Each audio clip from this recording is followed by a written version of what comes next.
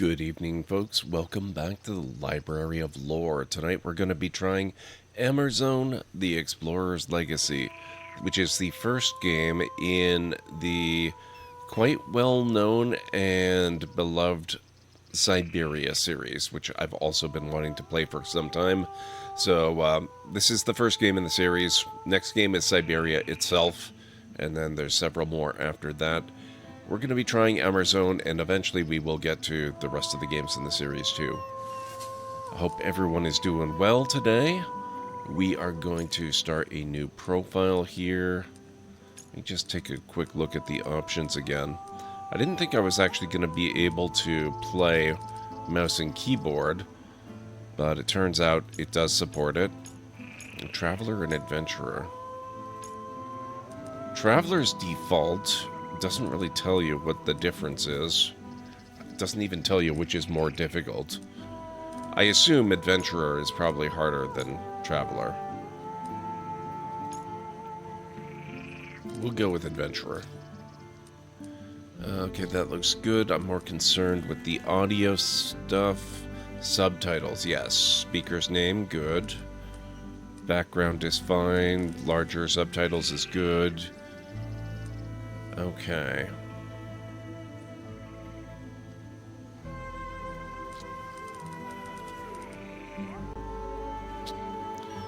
New game. Oh, here we go.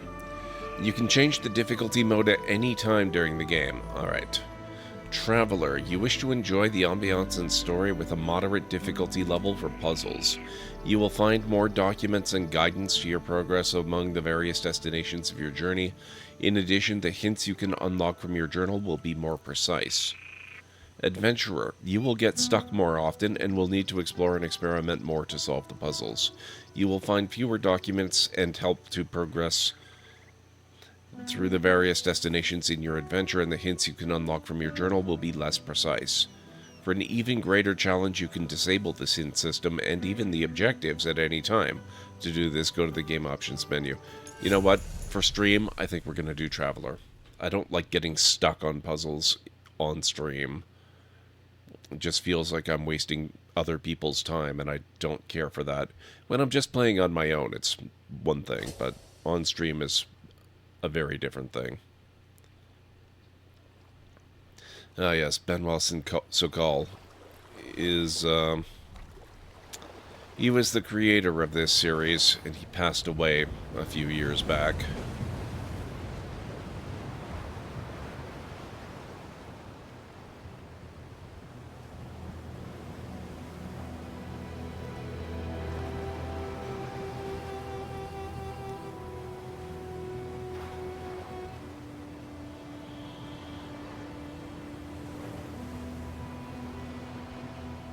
Okay, right away, this game is freaking gorgeous.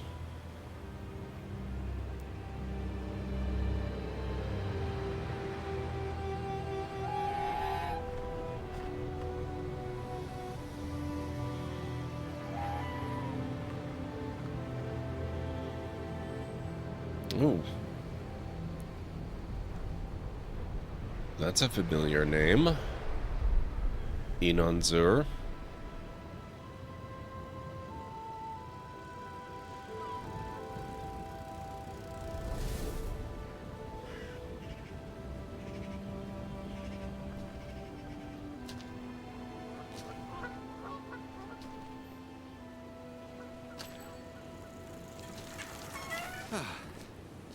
You're the journalist, aren't you?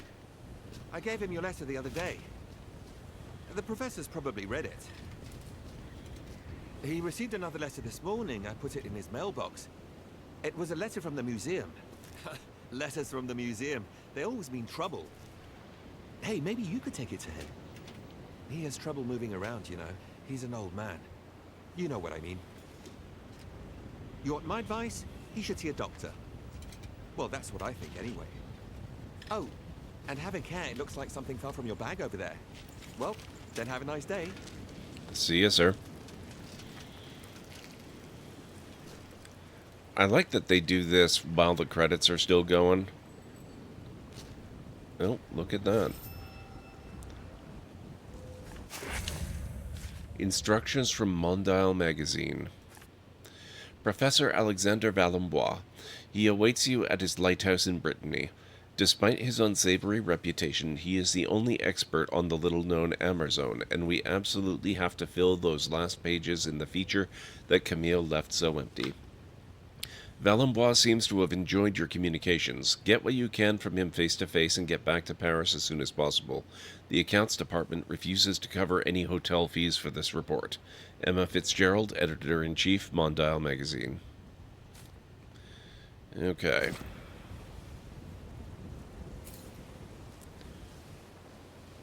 Instructions from Mondial Magazine have been added to your documents.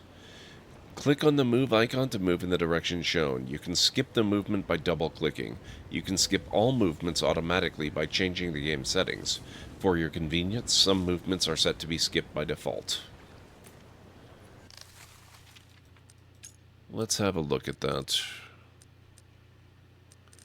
Quick exploration. No, we don't want that.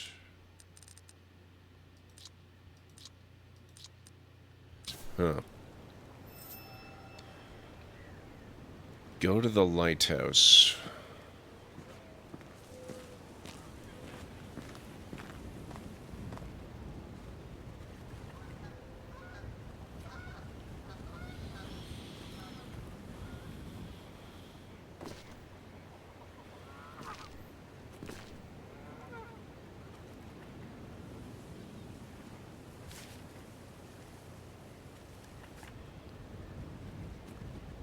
Telescope.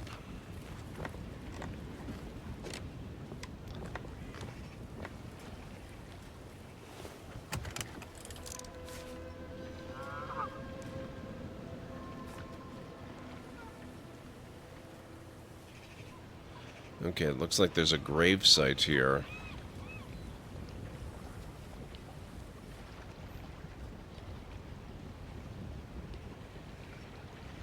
There's some other stuff going on there. Possibly construction equipment?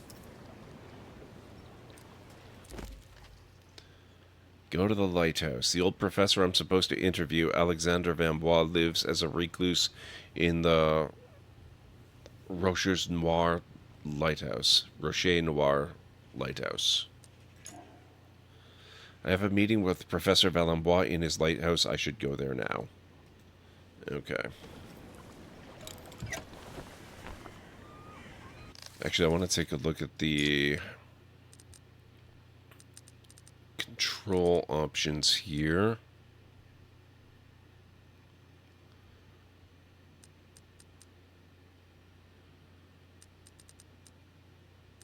Oh, can we not? I don't think I can remap. That's unfortunate. I don't like using the scroll wheel as a button.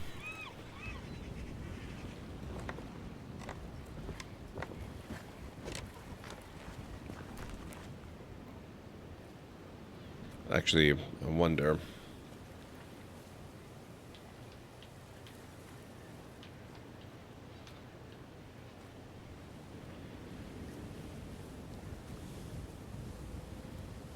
Okay. I might voluntarily play this one with controller just because I dislike using the third mouse button so much. My friend, this old fool is overjoyed that your editor has finally decided to send you to interview me in person. As pleasant as it has been, our recent correspondence will not allow me to discuss certain subjects as freely as I would like. The subject of your special issue, the Amerzone. You must be aware that it hits very close to home for me. That mysterious land is both the source of my greatest joys and my deepest disgrace. As my old friends at the museum have probably told you. But no matter what they say, I know what really happened over there in the 30s, when my companions and I ventured into the unknown wilds. Okay, then. Man, this is beautiful.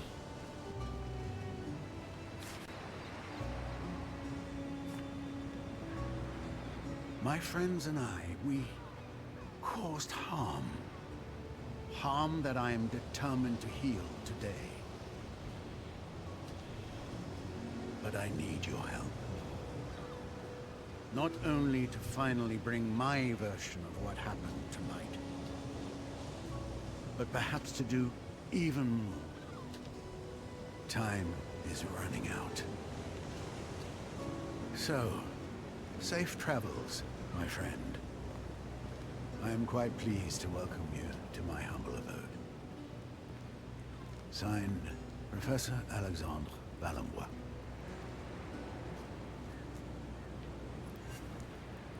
All right.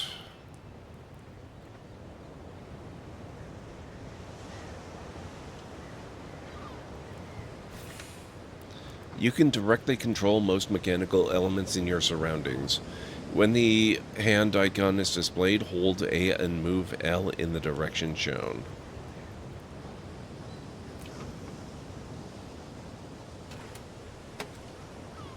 Okay.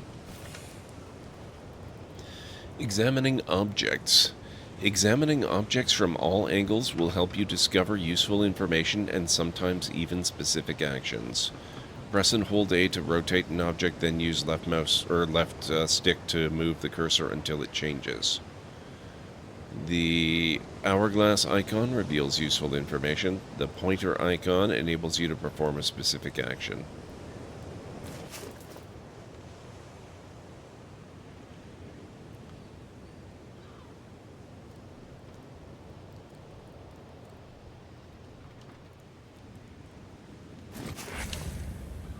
Letter from the museum. Mr. Alexander Valenbois, Rocher Noir Lighthouse. Mr. Valenbois, we have thoroughly examined your plans for a new expedition to the Amerzone and regret to inform you that we are unable to give a positive response to your grant request. First, the present economic situation does not permit us to finance such a risky expedition. Second, my colleagues and I are of the opinion that, unfortunately, you still have not renounced that empirical fallacy, which was once at the root of a lengthy dispute between yourself and the museum. This venerable institution, which I now have the honor of representing, still remembers the bitter disappointment and mockery within the scientific community that resulted from your first expedition in 1932, which we had been weak enough to sanction in the first place. Just as my honorable predecessors did back then, I will warn you against the dangers of such an undertaking, where adventurous fantasy prevails over strict scientific rigor. Edouard Mulot, Curator.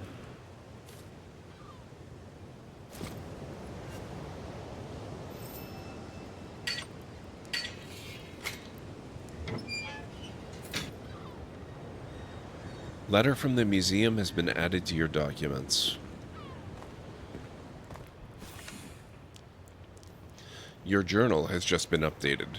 The different tabs contain all the items and documents you've collected, your objectives, progressive hints for solving them, and lots of other useful information. Remember to check it often. You can open it using that button.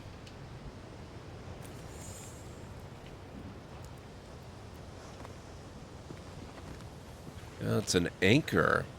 Not exactly construction equipment.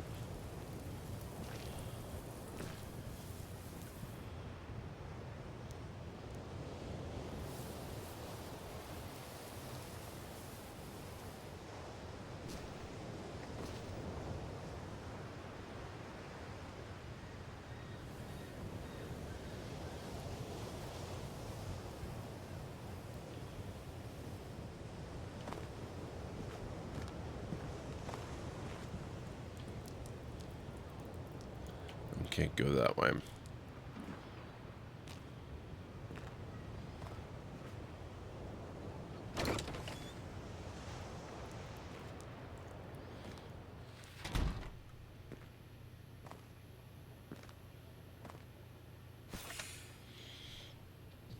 Investigations.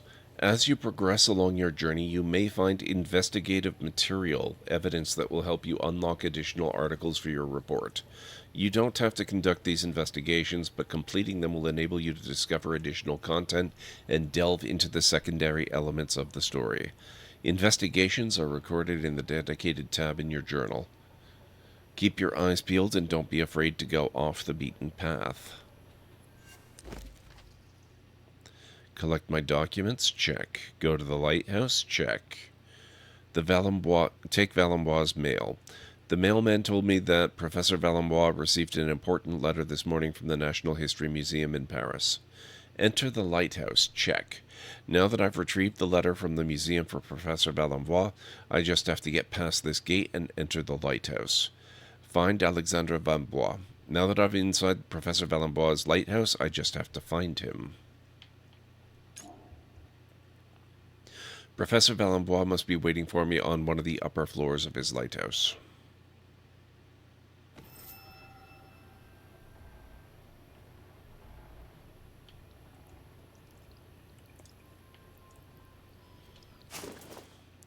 Letter from a teacher. Professor Valembois, I've been told you no longer want to teach your workshop next year after a disagreement with a parent of one of our pupils. For what it's worth, I sincerely think that you shouldn't take the comments of this individual, who is already notorious within our team, to heart. No one thinks you're a charlatan. You're a scientist, and the children love you. Year after year, I see how fascinated they are, and their teacher too, by your sessions on the Amerzonian goose. And so, I hoped I might change your mind by writing to you. To help persuade you, little Safia, who was also mesmerized by your last workshop, asked me to send you something. I've attached it to this letter, along with the usual sign-up form for external educators. I hope you'll send it back to me, filled in as usual. Warmest regards, Ariana D.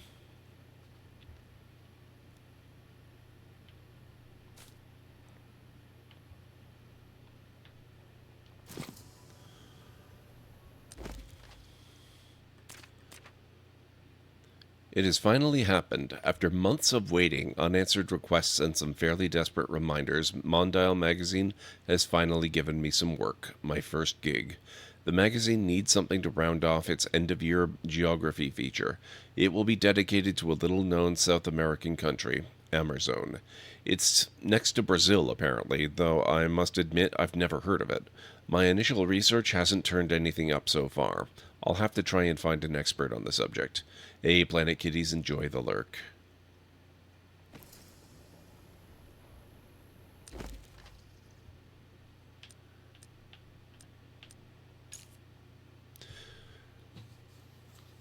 Professor Valembois took up residence in an old lighthouse in Langravin on the coast of Brittany. His choice of residence was no coincidence, given that the lighthouse is situated right inside the breeding ground of a bird that had always been of great interest to Valembois, the Langravin scarlet goose, also known as the Amerzonian goose.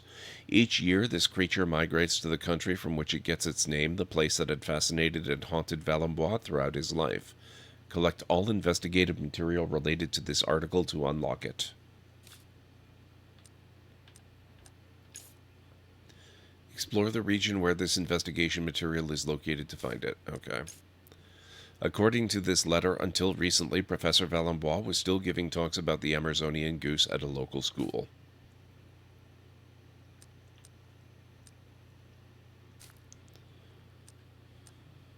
A second life as a recluse. Upon his return from his expedition to Amerzone in the 1930s, Professor Valembois became the laughingstock of the scientific community. He then secluded himself in his old lighthouse. I'd like to dig a little deeper into this little-known part of his professorial life, his professional life, particularly the end of his career as a school teacher. I found a letter from a teacher begging Valembois to return to his position as a teaching assistant in a local school. He recently quit following an altercation with the parent of one of the students there.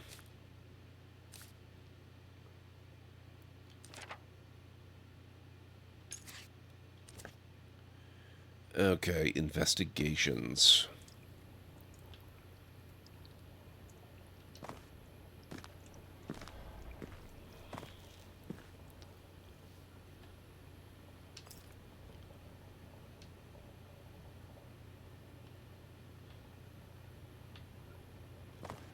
Okay, so presumably I need some sort of key to open that.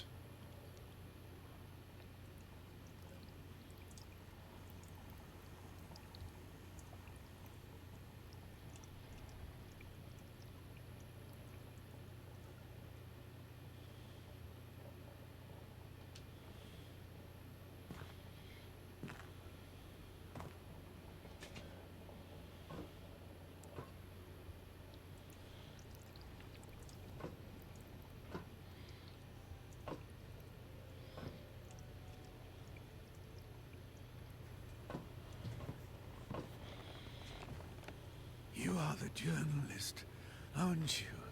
Come. Come.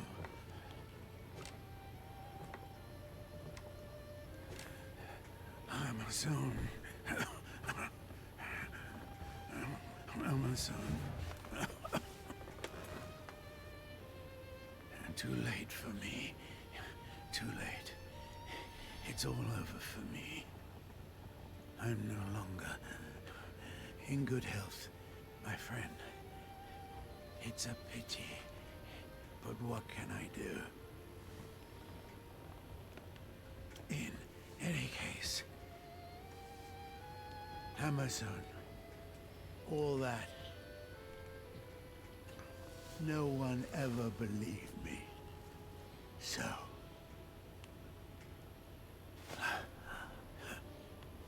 after all those years, the egg. I guess the egg is kind of important. Yes. I had planned to take it back over there to Amerzone.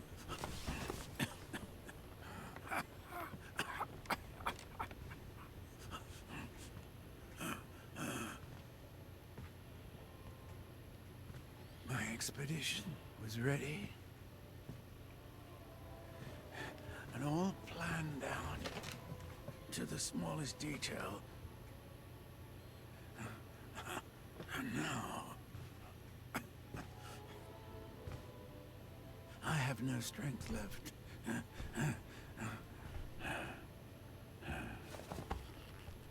You must go for me. You must go. Take the egg back. Take the egg of the Whitebirds back to Amerzone. I beg you, please. You will find everything you need right here in the lighthouse. You must go to the basement. Please. You must help.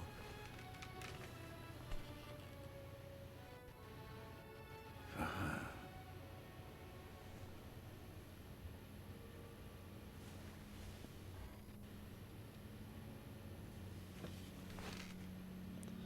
Well, that was a very short interview.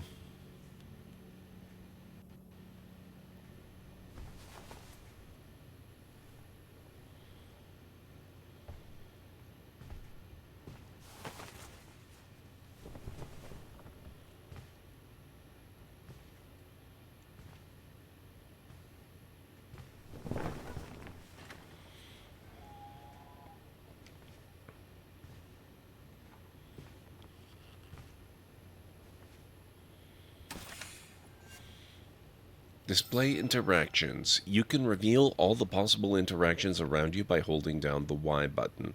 To find the icons represented by the eye symbol, you must move the camera. That's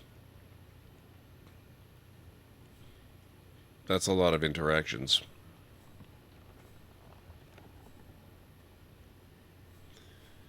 The marshlands.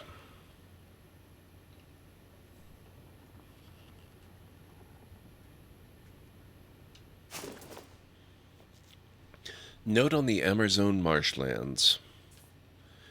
And somewhere out there is the Temple of Flight, then the volcanic crater, and there, perhaps redemption.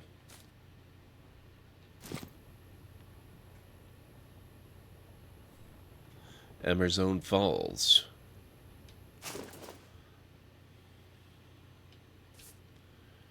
The Voloho village.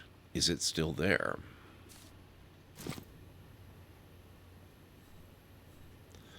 Amerzone River. Strange creatures. Best avoided.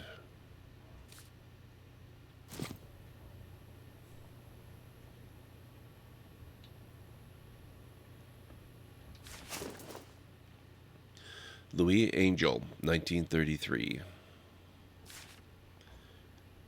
Louis Angel, my guide in 1933. He abandoned me back then, but strangely, I feel I can trust him. Enough to send him a diskette? Louis' old cabin on the banks of the Amerzone River.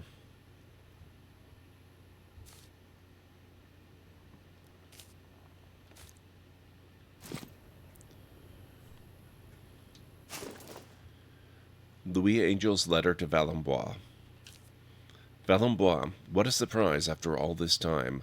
When I got your letter, you stubborn old mule, all the memories of our trip along the Amerzone River came flooding back. All that madness with your obsession with the white birds. But the country you knew was no more. Amerzone. Since your pal Alvarez took over, speaking of the old legends is forbidden. I have lost a lot of friends, and not only to fermented drinks. Many were crushed under the boots of the military regime before they could even utter the words white birds.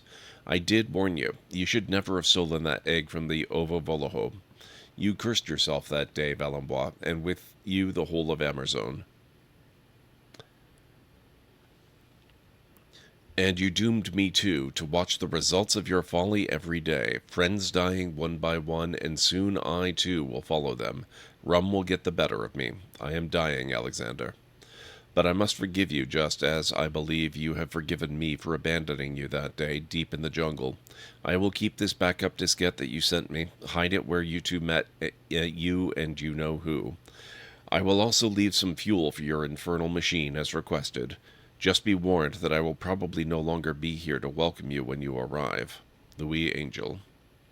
Hey, Great Red Shark. This is Amerzone, the Explorer's Legacy. It's the first game in the Syberia series. And so far, I'm only a few minutes in, but it is super cool. I'm really liking it.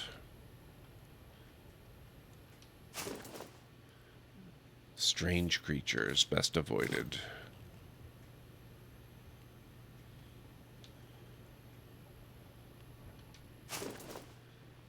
Antonio Alvarez, President of Amerzone. President Antonio Alvarez, what has become of you, old friend?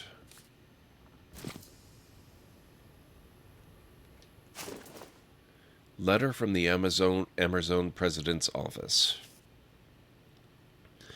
To Mr. Alexander Valembois, Rocher Noir Lighthouse, etc., etc., 1998. Dear Sir, I convey to you the heartfelt greetings of President Alvarez, who is in ill health and unable to reply to your letter personally.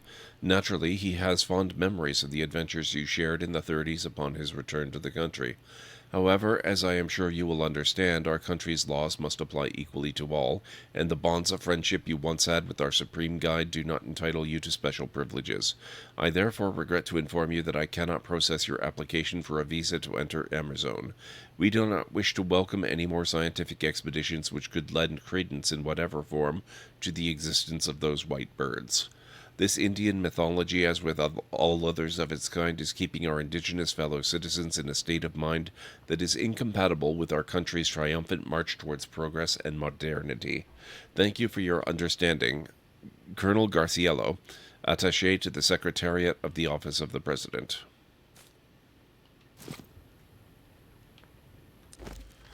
Okay.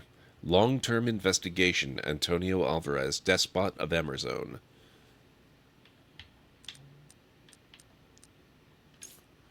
As I explored Alexander Valenbois' lighthouse, I discovered that the old professor really had known Antonio Alvarez, the despot who's been ruling over Amerzone with an iron fist for decades. It's certainly an unusual friendship. I'd be interested to learn more about it. Collect all investigative material related to this article to unlock it. How are you doing, Great Red Shark? It's good to see you. I hope all is well. What have you been reading these days? Visa application refusal. Professor Valenbois was recently refused a visa for Amerzone. Its dictator, Antonio Alvarez, now seems to consider his former friend and traveling companion's obsession with the Amerzonian great white bird to be subversive. According to an old annotated photo I found in the lighthouse, Valenbois seems to have been mortified at the bloody dictator his old friend Antonio Alvarez had become.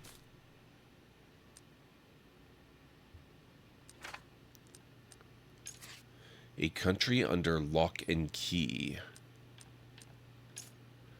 The dictator of Amerzone, Antonio Alvarez, always presented himself as a champion of progress, with the ambition of making his country shine on the international stage.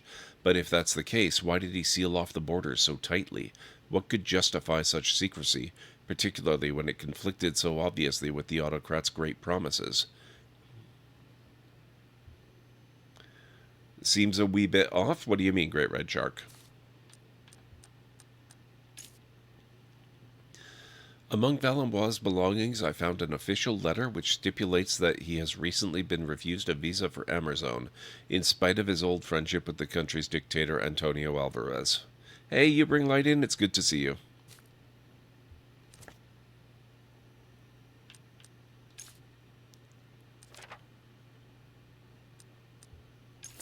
Valenbois' egg. With his last breath, the near-delirious Professor Valenbois begged me to take an egg back to Amerzone, an egg of the white birds, which, after all those years, is still alive. I know I should call emergency services and wait patiently for them to arrive, and yet Valenbois' feverish tone, the intensity of his plea to make the journey in his place, taking a look around the lighthouse like he suggested doesn't commit me to anything, does it?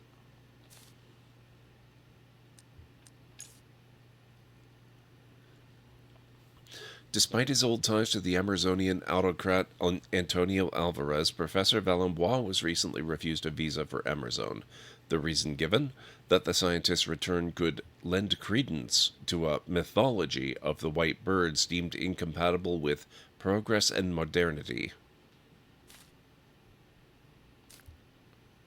Interesting. Diskettes and preparations. With a view to undertaking his new journey to Amerzone, Valenbois seems to have made a priority of copying a series of strange diskettes. I wish I knew why.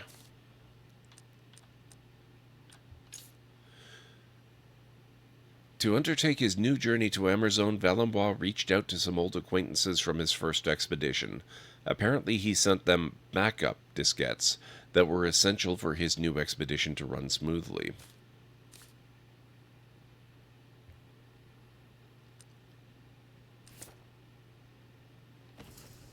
Okay, let's see.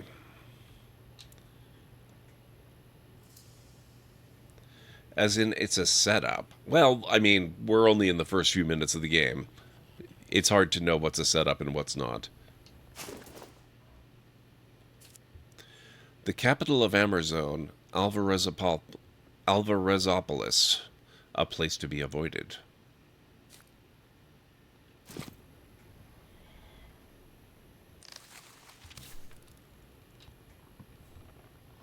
Alvarezopolis, okay.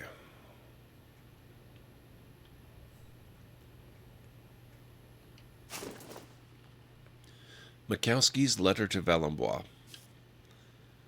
Puebla Mission, Amerzone, April 12th, 1998. My friend, it was with great joy tinged with disbelief that I received your letter after more than 50 years of silence. I must admit that I had given up all hope that our paths would ever cross again, and to be quite truthfully, I thought you were no longer with us. For we are too old now, I fear, and deep down inside the joy of meeting you again is mingled with the fear of seeing you undertake such a risky expedition at your age. My old friend Alexander, I believe that I share your feelings of guilt towards poor Amerzone. We made many mistakes that only our youth could explain. Today, in the twilight of our years, we want to right our wrongs and thus attempt to obtain from our fellow human beings or from ourselves an earthly redemption that pales in comparison to divine justice. All of this is very human, I know, but what a folly at your age to set off again through the Amerzonian forest and marshlands. You will fail along the way and die out there. What's more, the Amerzone you once knew no longer exists, my dear old fellow. Things have changed here, as in the rest of the world. You mentioned the white birds, but I have come to believe that they live on only in the heady fumes of intoxication that envelop the few denaturalized indigenous people who were spared by the inexorable march towards progress. You must think that I am very bitter, Alexandra, but if you only knew the sad state that this country is now in, as if it has been hit by an implacable curse. Should you persist, however, in your determination to return to Amerzone and stop over at our mission in Puebla as you have planned, note that you will not find the companion in adventures of your youth, but a poor, toothless old man who will nonetheless be delighted to welcome you under his roof. Then, like two exhausted ghosts, we will go and sit on the riverbank to watch the sun set on our lives. God be with you, David Mikowski. P.S. I must say I was a little surprised by your request, but I am happy to keep hold of your backup diskette, as you call it. All the more reason for you to stop in and say hello if you insist on undertaking this ridiculous venture.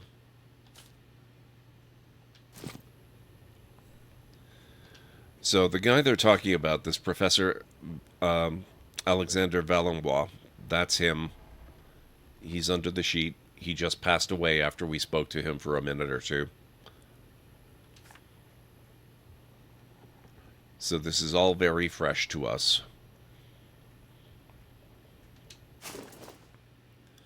David Mikowski, 1932. Reverend Father, still a friend, good candidate for a diskette.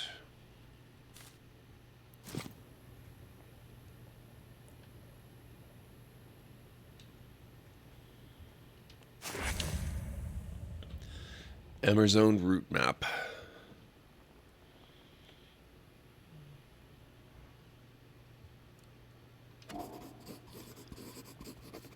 That circled island seems like Valenbois wanted to stop off there.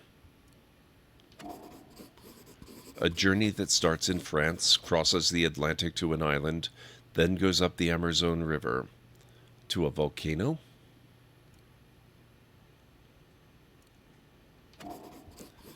Sketched figures. They look like animals.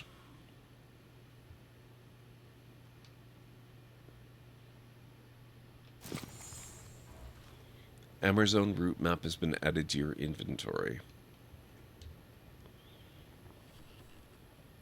Puebla Trading Post. Notes on the Amerzone Delta.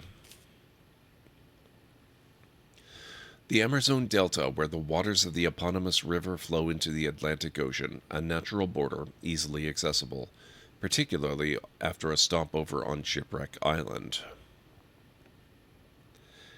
Nick Brelly, welcome back. How are you doing?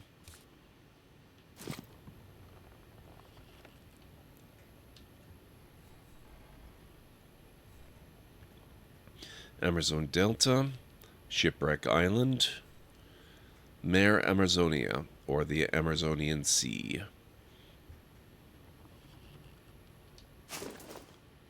The Fisherman on Shipwreck Island. The fisherman we met on Shipwreck Island during the 1932 expedition. He was just a lad back then, reliable but uncommunicative when he was in a bad mood. He accepted the diskette, even hid it from Antonio's henchmen.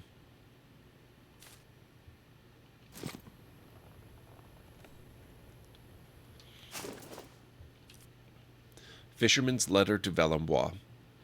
Valenbois, I never would have imagined I'd hear from you after all this time. I still remember the day you washed up on our island after that contraption of yours hit that sperm whale.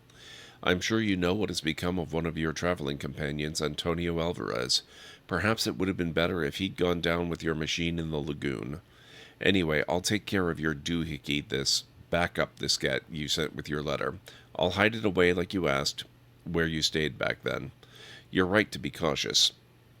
The Amerzone Coast Guard seems paranoid that a foreigner like you is going to try and sneak across the border sometime soon. Fair winds for your voyage, and, I guess, see you soon. Illegible signature. P.S. And watch out for sperm whales this time. New material relevant to a country under lock and key.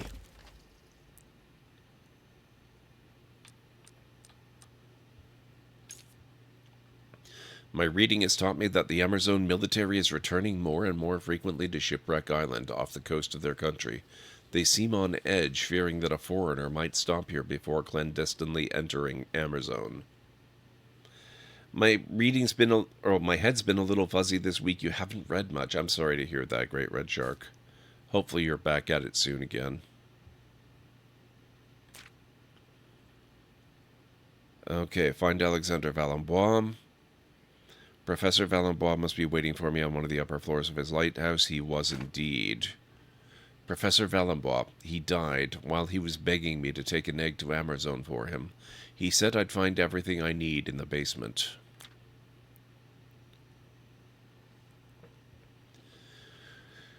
Okay, let's see. It has finally happened. After months of waiting, unanswered requests, and some fairly desperate reminders, Mondial Magazine has finally given me some work, my first gig. This is actually us, our character's diary. The magazine needs something to round off its end-of-year geography feature. It will be dedicated to a little-known South American country, Amerzone. It's next to Brazil, apparently, though I must admit I've never heard of it. My initial research hasn't turned up anything so far. I'll have to try and find an expert on the subject. I've just come out of a meeting with Ms. Fitzgerald, editor-in-chief of Mondial Magazine. She wants me to dedicate my section of the Amerzone feature to one of the rarest, if not the only, expert I was able to identify, Professor Alexander Valenbois. The eccentric old man apparently lives as a recluse in a lighthouse in Brittany, and would only to agree to communicate by letter. Miss Fitzgerald wants me to find out as much as possible from him. Valenbois isn't getting any younger, and his health is on the decline. Time to get out my finest pen. September 19th, 1998. I posted the letter to Professor Valenbois this morning. I feel like a kid on Christmas Eve. It might not win me a Pulitzer, but this piece might finally get me my press card. September 23rd. The excitement is beginning to wear off. I spoke to the researchers at the Natural History Museum this morning who were in contact with Alexander Valenbois. They painted a rather contrasting picture. Specifically, they accused him of falsifying his purported discoveries during the expedition to Amerzone he led in the 1930s. Needless to say, with a contact like that, I'd be lucky if my article ended up as a sidebar to the work of my more reputable colleagues. Let's face it, Mondial Magazine tossed the work my way because none of their lead reporters would take it. October 6th, 1998. Tried a third time. Still no answer from Valenbois. This job is slipping through my fingers. Perhaps it's for the best. October 9th, 1998. Professor Valenbois has replied. His letter was quite terse, but I got the impression he wasn't against the idea of talking to me about Amerzone. We're back in business. October 14th. Slight turn of events. Miss Fitzgerald called me this morning. Apparently one of the magazine's reporters, Camille M., was injured while on assignment at the zoo, a snake bite, and therefore can't provide her contribution to the Amerzone feature. That leaves 3 pages in the special issue to be filled, urgently. Miss Fitzgerald wants me to leave for Brittany this Friday to conduct a full-length interview with Professor Valenbois. She's already told him. I need to bring back something to fill the pages left empty by my unfortunate colleague, and I've only got tomorrow to prepare my questions. Well, our interview lasted approximately a minute before he died, so we're going to have to do something to fill the space. October 16th. After an interminable journey, I'm finally here at the bottom of the Rocher Noir lighthouse, somewhere near the tip of the Langravin Peninsula in Brittany. The big interview for my article will take place here, the home of Professor Alexander Valembois, recluse, zoologist, and expert on Amerzone. Everything's ready. I took great care in preparing for our interview, and I even brought my good old blank press card, my totem to remind me of why I took on this assignment. It should only take a few hours. I'll be back in Paris by tonight. Not so much, apparently. Okay. Did we miss anything? I think that's everything. Did we get this one? Notes on the Amerzone Delta, where the waters of the eponymous river flow into... Yes, we did. Okay.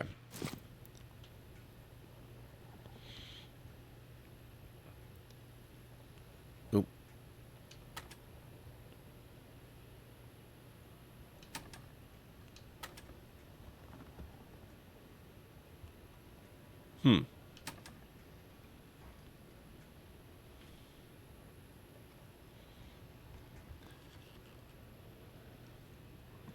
At this point, I'm doing as much as I can here and now. I may just lay down. That doesn't sound like a terrible idea, man. Take care of yourself. Rocher Noir Lighthouse. A romantic representation of Valembois' lighthouse in a storm.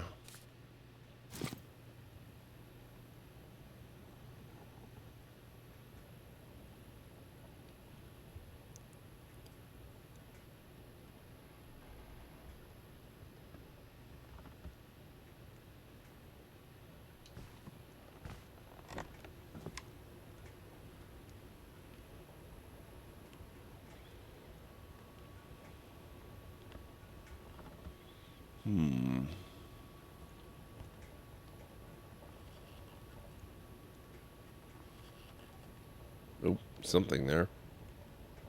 What was it?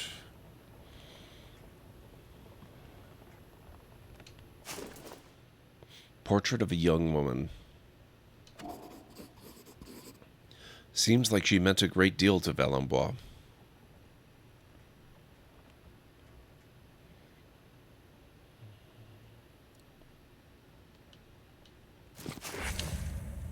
Slide number 5.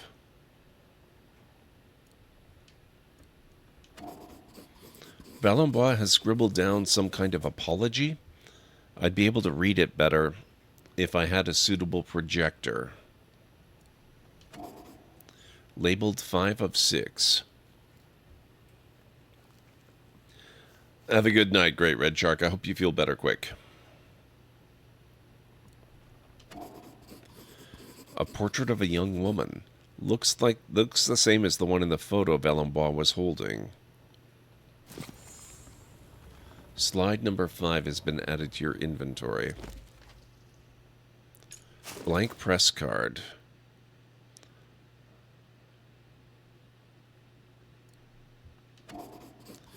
If I manage to deliver my report on Amerzone to Mondial Magazine, I'll finally be able to get this press card validated.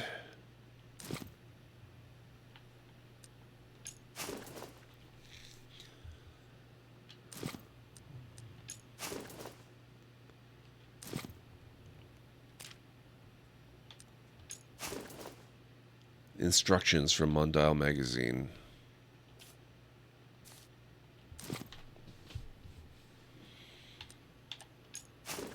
And, yeah, we've already read these.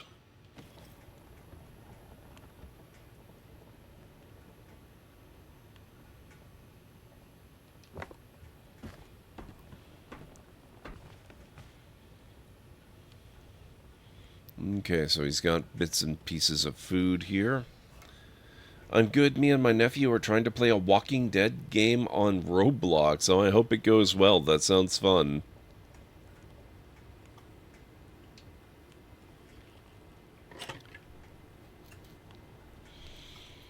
Okay, we don't have any phone numbers to call, so I'm going to hang that up.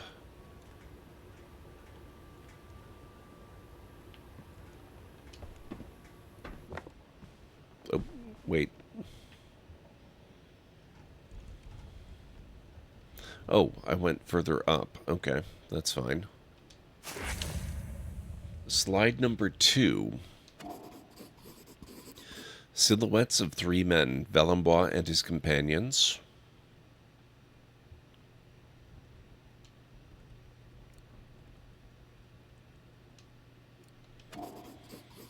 Valenbois' notes. Difficult to read without using a projector.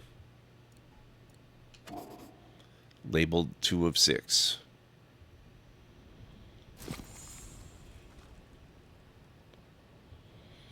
Took over the town of Woodbury. Nice.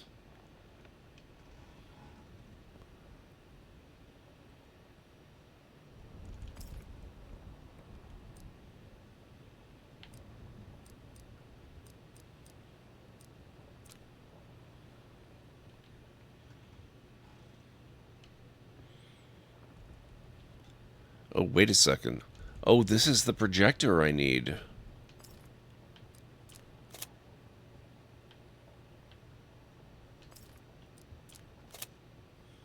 Okay, so slide 1 is already in there.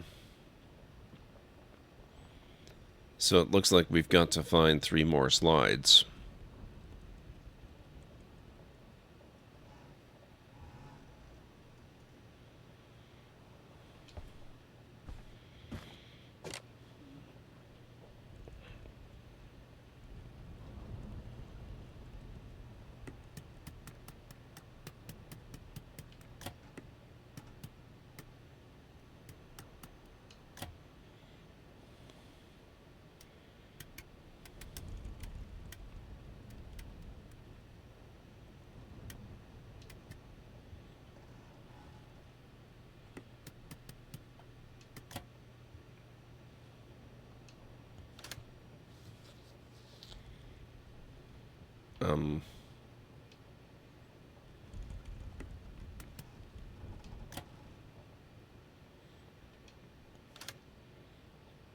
What is this about?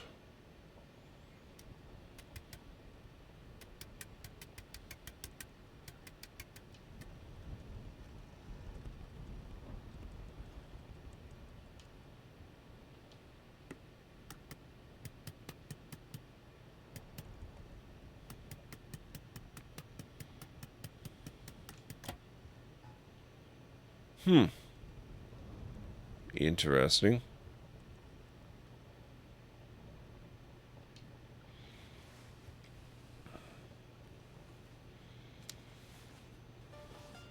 My dear friend, I am an old man in the twilight of his years. I know now that I will never have the strength to set off again to the Amerzone. My only remaining hope resides in convincing you to go in my stead. Make amends for the wrong I have done to that country over 50 years ago. It was in 1929, at the university where I was finishing my studies in natural sciences, that I first heard of the Amerzone.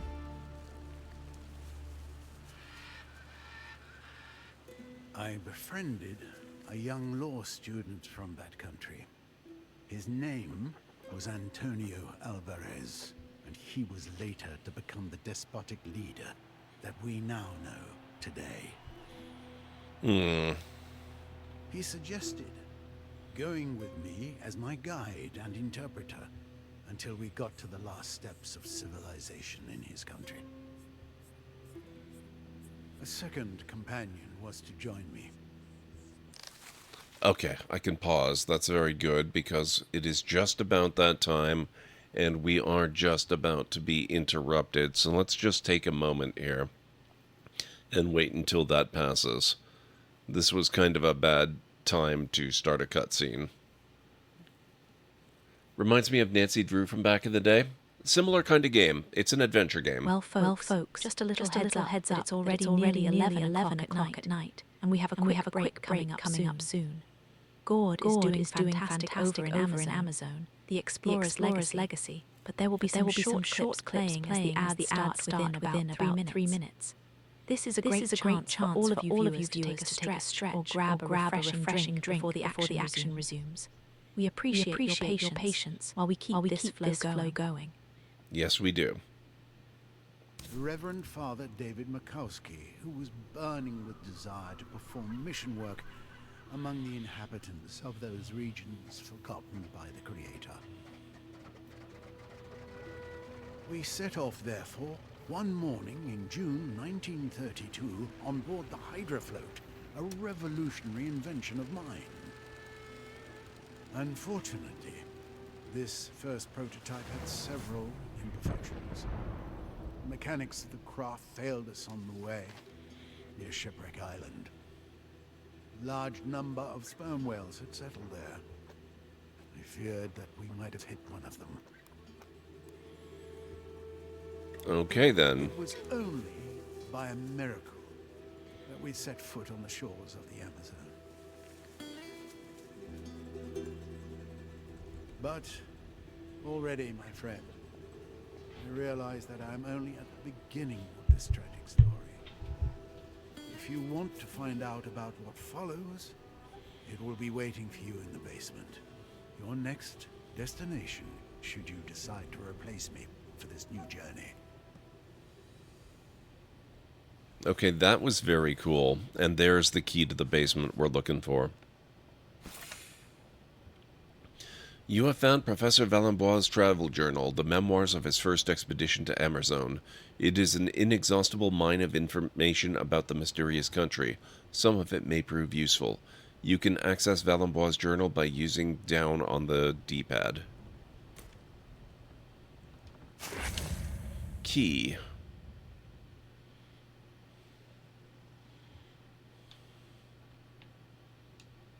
Susol. It's labeled basement.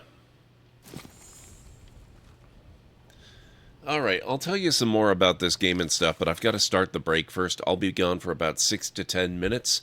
I need to make some tea and whatnot. If you need to get anything, now's a good time. I'll meet you back here very shortly. Wow. I am worthless tonight. There we go. That's better.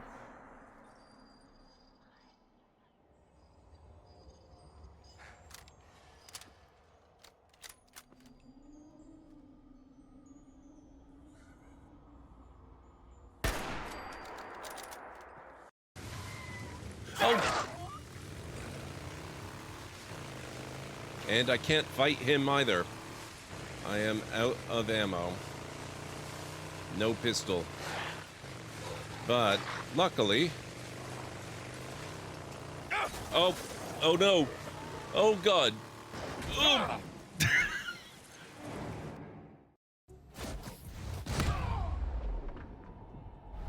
Another one bites the dust.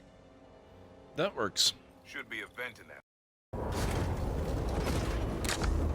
Let's put it in gear.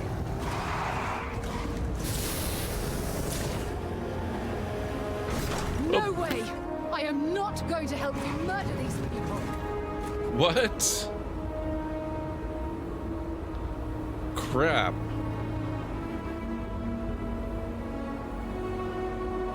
Okay, nobody died. She hasn't...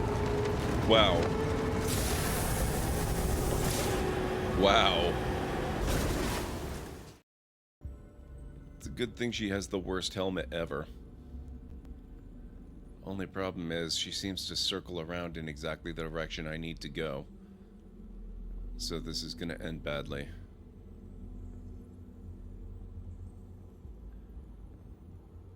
You have the worst. What the hell?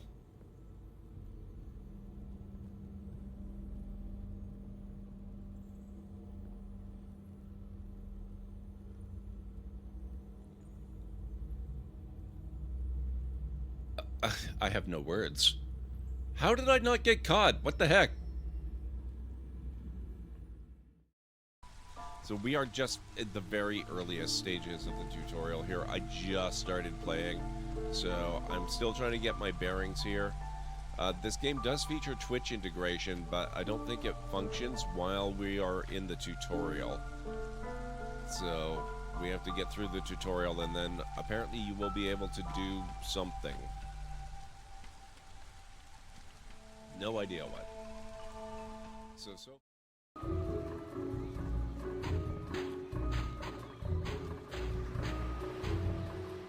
Papa Bishu! I'm sorry. We have to get out. Amicia,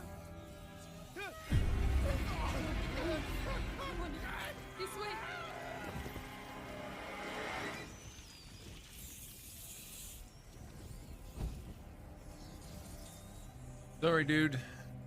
Because you were us. I picked us. What the hell? Not what I was going for, Aloy. I'll save this for a dagger. That's what I wanted.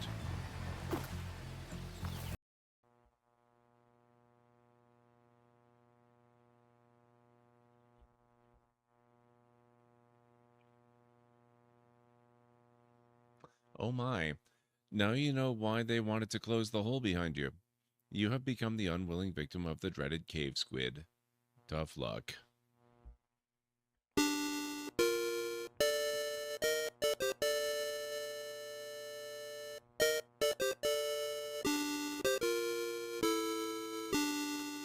You know, I think that might very well be the very first time I have ever seen the cave squid.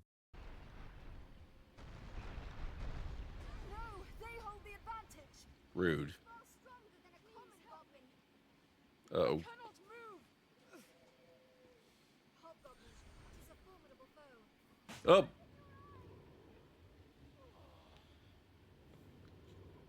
Ugh.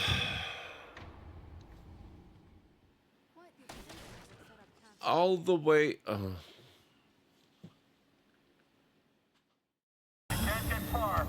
Okay. Here we go.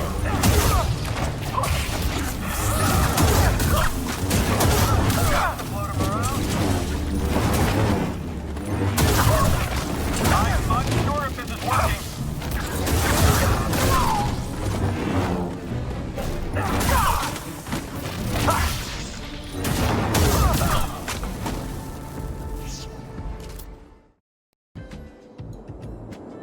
Yes, game, I know. Residential, it's fine. It's fine. I'm actually gonna put a little residential in here. People can live in the park. It's not a problem.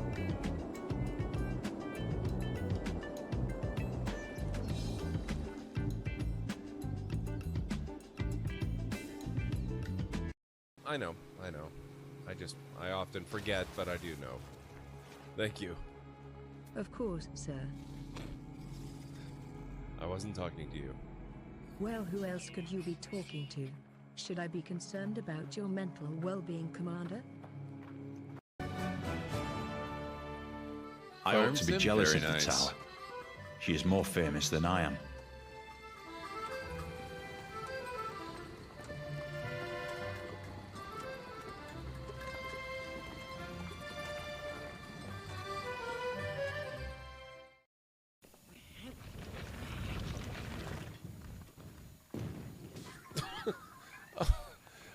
That was completely an accident.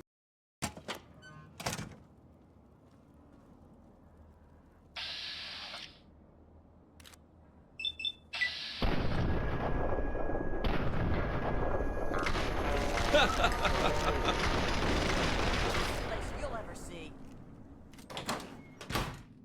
Thank you, mysterious stranger. Good to have you on my side.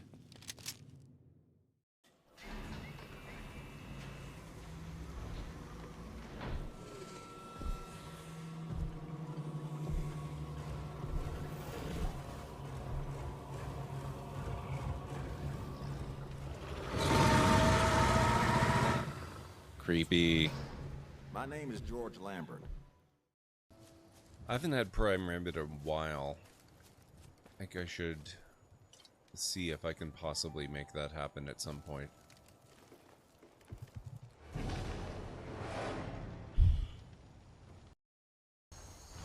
Oh, hi.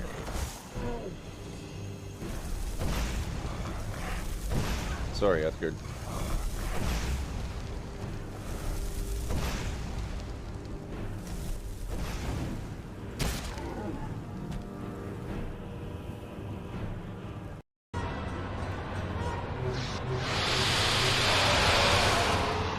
Gotcha! What? What's happening? Oh, that's so creepy. I've done it, and it looks like they know. Well, let's not hang about. Then please, after you. Oh, that's so creepy.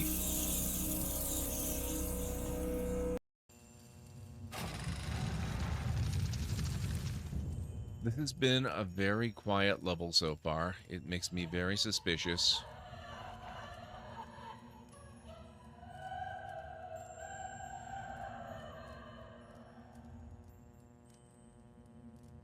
Well.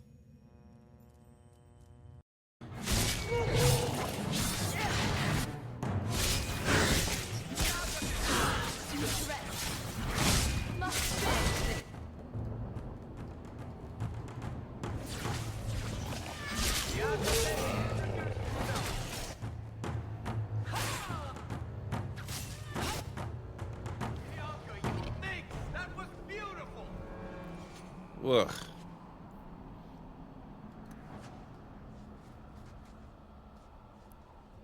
Okay, first Revenant kill.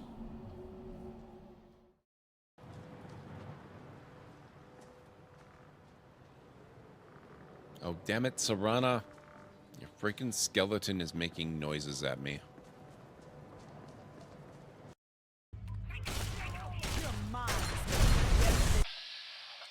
Rude.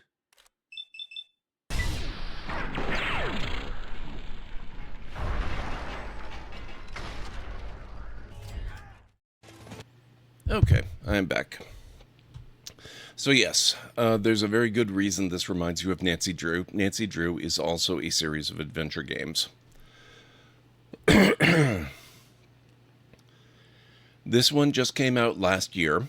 It is a remake, however, of a game that originally came out in 1998 or thereabouts. Hey, Vera Johnson, how's it going? Okay, so we got the professor's journal. How are things going, Vera Johnson? I hope you're doing well today.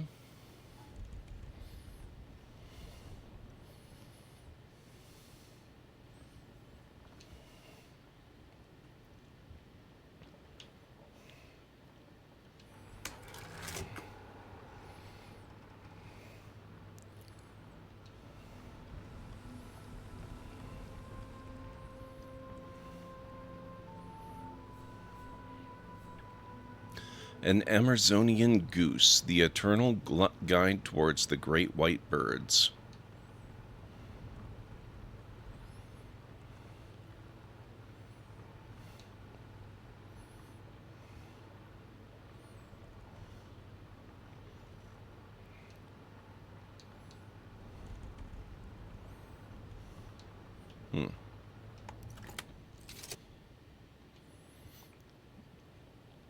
Probably won't work properly until I have more slides to put in it.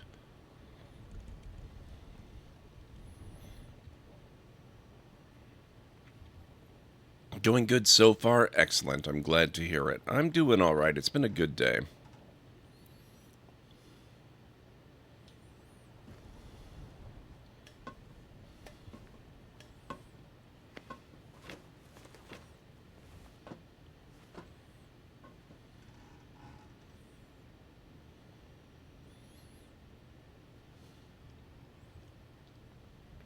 Some sort of crocodilian, either an alligator or a crocodile.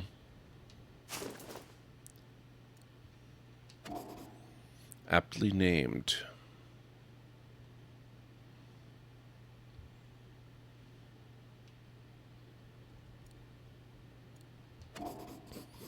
This specimen seems to have some sort of venom gland.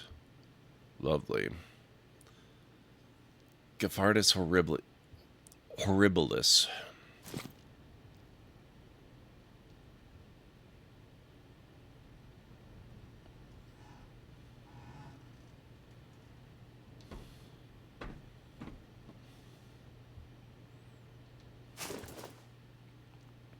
Encyclopedia of Ornithology. The book is open at a page about the Amerzone Hoko. The page shows a female on the left and a male on the right.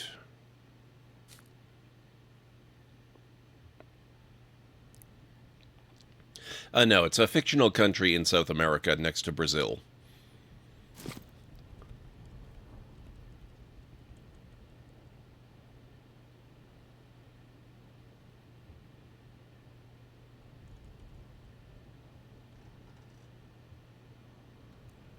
So what's happened is I am a reporter trying to earn my press card in France. I've been sent to South America to interview a professor who went on an Amerzone expedition in the 1930s and kind of got disgraced. I got here and we talked to him for about a minute or so before he died, during which he tried to convince me that I take on his attempt at a second expedition to clear his name, or actually not to clear his name so much, to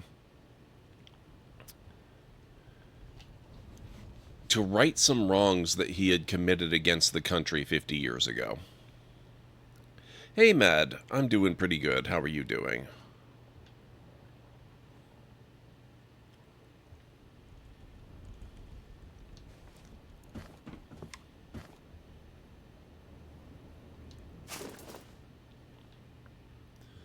Plans. Illustrations of the Hydra float, a machine Valenbois appears to have done a lot of work on.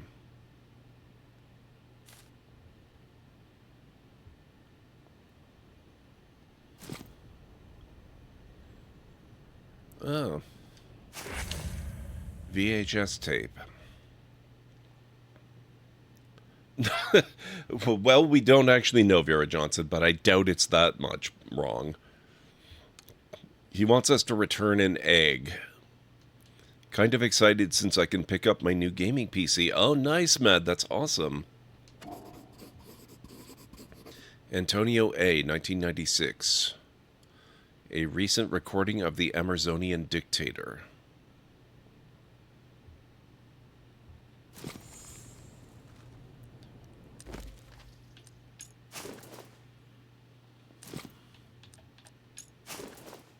It's labeled basement.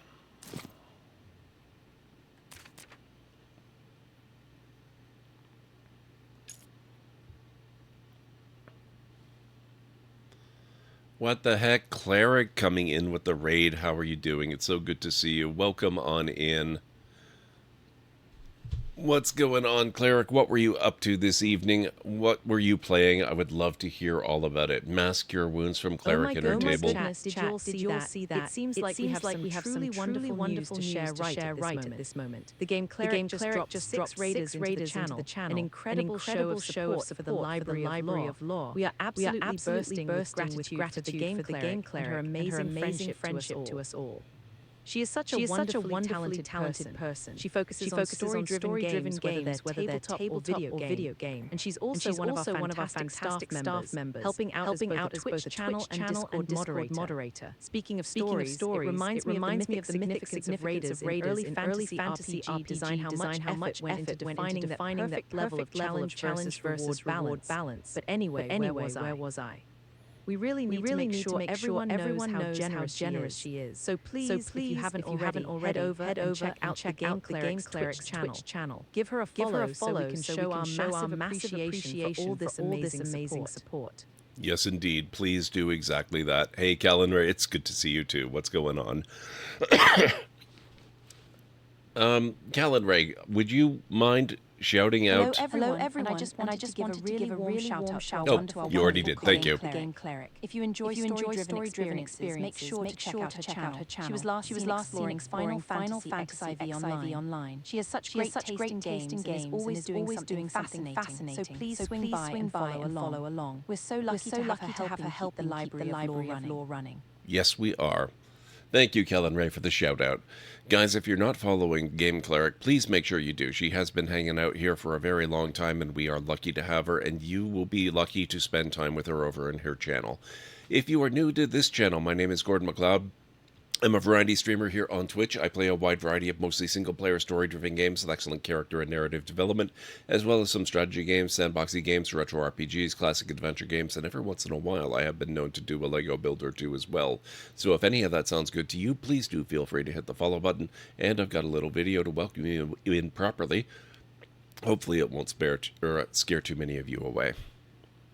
Good afternoon, folks. Welcome back to the Library of Lore. put a bit of a rush on this, which means we might not actually get to out. Wow.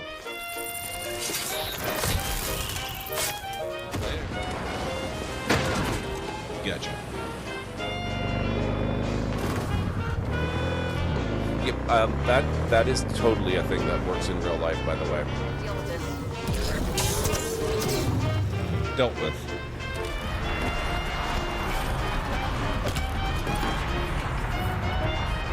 Who'd have thunk?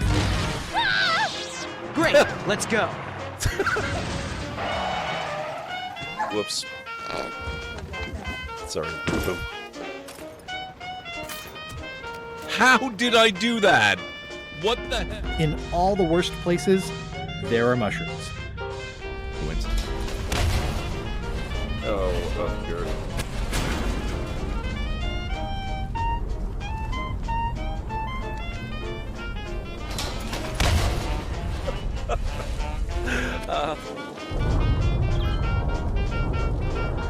Exterminate! Exterminate! Oh my god. And cut that out! Oh, that. Oh my.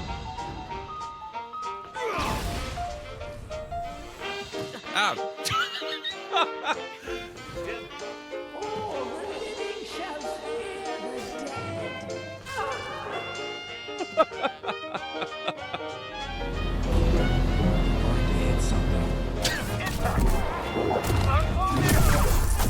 Oh, that was cool. There we go, finally. Oh my.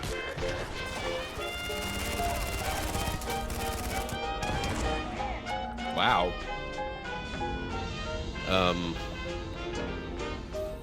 Nope. Ah.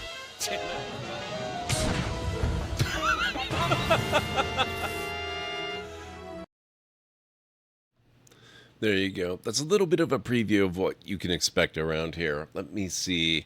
Playing some Final Fantasy XIV, did some dailies, then worked on Fisher job quests, finished them all. Very nice, Cleric. Then after our vacation, we're going to be diving into Final Fantasy 1 on stream. Ah, very cool. And Subnautica 2. Oh, that's going to be awesome. With some sprinkling of Final Fantasy XIV when you feel like it. That is a good way to do it, I think. We are playing some Amerzone tonight. This is a 2025 remake of a game that came out in approximately, I want to say it was 1998. So the game itself has been around for a while. The remake is quite new. It's really beautiful. We are just in the beginning. The idea so far is that we're a reporter from France who's trying to earn his press badge, and we were sent to interview this professor who had done a sort of a controversial expedition into a fictional South American country called Amerzone in the 1930s. And we arrived, we did the interview, we talked to him for approximately a minute before he dropped dead because he was just getting old and very sick.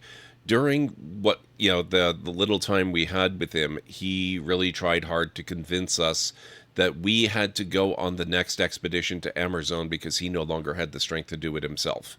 And he needed to right some wrongs that he had committed against the country. We're still gathering information from his lighthouse tower that he lived in to try and figure out what that is and why we might want to undertake this big expedition ourselves. So, refresh my memory, Cleric. When is it you're going on your vacation? And how long are you going to be gone? It sounds like it was going to be really awesome. You're going to like a beach cabin or something like that, aren't you? Let me see. Okay, so a country under lock and key. The dictator of Amerzone, Antonio Alvarez, always presented himself as a champion of progress with the with the ambition of making his country shine on the international stage. But if that's the case, why did he seal off the borders so tightly? What could justify such secrecy, particularly when it conflicted so obviously with the autocrat's great promises? So we're still gathering material on that.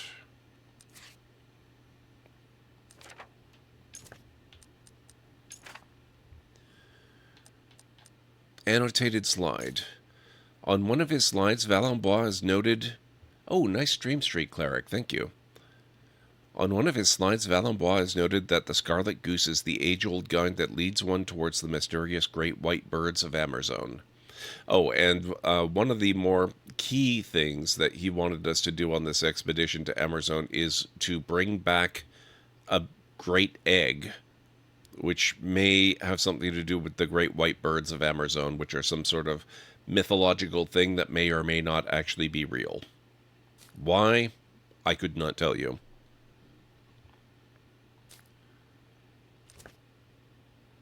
Okay.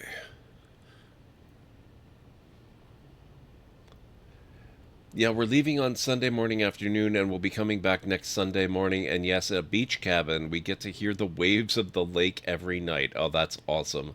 Excited to read books and play games and watch things with Kaylin. That's so cool. I hope you have the best time.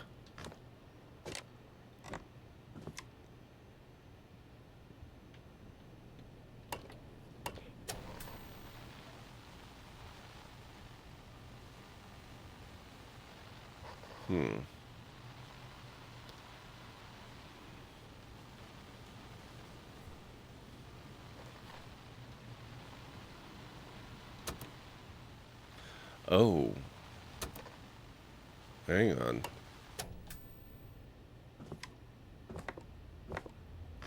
What is this device?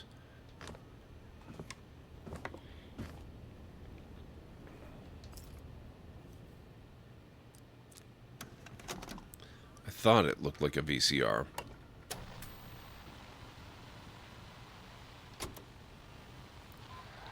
Amerzone is a powerful country, and the people of Amerzone are its symbol. I am the father of the Amazonian people, and as this nation among it, long live Amerzone! Long live progress! Progress will liberate us, separate us from the romantic nonsense of the savages.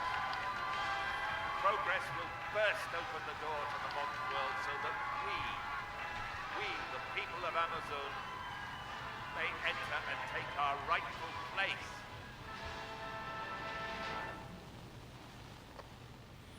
Okay. It's not a very kind VCR. There's no way, apparently, to rewind the tape now that we've watched it.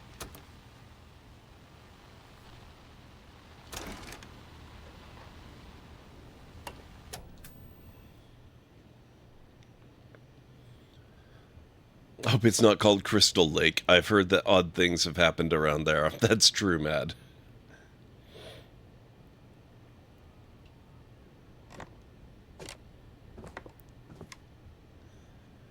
Okay, let me see. This is the Hydrocraft. Or Hydrofloat. So far, I gotta say, this is a really awesome game. I'm really having a good time with it.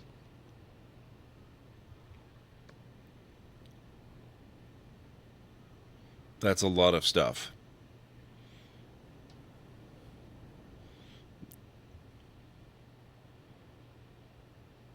Yeah, I can just kind of feel the character mentally shrinking away from that. I don't blame him.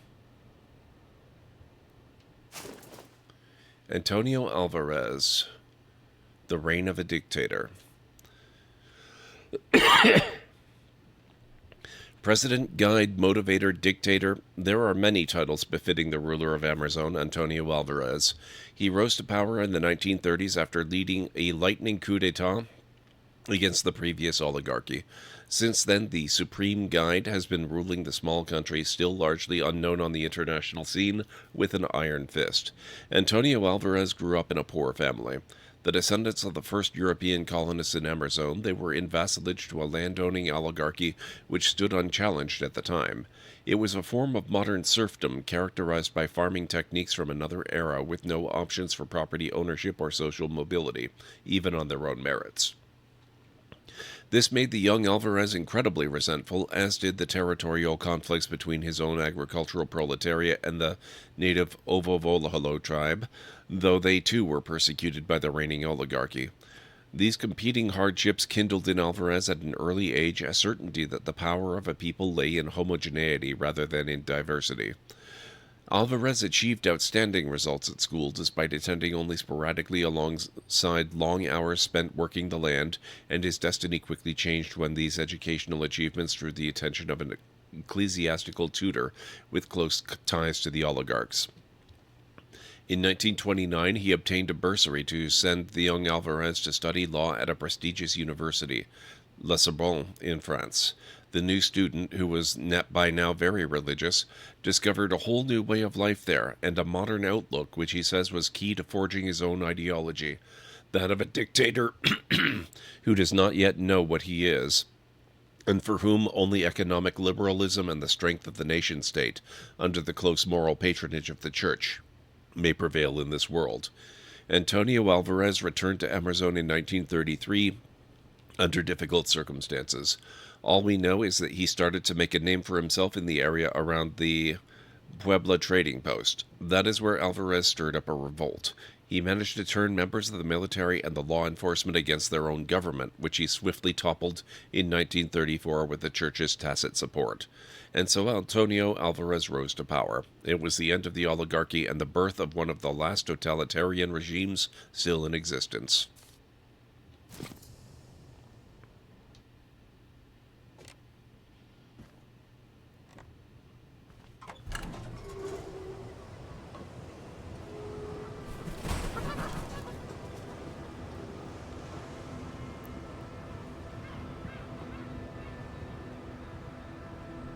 So how's everyone's week been? I hope you've all had a good one so far.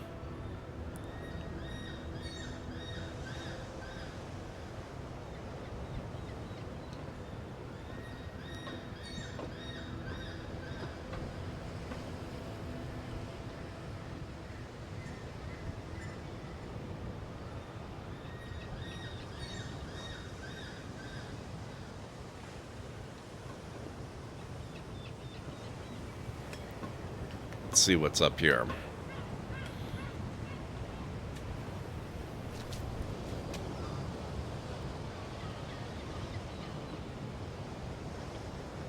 Very long week of work, but it's the weekend, so things are going to be looking up. Excellent. I am very glad to hear that.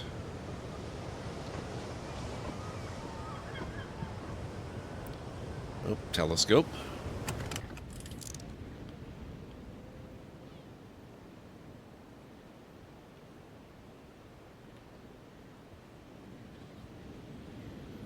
Who is that down there?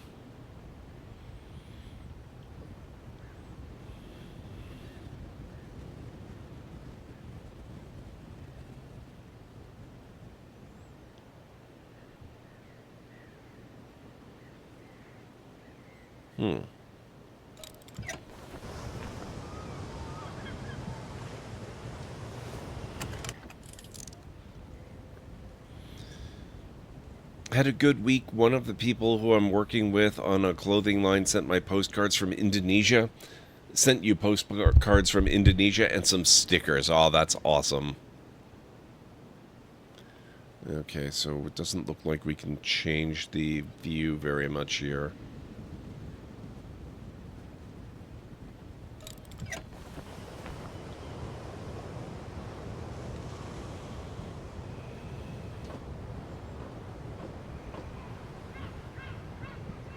Get to learn about countries you may never travel to, yes.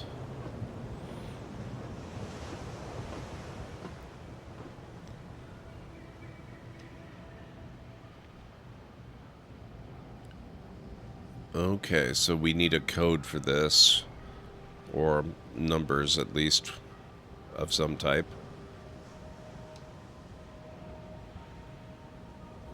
Oh, this is neat.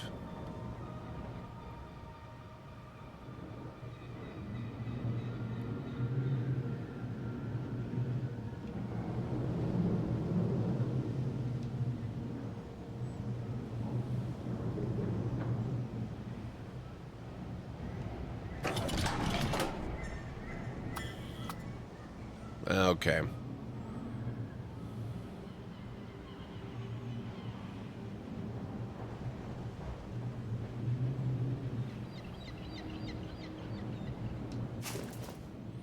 Burnt document. Hey, Guardian. Oh yes, there are lots of puzzles in this, I'm sure. This looks like it was once a form to be completed by external educators who gave classes for Tourville Elementary School in Langravin.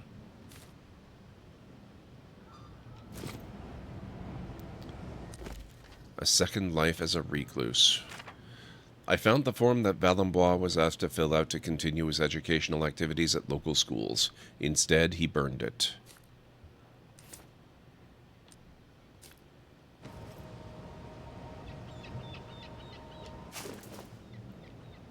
Sketch from a lookout tower.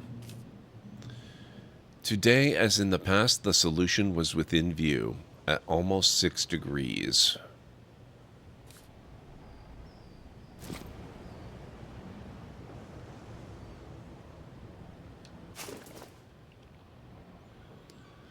Trigonometry manual? Oh god, please tell me I don't have to use trigonometry.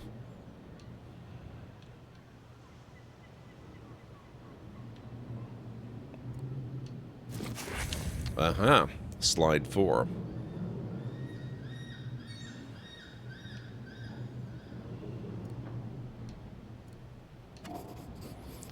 A crowd of people with their arms raised. They seem to be carrying something, though it's difficult to make out what exactly without a suitable projector.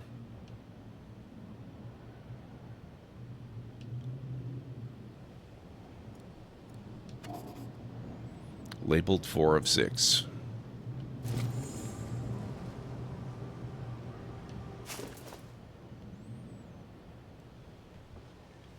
That's going to be different for everyone. Some people will find geometry harder, some will find trig harder. Fortunately, it doesn't appear... Oh, wait. This book must have helped Valenbois with some very tricky calculations.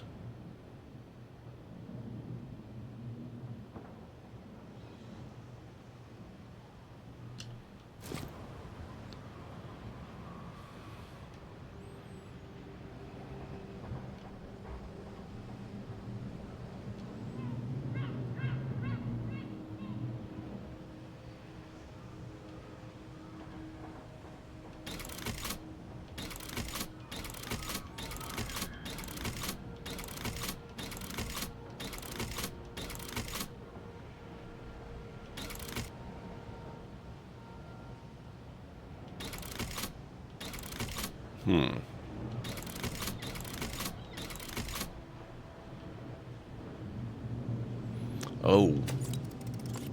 Ah.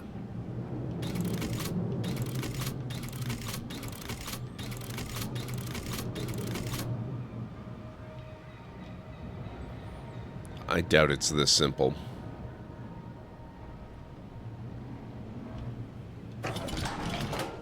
Nope. Okay. It was a thought, but no.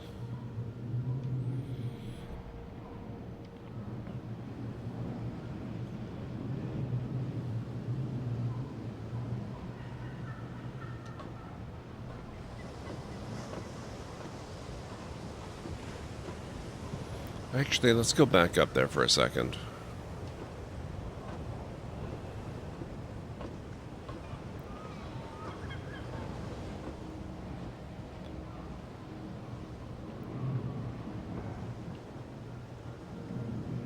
No, okay.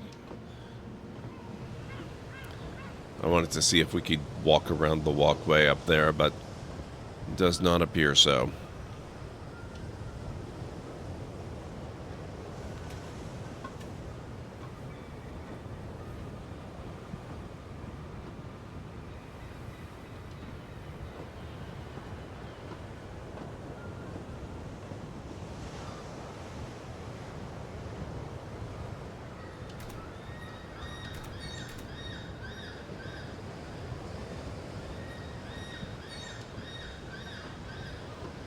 Can we see what that leads to, I wonder?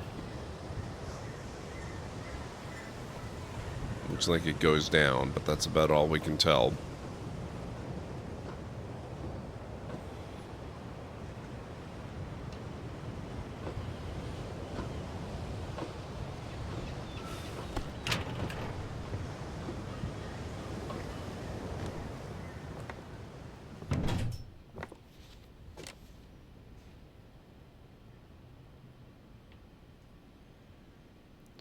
I guess this is the top, so I guess we have come at last to the point where we finally have to go to the basement.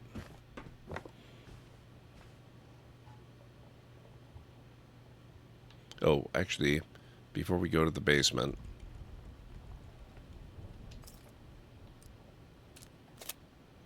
two more.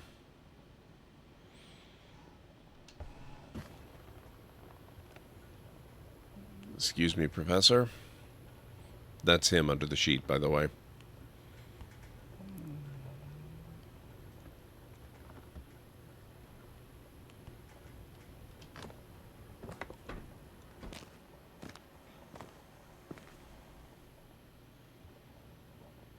Oh, hang on.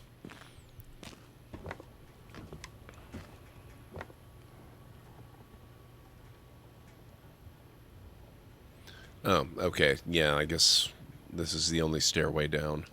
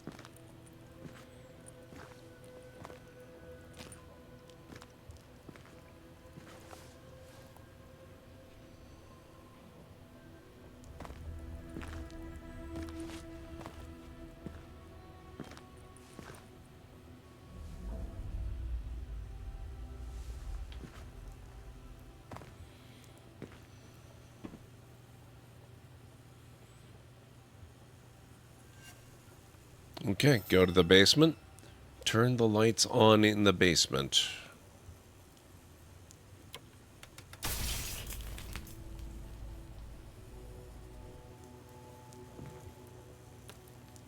That does not appear to have worked.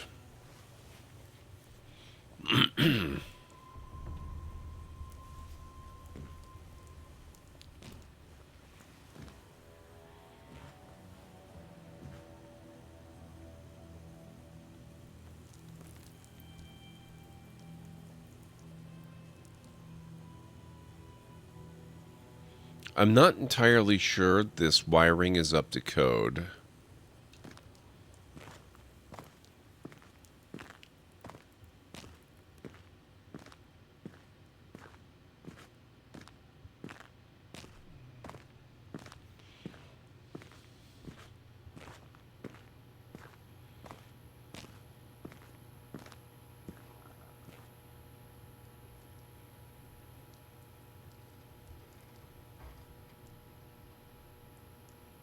Okay, so we can go further down. I hope we have a lot of lighter fluid.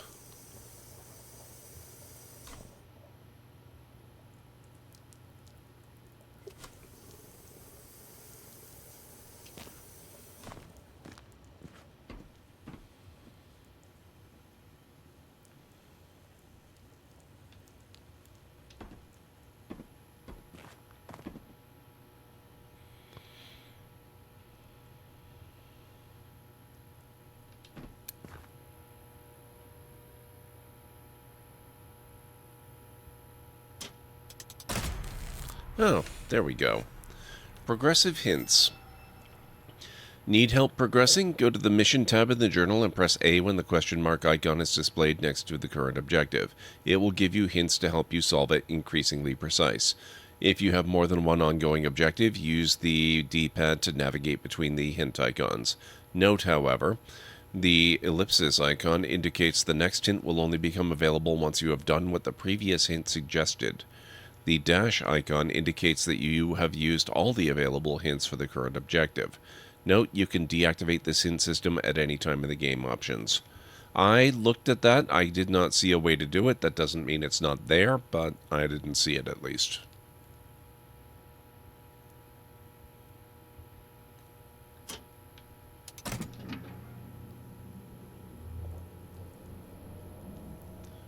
Oh, this looks like more slides.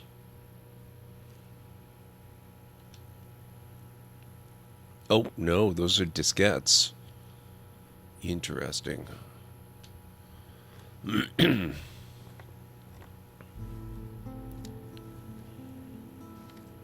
My dear friend, it's nice to see you again through these few pages. The previous ones ended with my arrival in Amerzone with my comrades, Alvarez and Makowski, in 1932. For some weeks, all three of us traveled to Puebla, a fort village upstream of the river Amazon Delta. It was there, in the mouth of an old drunken and erudite Indian, that I first heard of the great white birds. The white birds are dependent on the imposing volcano that rises above the Amazonian jungle. They are majestic skyships of sorts. They glide interminably, taking advantage of the thermals created by the heat from the craters. Every 3 years, one of the females of the colony abandons a single egg that will, all by itself, contain the entire next generation of white birds. But the embryos contained in the egg are subject, it seems, to a brutal alteration in their chromosomes due to the toxic gases that escape the volcano. Left to its own devices, the egg would hatch nasty little black birds with a precarious existence. It is at this point that the intervention of the Ovo Volahos, an indigenous tribe descending from a very ancient and famous civilization of white bird worshippers, takes place. Ignoring the warnings of my companions, I set off towards the unknown, with the old Indian as my guide. After a month of traveling, I reached the Amazon Falls. Then, out of the blue, my guide had left me. I was starving and had no more strength, totally weakened by a vicious tropical disease. I owe my life to the hospitality of the native tribe living near the bottom of the falls. A young Indian girl patiently lavished on me the care that was necessary for my recovery. To tell the truth, we never left each other after that. Her name was Yekomani. I loved her, and she loved me. And the months that followed were the most beautiful of my long life. But here we are, already approaching the sinister conclusion of this tale, my friend.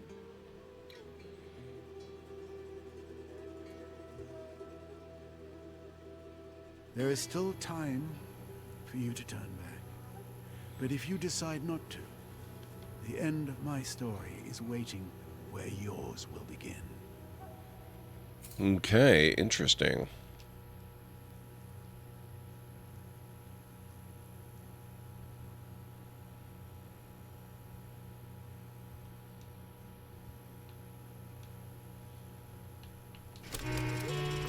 Hydrofloat operating system. So it's probably one of the discs.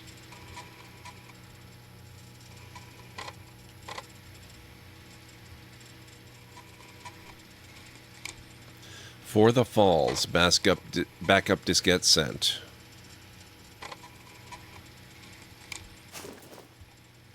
Blank diskette number 5. Blank and labeled number 5. What was Valenbois going to burn onto it? You don't burn a disc. That's a CD. Come on, guys. This was made in 1998. You should have known that.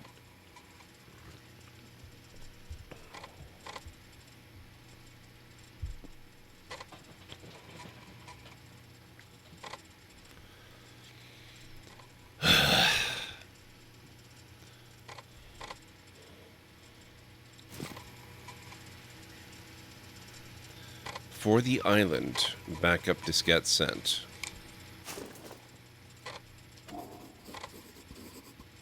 Also, I've never seen metal riveting on a disk before. That's got to make it hard to put into the disk drive. Labeled number 3. Valenbois didn't have time to use it. For Puebla. Backup diskette sent. A diskette labeled number 4. Nothing saved on it. Looks like there wasn't enough time. For departure.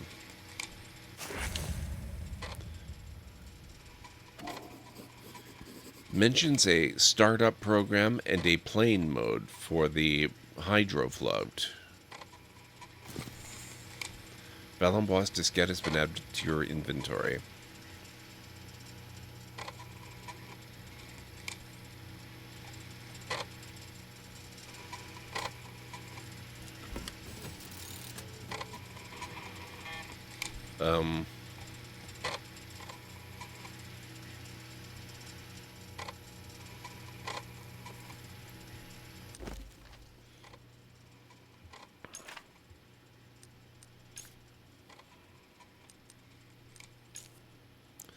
According to documents gathered by Valenbois, his old friend and traveling companion Antonio Alvarez continues to keep an iron grip on the Amerzone despite his age, tirelessly professing his obsession with progress from the ruins of what Amerzone has become under his reign.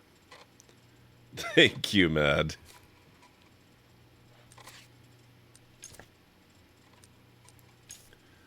According to this document, just after World War II, the dictator of Amerzone, Antonio Alvarez, crushed the armed resistance who had joined together against him, led by the local indigenous tribes.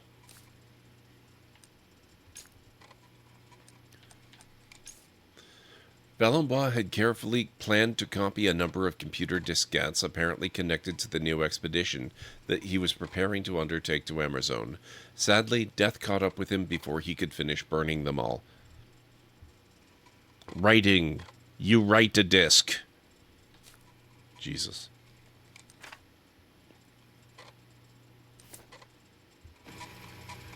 Okay. So we need a password.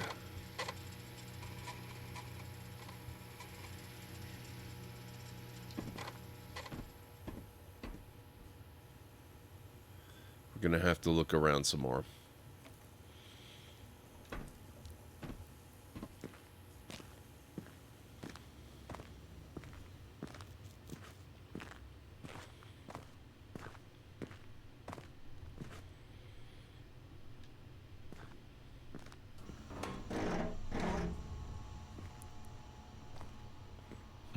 That's less than helpful.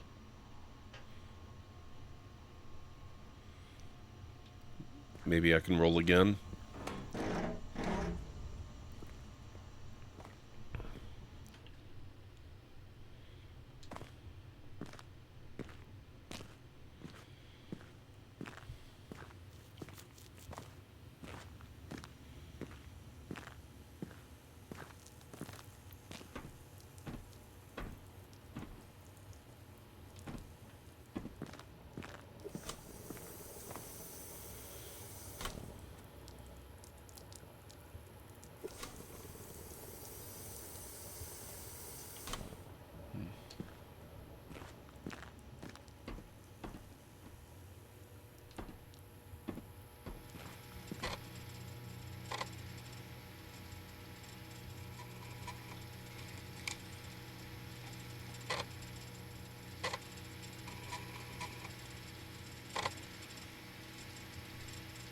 For emergencies.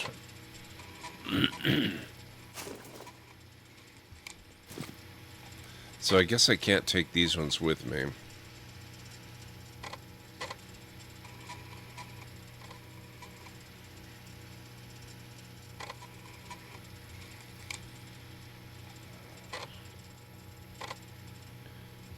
I must have missed some stuff.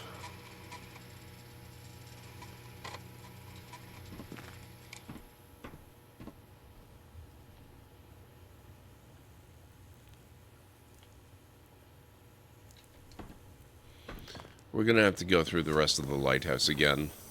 I haven't been using my show all interactable stuff thing.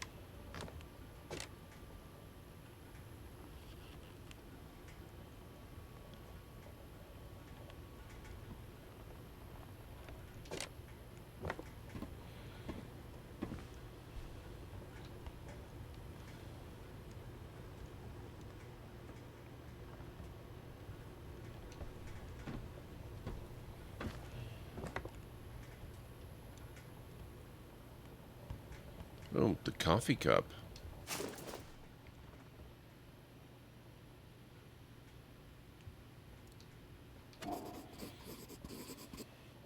TJ Millett High School, probably a retirement gift. Or JF Millett High School, probably a retirement gift.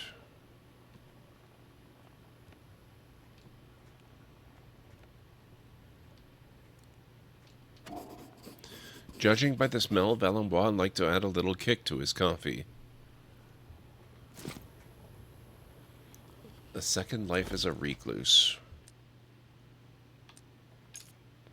It seems Valenbois' favorite cup was a gift from his former colleagues at the Jean-Francois Millet High School in Longrevin, the institution where he taught after his disgrace.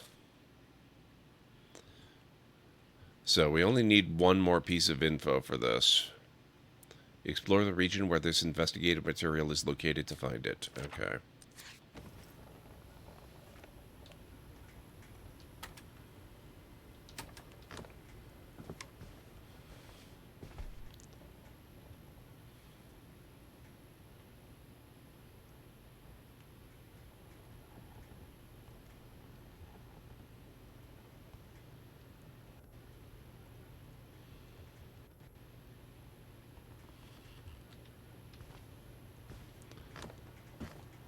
There's a lot of telescopes in this game, I'm noticing. Not all of them usable.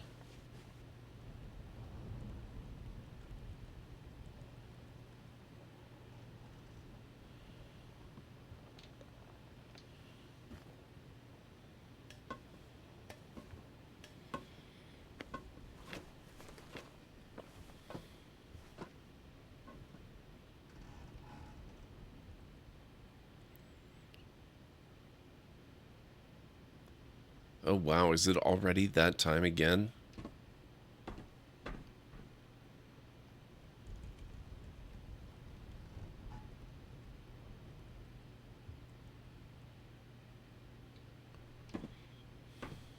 Now, if I could just catch everyone's attention for a moment. It is almost midnight here in the Library of Lore, and we have a short break coming up from Amerzone, the Explorer's Legacy.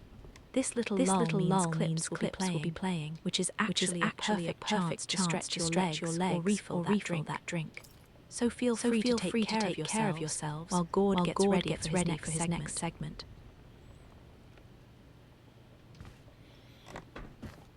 That will be in roughly 2 minutes.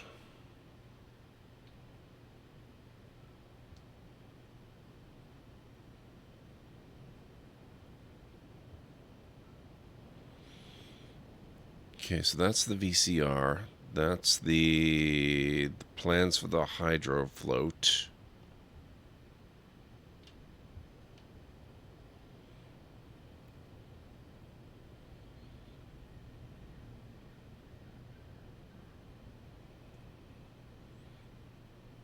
It's a shame we can't interact with that at all.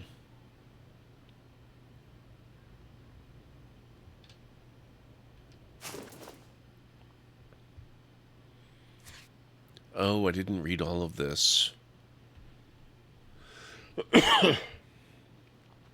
Since then, as is typical for this type of regime, secrecy reigns over what is actually happening in Amerzone. It is difficult to separate the truth from the self-indulgent propaganda spread by those in charge. All we have to go on are alarming stories from the few exiles who dare to speak out, who all seem to bring to light endemic corruption, widespread poverty, and a violent repressive state which specifically targets indigenous populations.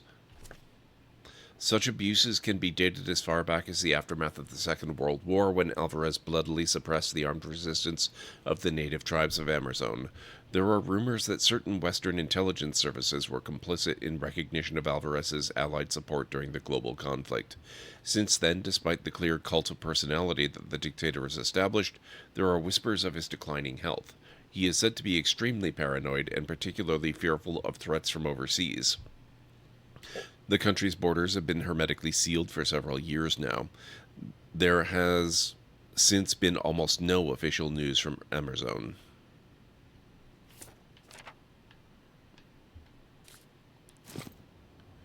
Okay.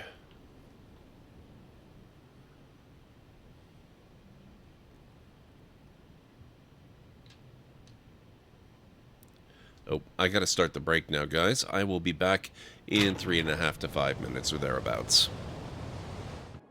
It's been a bit of a day. Lots of things going right, lots of things going wrong. My airport is on fire. What the hell? Okay.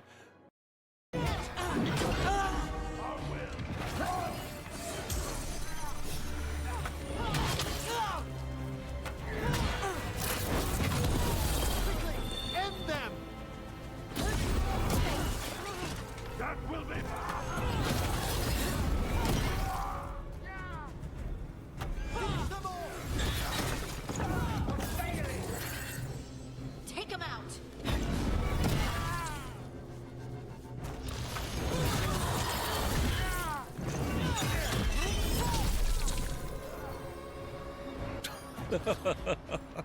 I love that one. All safe?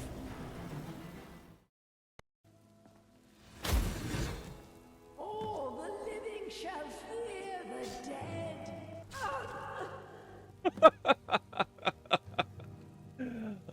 Thank you, Oathguard. That was perfect. It just occurred to me that mixing medicine and alcohol is a really stupid and possibly lethal thing to do. If I were a real person instead of a lovably inept cartoon character with the Library of potential Lore. for a few more A new sequels, viewer I has wouldn't even just consider followed it. the channel. Eld, please prepare a Skull. comfy seat for our guest. Thank you so much for the follow. I really appreciate that. That's odd. It's supposed to cause drowsiness. I don't feel the least bit drowsy. In fact, I feel,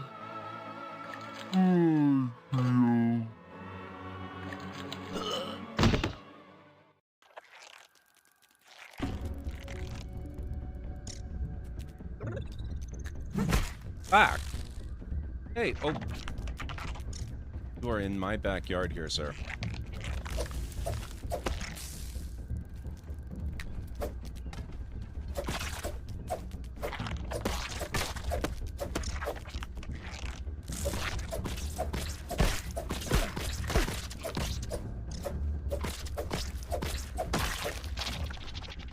Dead.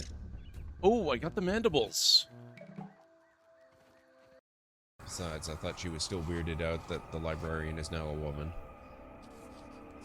Oh, whoa. Temple Guardian. Calcium cost.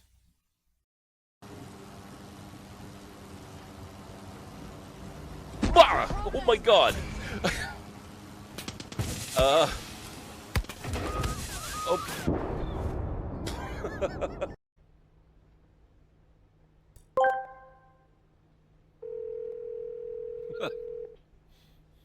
You know, Gord, if you learned how to fix hands, you might be further ahead.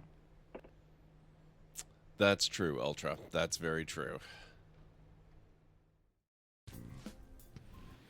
Okay, I'm back.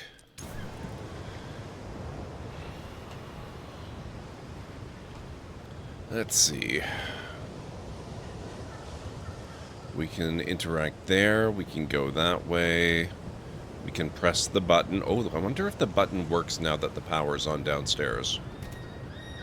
No. Apparently not.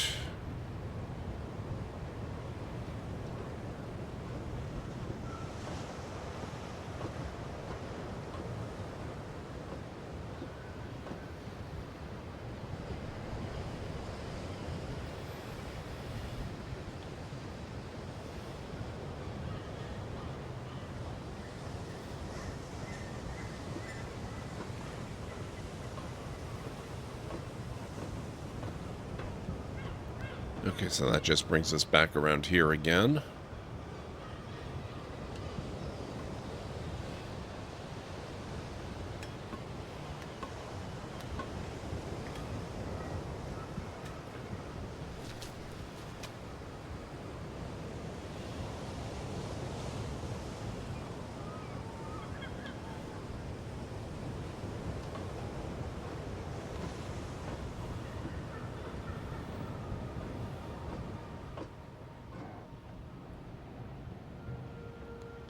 Okay, there are the three things here. Today, as in the past, the solution was within view at almost 6 degrees. It said almost 6 degrees.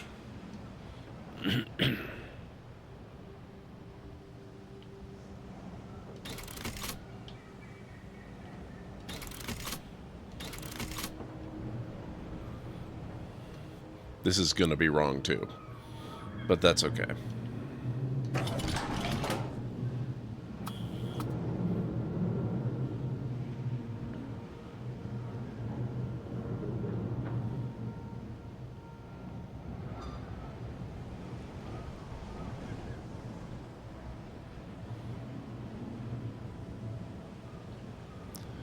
Wait, this is supposed to be interactable. I guess zooming in on it like that is considered to be an interaction, so that tracks. Alright, well, what we've done so far is we've explored the lighthouse fairly thoroughly. I won't rule out the possibility there's more stuff we have not looked at yet. We have not gone back outside to the island itself yet, though.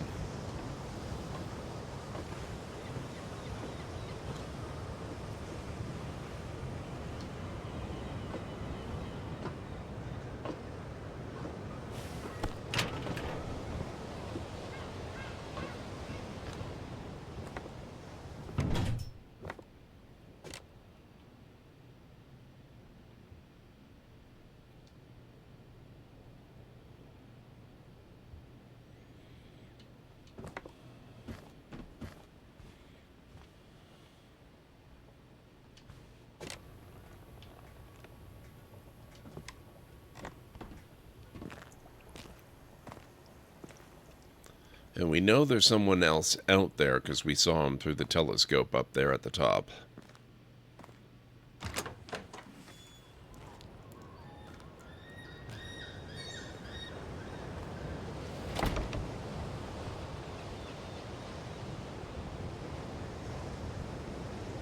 Oh, now we can go this way.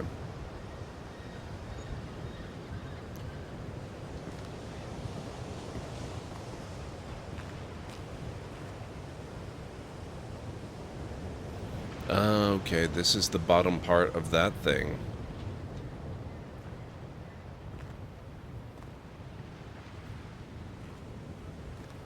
Oh, that goes deeper down. Interesting.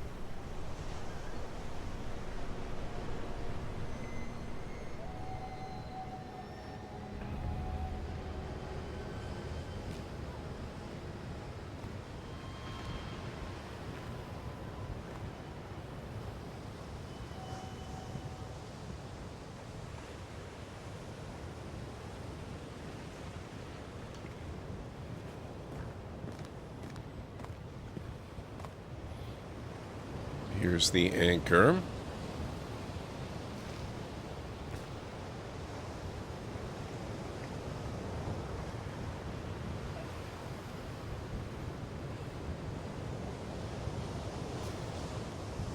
Doesn't really tell us a whole lot, does it?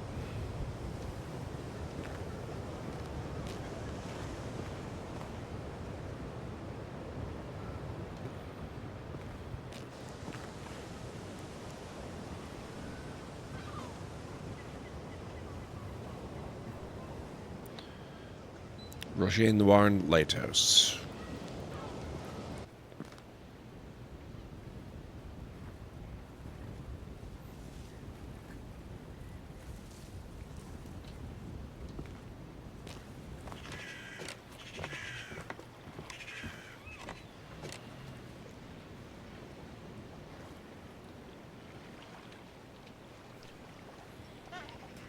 Longravin Peninsula.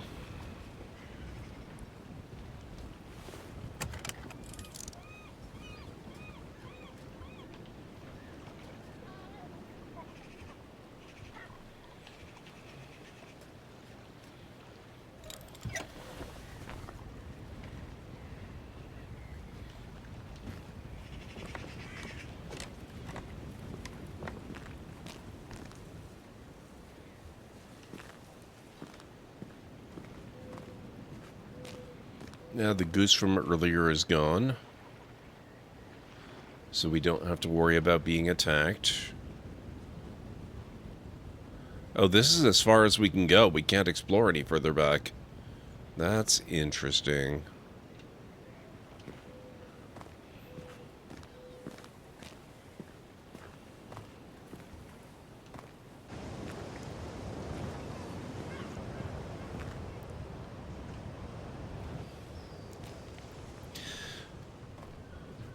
Now that lift from the top of the tower, I wonder where that comes out underneath.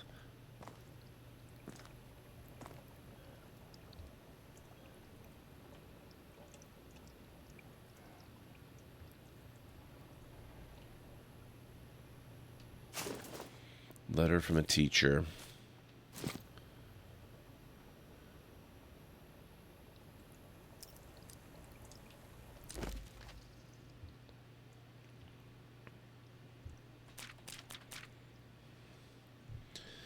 Okay, I should probably consult the journal more often. Turn the lights on the basement, check. Explore the basement. I've now got the power on in the basement. I'll be better able to see what's here.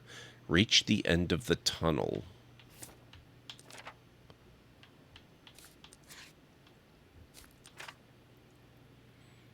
Insert a diskette. I did insert a diskette. It's a password that's holding me up. Wonder if the computer in the circuit breaker room would enable me to open the security door in the basement corridor. Okay, well, let's maybe see if we can reach the end of the tunnel, since that seems to be a blocker.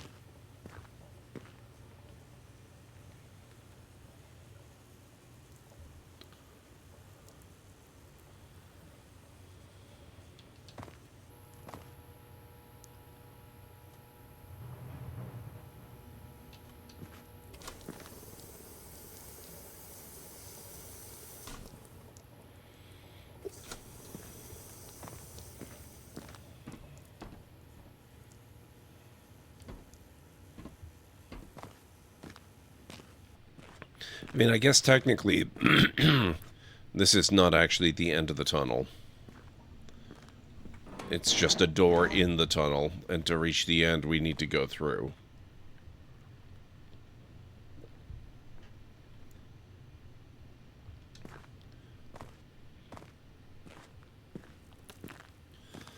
So let's go see what the password parameters are.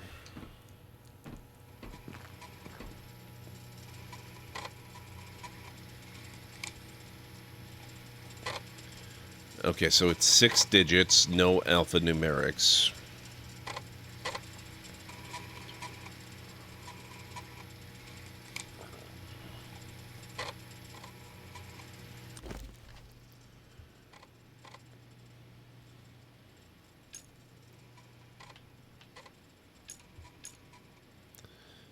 Let's insert a diskette. Did we not already do this?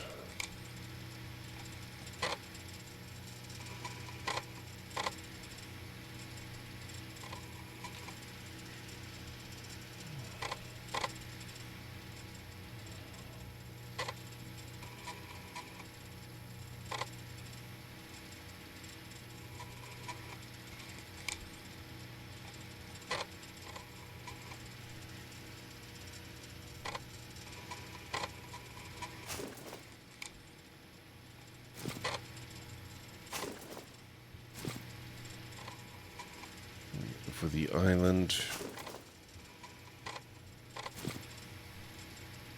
For Puebla. For departure. For emergencies.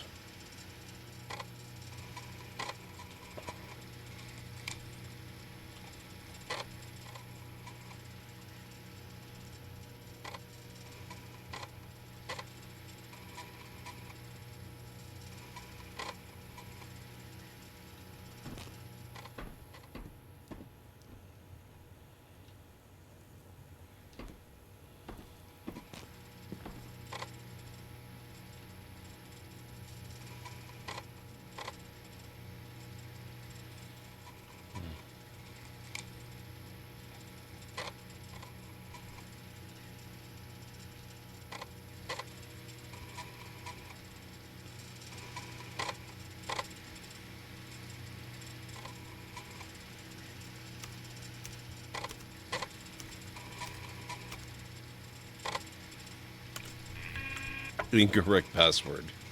Okay. So we know it's 6 digits then.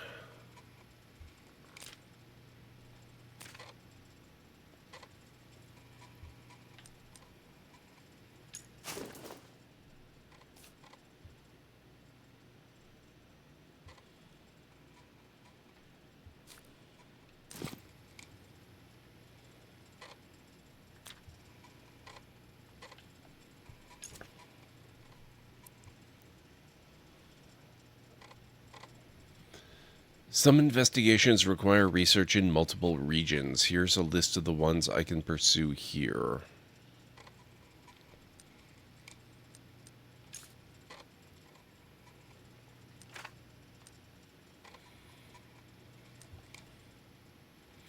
There's a lot of stuff we've apparently missed. We've only found 1 of 2 things about Valambois' egg. 3 of 4 things about his second life as a recluse. 2 of 4 things about Disquettes. To undertake his new journey to Amerzone, Valambois reached out to some old acquaintances from his first expedition. Apparently he sent them backup diskettes that were essential for his new expedition to run smoothly.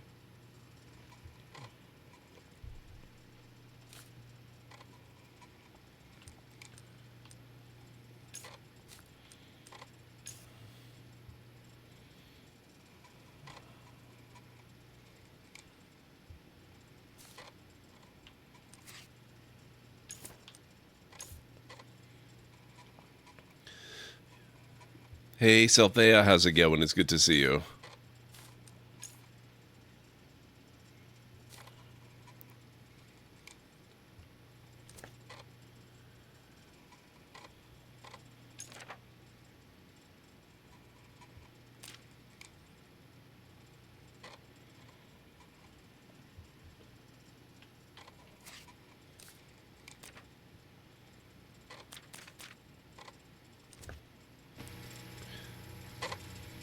It's going. This game is tougher than I would have expected.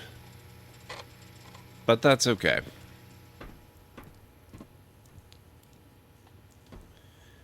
I think we're going to have to go explore upstairs again some more.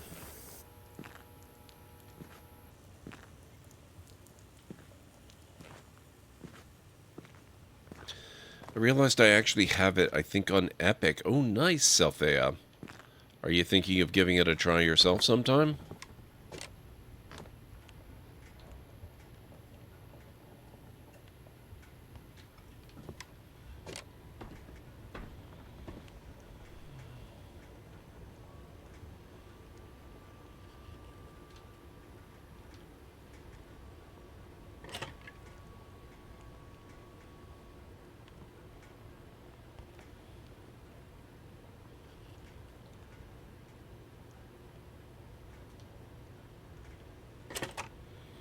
I like puzzles and mystery games. I think that's kind of what this one is about. Yeah, it's very much an adventure in the, like an adventure game in the old school style. Kind of a descendant of the Sierra / LucasArts style adventures. I'm having a good time with it so far.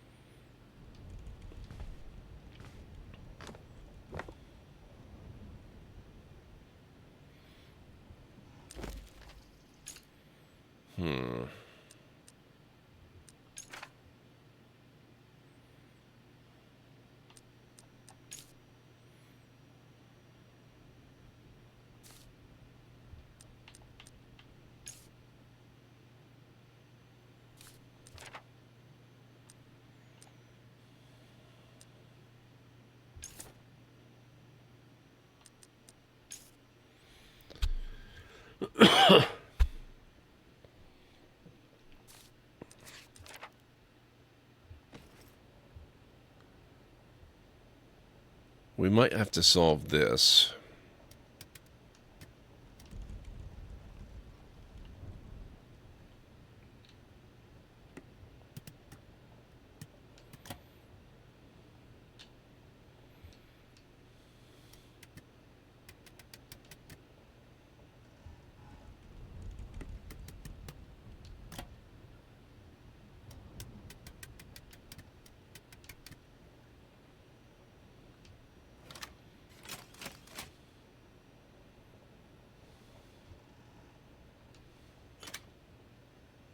Oh, I think I see this. You have to push them in the same order as the route.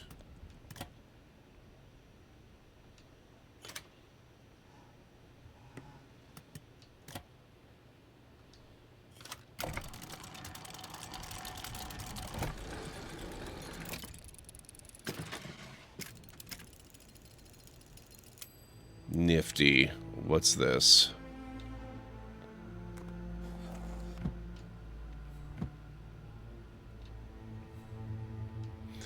Vorarlberg. Valenbois' passport.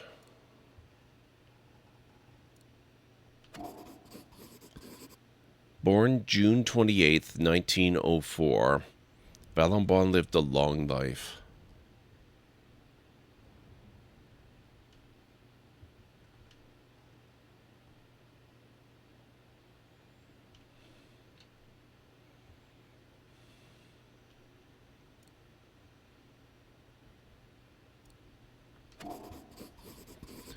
Valenbois renewed his passport very recently with a view to returning to Amerzone.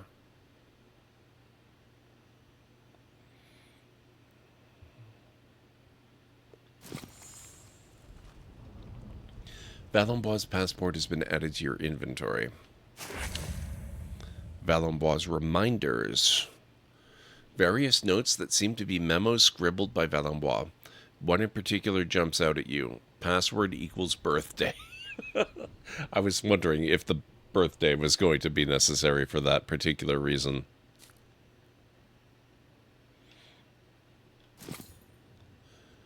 Valenbois' reminders has been added to your documents.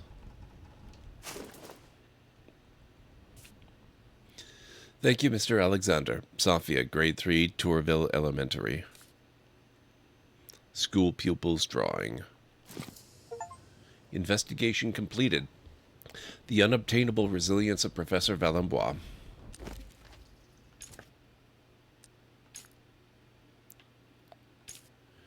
Exploring the lighthouse in which Valenbois had hidden himself away, I found many relics of the second career he'd begun after his scientific disgrace. A career as a school teacher, no doubt less romantic than that of an explorer to the far reaches of the earth, but perhaps richer in human potential. Unfortunately, it is unclear whether or not Valenbois was able to recognize this. When Alexander Valenbois returned from his mysterious expedition to Amerzone in the 1930s, he became the laughingstock of the scientific community, due to the discoveries he boasted of. The disgrace drove him to seclude himself in this lighthouse in Brittany to brood over his feelings of resentment and remorse. He also had to begin a new career, this time as a school teacher, which he seems to have done in 2 stages. First, he took a post as a teacher of natural sciences at the Jean-François Millet High School in Longrevin. Then, following his retirement, Valenbois became an educational speaker at the local primary schools, sharing with children his passion for the geese, whose seasonal migration he had followed to Amerzone in the 1930s. Documents strewn about the lighthouse revealed that Valenbois was popular with both pupils and teachers.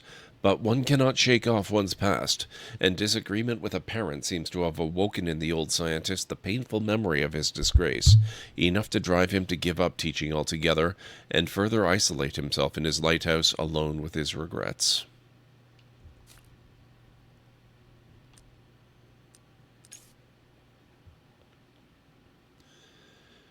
I found a letter from a teacher begging Valenbois to return to his position. Hello everyone. It is always wonderful to see such an engaged crowd enjoying all things law and adventure here at the Library of Law. I want to send a special shout out to Self, who was last streaming tales from Traveller's Rest. Please join them over on their channel if you're looking for some high-quality story-driven content. You can find marvelous adventures waiting for you, so be sure to follow them. Thank you very much for the shout-out, Cleric. Begging Valenbois to return to his position as a teaching assistant in a local school. He recently quit following an altercation with the parent of one of the students there.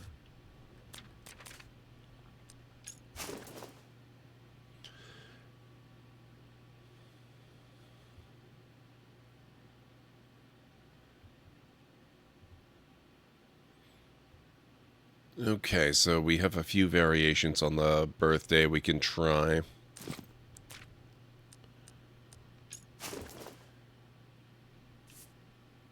Password equals birthday.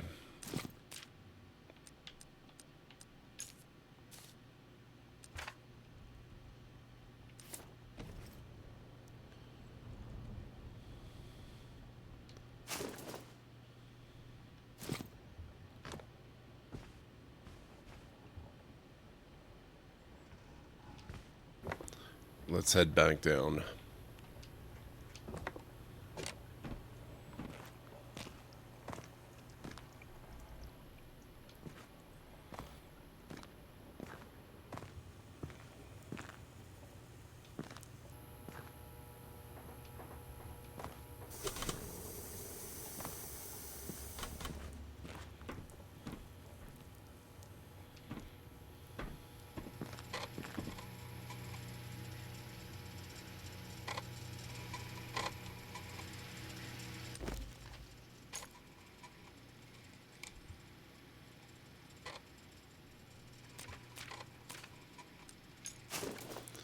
Okay, so 1904, June 28.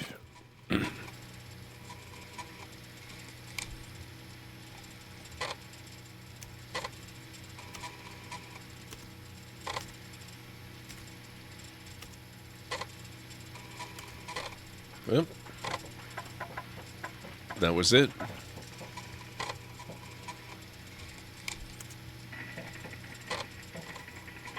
Oh, come on. No floppy disk ever loaded that fast. Access authorized. Mentions a startup program and a plane mode for the hydrofloat.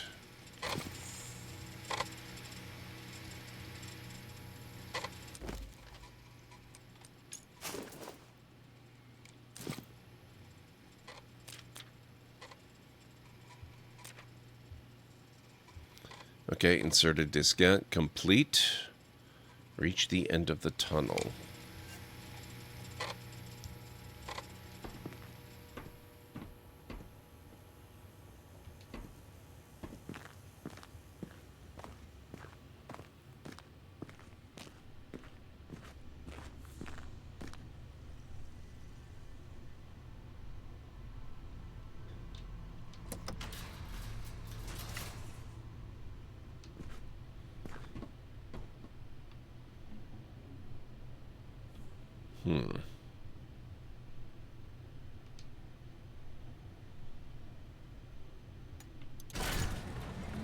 Oh, we're going further down. All right.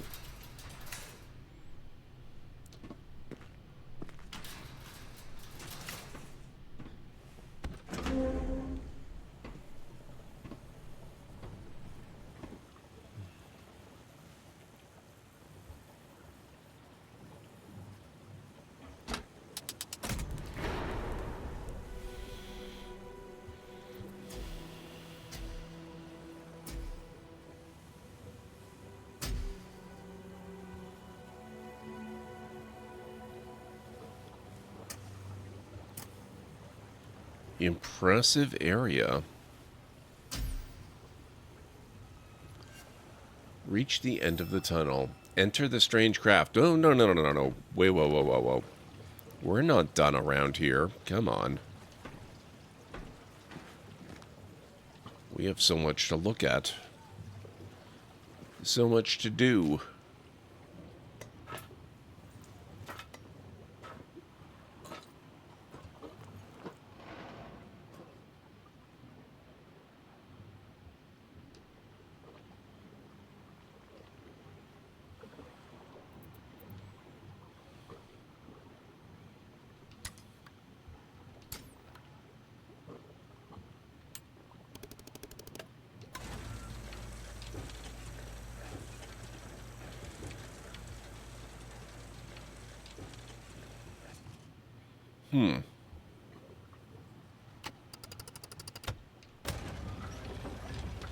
Oh, interesting. Okay.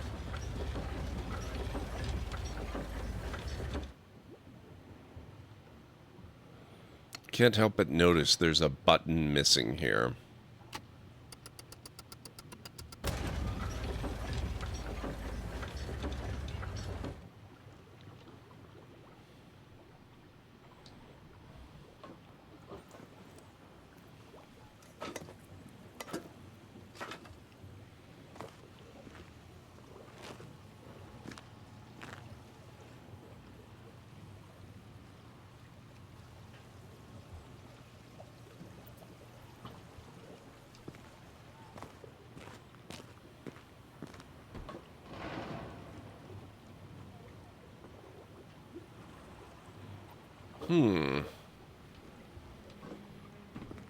Okay, now I'm curious. We have to go this way.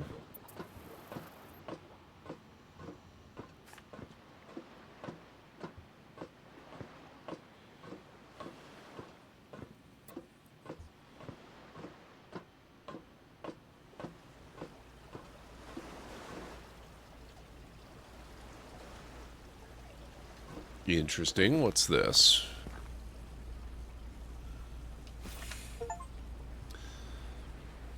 Map of the area. Find one of the fast travel maps. You found a map of the lighthouse. With this, you can now travel instantly to the various areas in this location. To do so, go to the fast travel tab of the journal and select your destination. That's very cool. I like it. Fast travel. The lighthouse. First floor, second floor. Dome. Basement rooms, computer room, upper access to central elevator, sea base, lower access to capsule elevator, which is where I am now. So this has got to be that little elevator that I was curious about outside.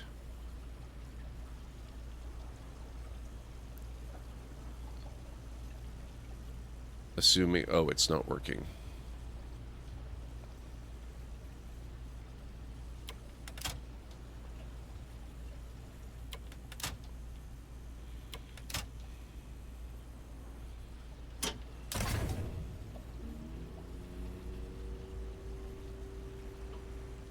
Aha. Now we have a call button.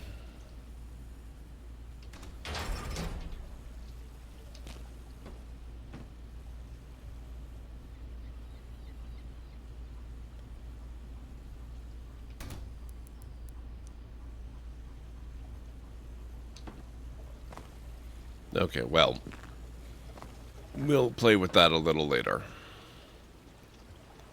Looks like we can't go any further out this way.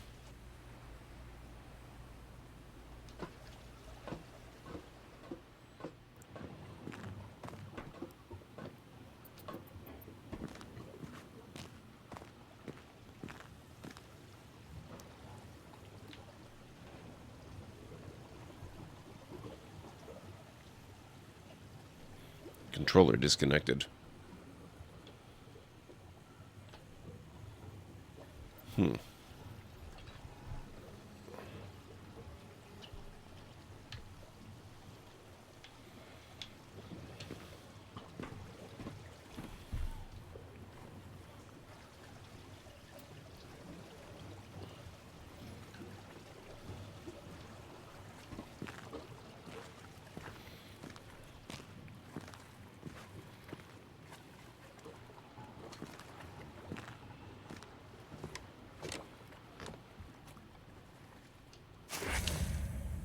Elevator plan.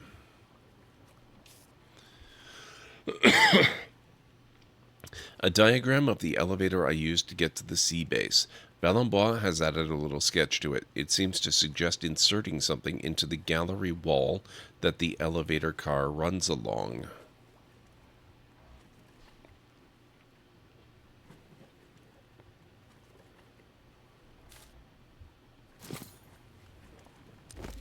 Elevator plan has been added to your documents. This is such a cool game, guys. I love this.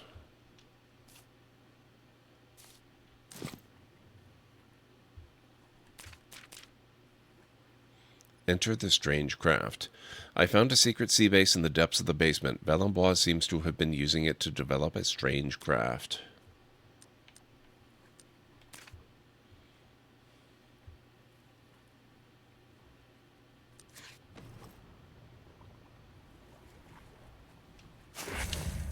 Sledgehammer. That was a very strange show.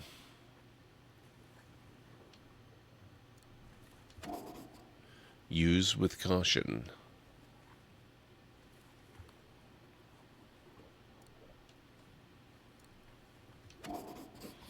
Well used, judging by its condition. Probably on brickwork. Sledgehammer's been added to your inventory? Nice. Oh. I see a slide.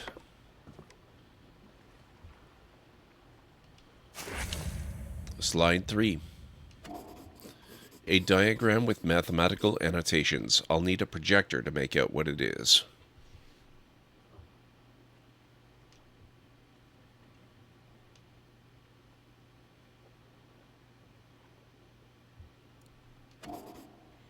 Labeled 3 of 6.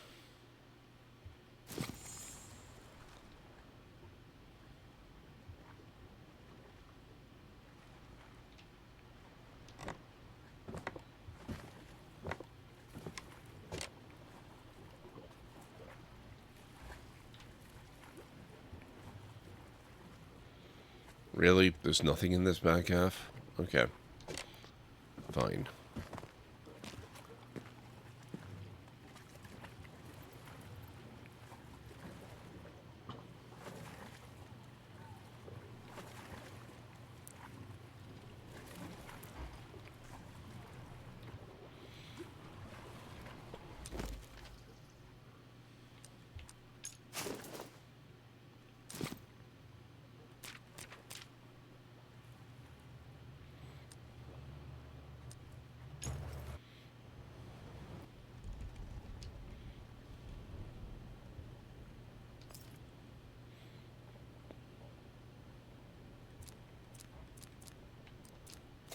There we go.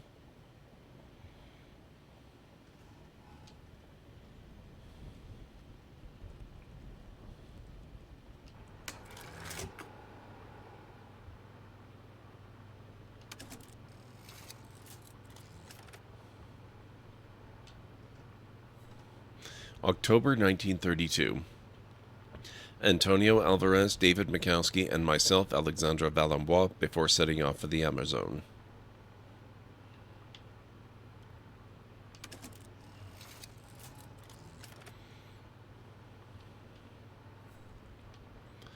$59 plus 6, of course. Oh. That looks very much like the middle part of the thing up in the dome. Okay, okay.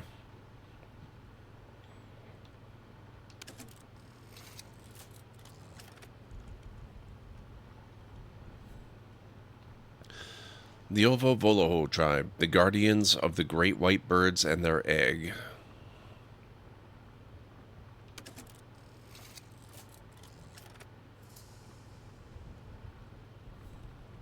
Forgive me, my darling.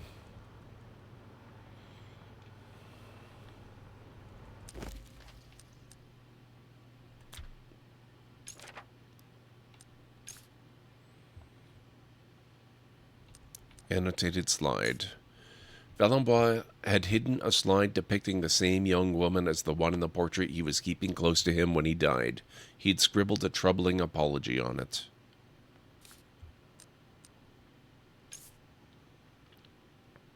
When he died, Professor Alexander Valenbois was still holding a portrait of a young woman.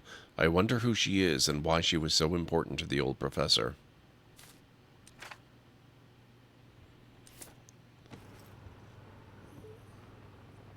Okay, let's go back downstairs some.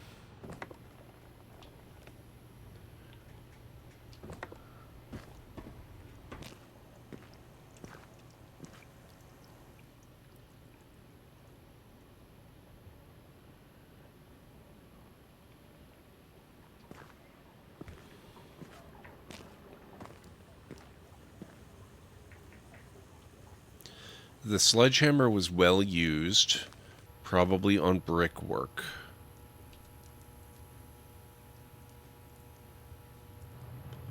This basement area appears to contain a lot of brickwork.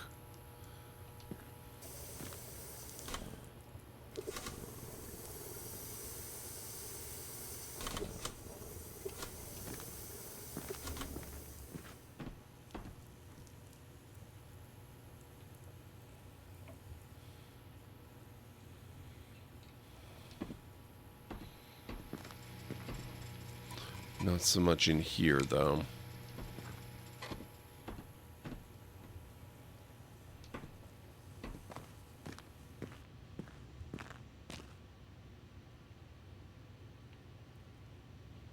Uh-huh.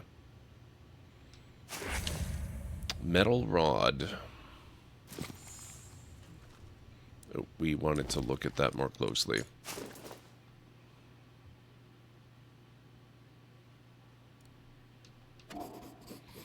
Extremely strong with some kind of hook on top, or a wedge, but what is it for?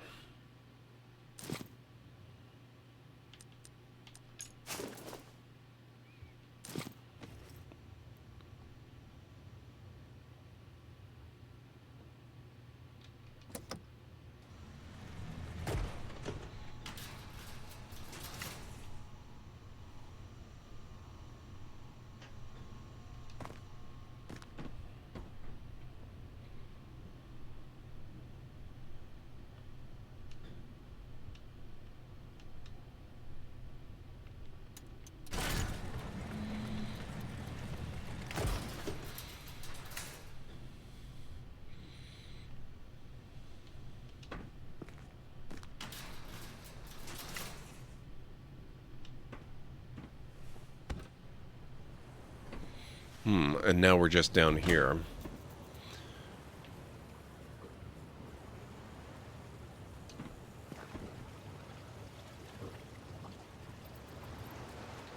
See, I want to find the other end of this.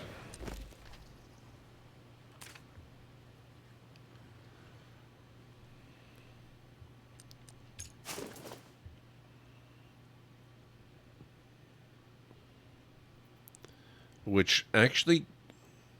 Oh, hang on.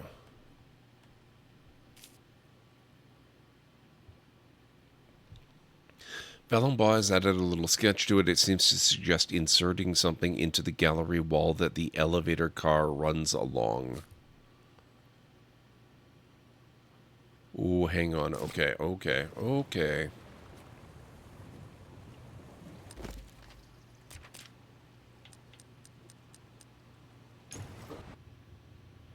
The gallery wall.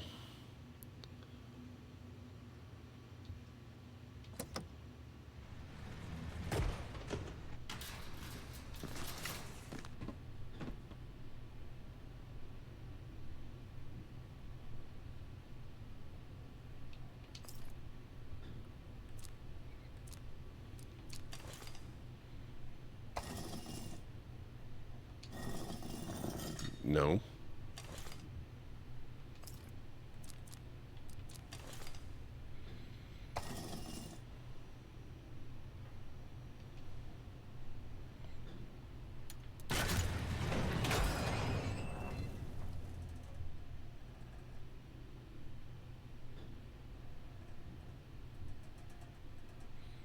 Aha. I think we got it, chat.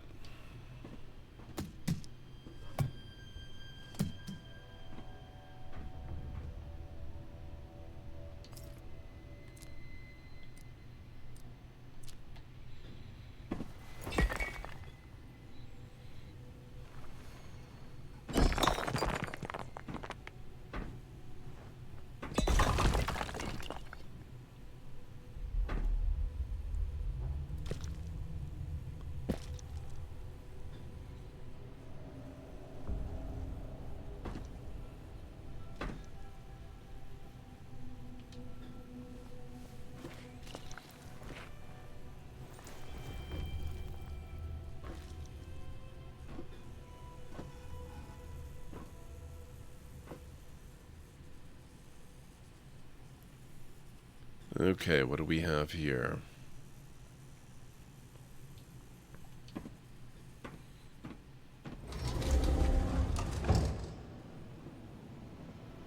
Oh, this is so cool. Investigation completed. The egg of the white bird of Amerzone.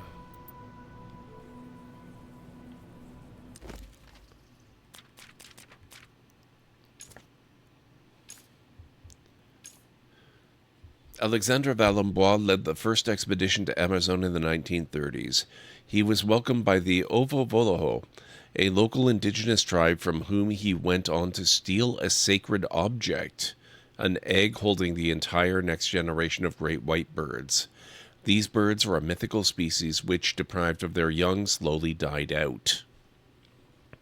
It is a tragedy that played into the hands of Antonio Alvarez, Valembois' traveling companion, who seized power of Amerzone in the wake of their expedition. A dictator with a fetish for progress, he was convinced that perpetuating the ancestral beliefs about the white birds could unite the oppressed populations against his ruthless totalitarian regime. It was for that reason that he refused Valembois a visa shortly after his old friend had discovered that the embryos within the egg had survived decades of neglect. This pushed Valembois to hide the egg while he hatched a plan, one as simple as it is reckless, the product of a declining mind obsessed with the idea of seeking redemption after decades of remorse. To return the egg illegally, hatch it in the heart of the highest volcano in Amerzone, in accordance with a forgotten Ovo-Vololo rite. This is the legacy that Professor Alexandre Valembois has left to me.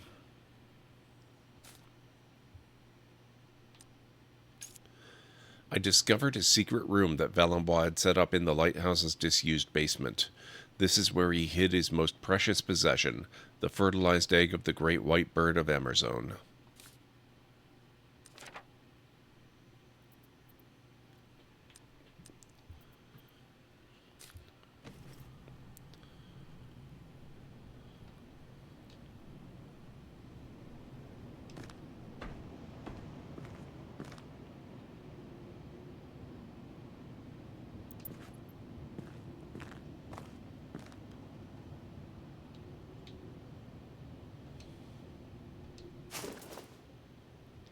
Hardware store invoice. Mr. Valembois, thank you for your patience and your payment. Everything is in order. You certainly have quite the project ahead of you, the kind that's likely to cost you a great deal of money and may not even work properly, not to mention all the paperwork. So if I may, my son Simon loves this type of project. He's a good kid with a proven track record, and he won't bother you with legal declarations if you know what I mean. Just give me the word and I'll see to it that he gives you a good price. Sincerely, Mr. Renault. Invoice paid, Renault & Sons Hardware. Sale of hardware products, date of issue September 25th, 1987. Bag of mortar, 30 kilograms. Pallet of 100 bricks. 1 plastic tub. 1 trowel.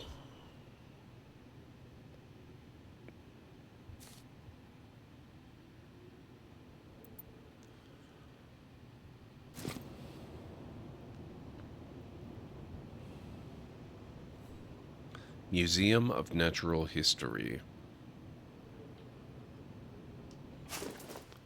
Letter from Mondial Magazine. Mr. Valenbois, dear sir, our magazine would like to interview you for a feature dedicated to Amerzone. We are sure that your life and your scientific work entirely devoted to this little-known country will be of great interest to our readers. One of our journalists will be in touch with you very soon. Would you be so kind as to give him a warm welcome? Yours sincerely, Emma Fitzgerald, Editor-in-Chief.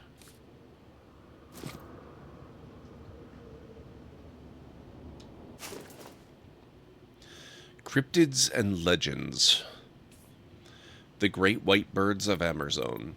According to some ancient myths, the Amerzone was home to the Avis alba, a creature with ivory-white plumage, also known as the Great White Bird. These legless birds were said to glide for all eternity without once touching the ground, even after death. The legend originated from the Ovo-Voholo tribe, native to Amerzone, a people who lived in symbiosis with these creatures of flight to the point, as legend would have it, of helping them reproduce by protecting their fertilized eggs through a unique process.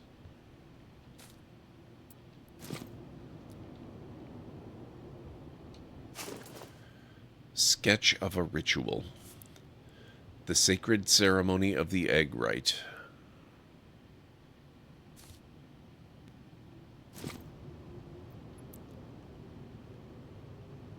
That looks like the great egg itself.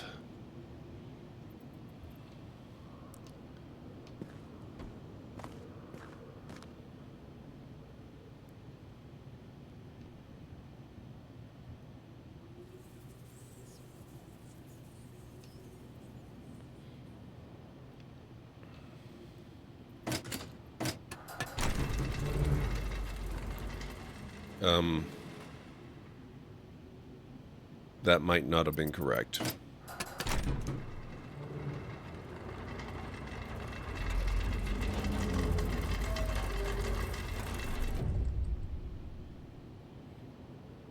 Okay, let's not mess with that anymore.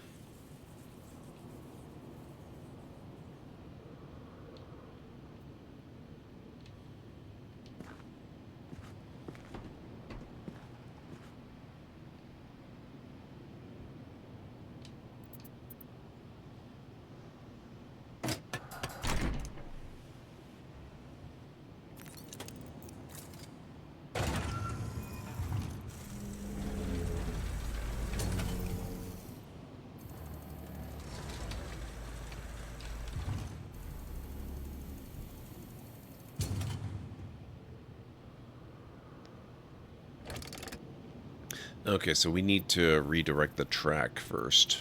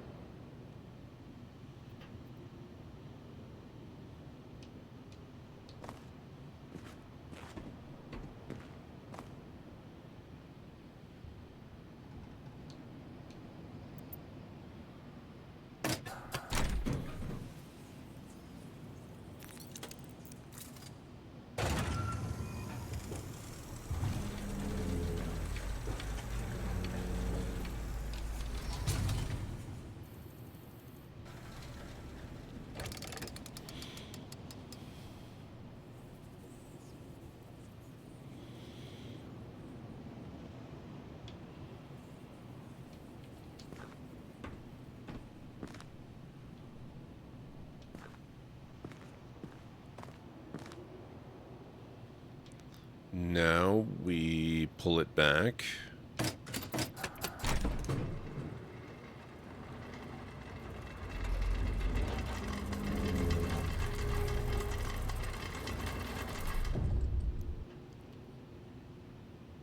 Now we have to restore the track, and we've also got to figure out how we open that door.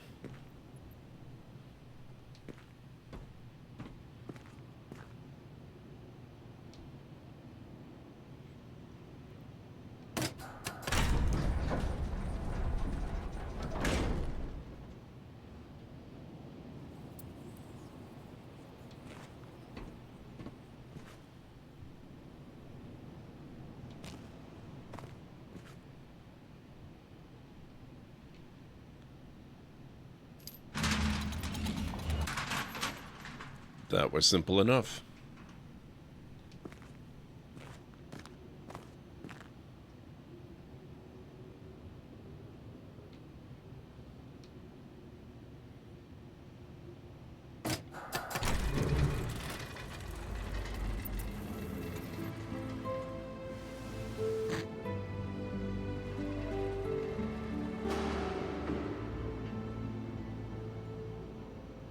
Okay. Was wondering why that TV was there. Let's see if we can free up the elevator.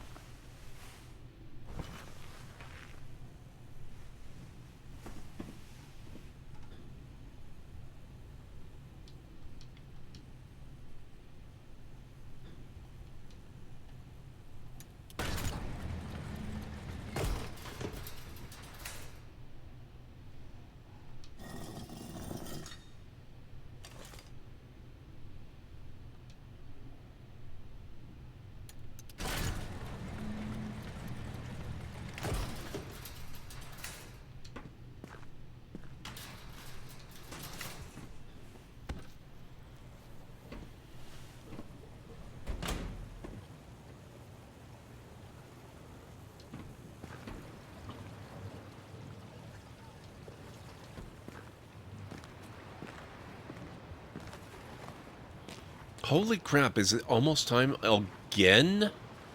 What the hell? Ridiculous.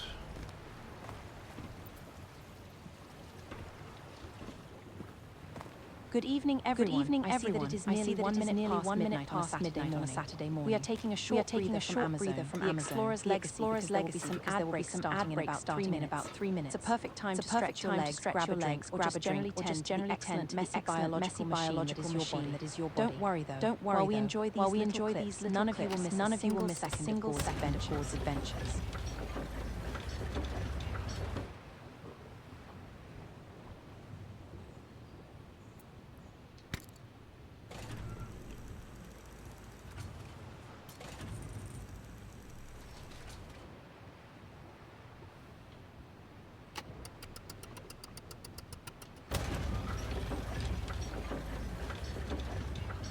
Time flies when you're having fun, and also is soup. True. Quite true.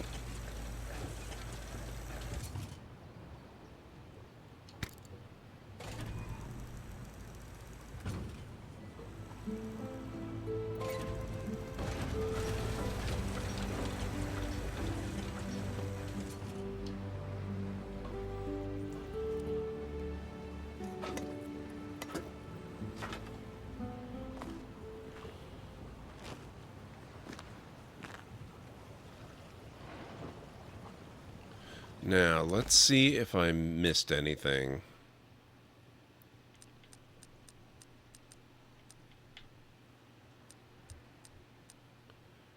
Can we not... We can't fast travel to that hidden room. If I want to go back, I have to do it the hard way.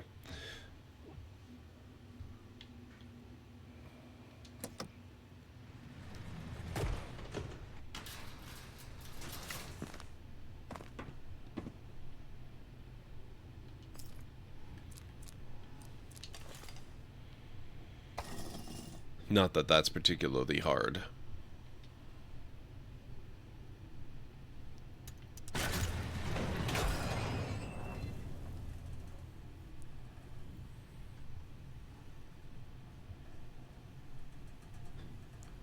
Okay.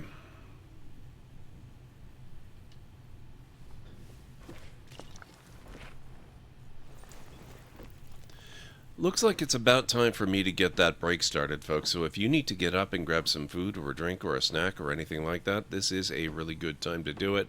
I'll meet you back here in about 3.5 to 5 minutes. I should start the break right now. Actually, no, it's okay. It's not going to take a minute and a half to die.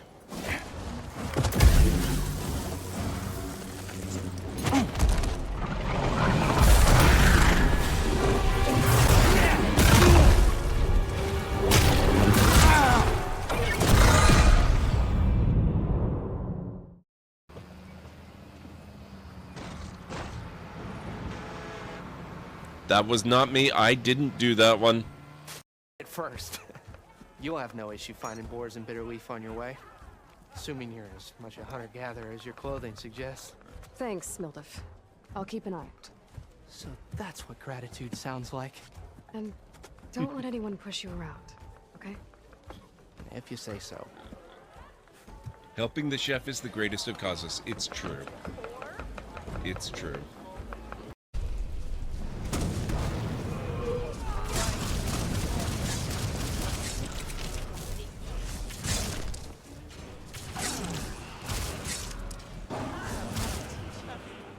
Wait, it's done?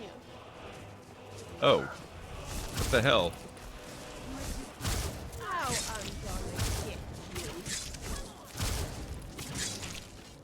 We are good team, don't you think?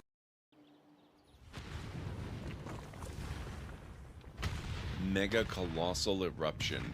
People flee in terror as pyroclastic flows lash the slopes of the volcano and jets of smoke pour into the sky. That's really awesome because that's right near my new city. So we're not close enough to be terribly affected by it, but we can possibly take advantage of it.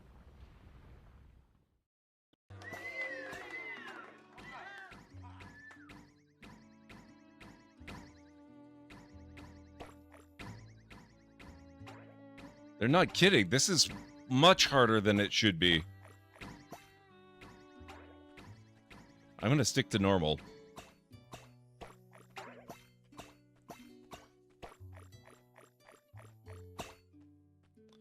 Ugh, that was atrocious. Wow.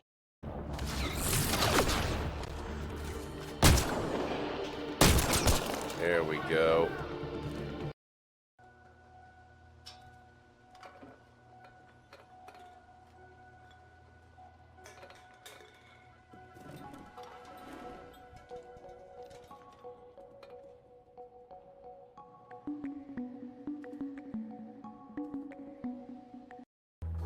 Oh, come on. Tell me about Loom. For old time's sake. Beat it. Say it. Say it. No. Say it. Fine.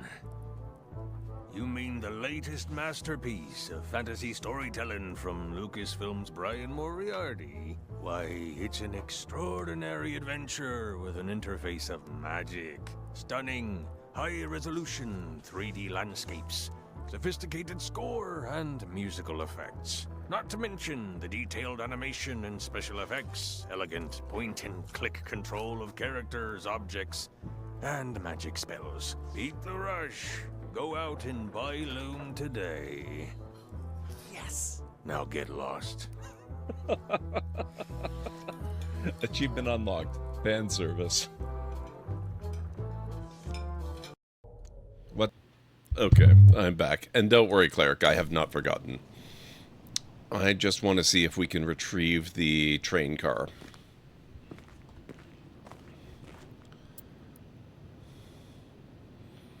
We cannot. Okay, that's fine. I also want to see if we missed anything up here.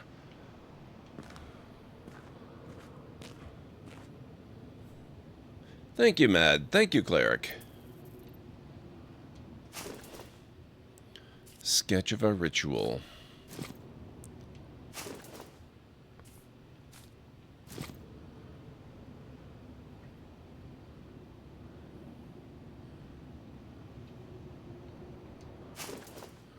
Letter from Mondial.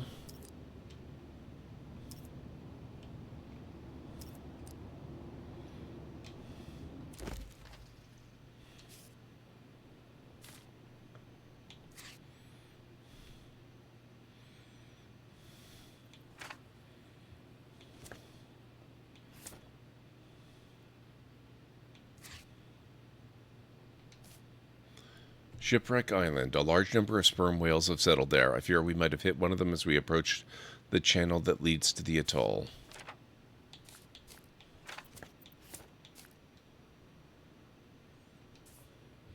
This atoll bears its name well. It seems to be the meeting place of all those who roam and explore the planet. Unfortunately for many of them, this is where the adventure stops for lack of transport. This is a necessary stop. We need fuel for the hydrofloat.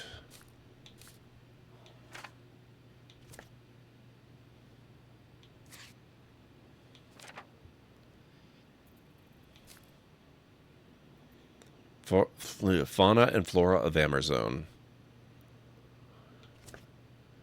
Oh, this looks relevant. These are the beetles that he had a sample of up there.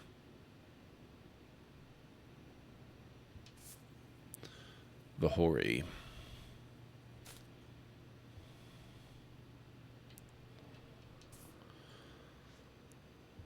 This was the specific one. Caphardus horribilis. Very common throughout the village of Puebla. The natives are very fond of it. They say it has calming properties.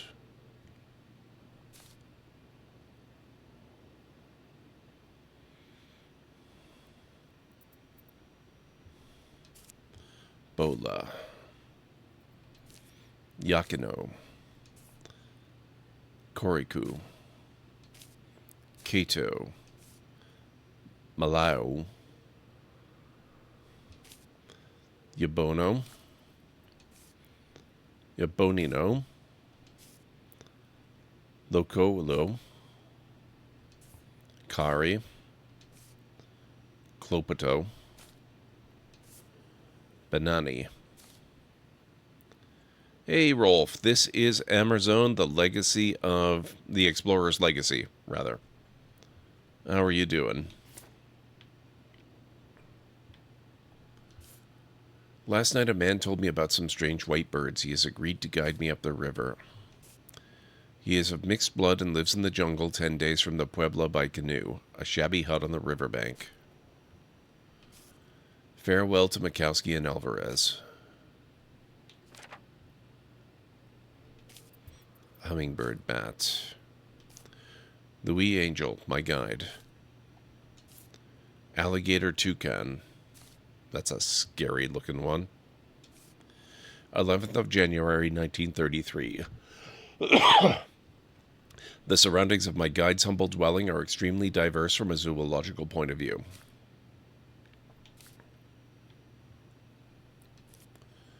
Succorer. Banks of the Amerzone River, January 12th, 1933. Basically, we play a reporter from France who's trying to earn his press badge by interviewing a disgraced professor who led an expedition to the country of Amerzone in the 1930s, where he committed a terrible sin and ruined his name, and so we're trying to get the full story behind it and maybe earn him some redemption by taking on his second expedition. He's no longer qualified to do the second expedition himself because after about a minute or two of talking to us, he died. You know, these things happen. So we're kind of going around. It's very much a typical adventure game where you solve puzzles, piece the story together, make progress, and eventually figure out what's happening. I'm having a blast with it so far. It's really good. Porcopotamus. That sounds delicious. The tricorn buffalo. A skittish and apparently stupid animal. Rhinopotamus. I wouldn't want one of those ones. This animal seems to thrive in the meandering waters of the Amerzone River. The natives hunt it as they do the porcopotamus, with which it must not be confused.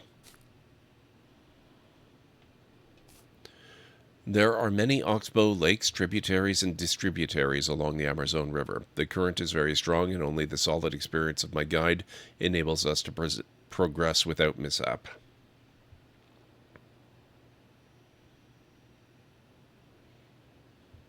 Premise felt kind of like Up until you said he died. It happens quite early in the game, so you're not going to mistake this for Up. Pecosar. A strange fish-eating lizard. Its habits are truly remarkable. It has a long nasal appendage that ends in a kind of claw. It hooks an insect larva onto it and uses it to hunt fish.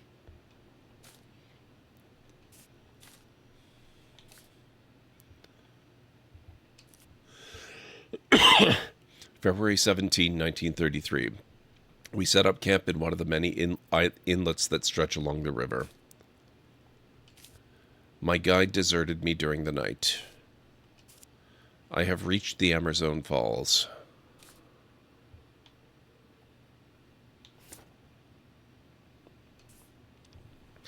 February 22nd, 1933. I glimpsed a native village in the distance. I am hesitant to establish contact with these Indians. I suspect it is their approaching presence that made my guide run away. I have been tormented by a strong fever since the middle of the night. I am too weak to get up. My senses are progressively deteriorating.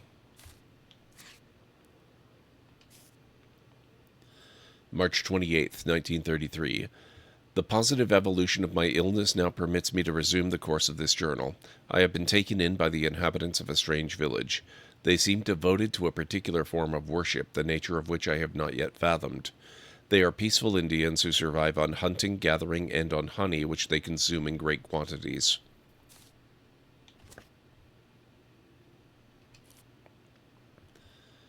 April 6th, 1933. Yakumane.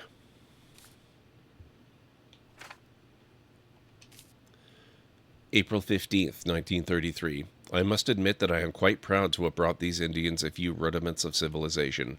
I have made them understand that waterfalls can be a great source of energy, and that the laws of mechanics and physics can improve their lives tremendously.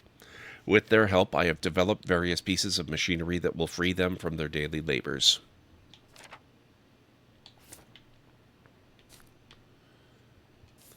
Indian village, the Ovo Voholo tribe. Mechanism with counterweight to ascend the waterfall.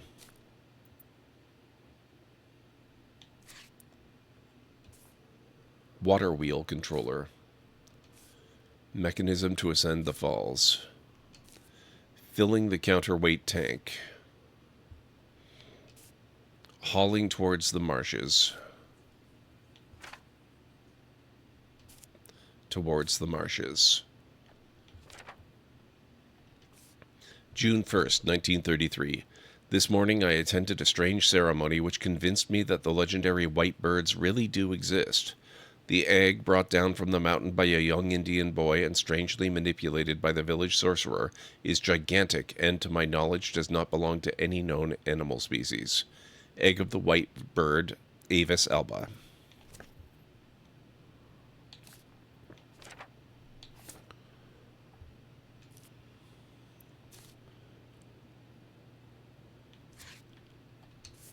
According to my Indian friends, it is the egg of the white bird. It would appear that their priest performs a sort of treatment on the embryo to cure it of a severe physiological alteration caused by the noxious fumes emanating from the volcanoes to which these birds are bound. Without this human intervention, these mythical birds would probably have ceased to exist a long time ago. Judging from the primitive paintings I was able to see in the village, a young Ovo Voholo boy must go through a fearsome rite of passage in order to enter adulthood. The adolescent boy must set off alone towards the volcanoes of the Amerzone, seize the egg of a white bird, and then bring it back to the village.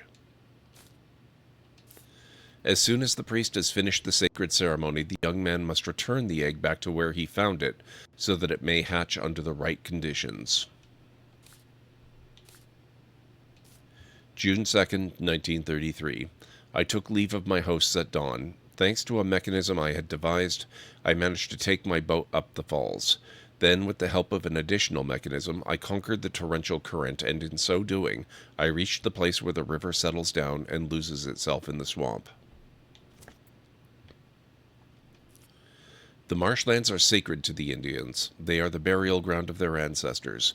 Moreover, one must traverse them to get to the volcanoes. It is a dangerous place, and going through it is a terrible ordeal.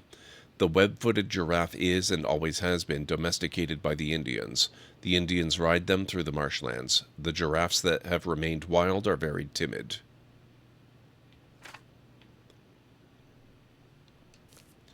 Degenerate white bird. Not so white. June 15th, 1933. Temple of Light. Unlike its noble cousins, the blackbird ventures quite far from the volcanoes.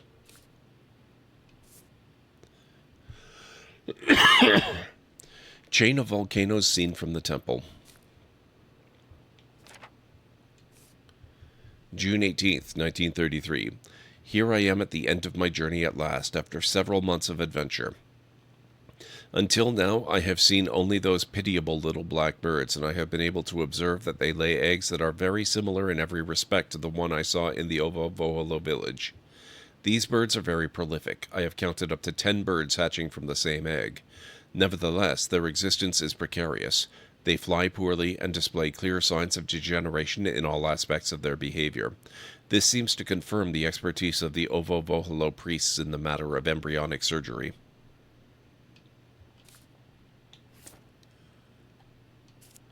I saw them this morning. There they were, right before my eyes. They glided inside the crater for a long while, and then, imperceptibly, they rose and rose on the thermal column until, by noon, they were nothing more than tiny specks in the sky. Avis Alba. Okay, that seems to be the end of the journal.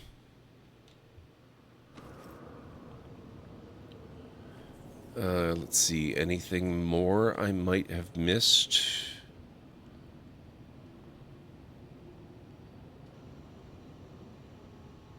What is this? Animal skull.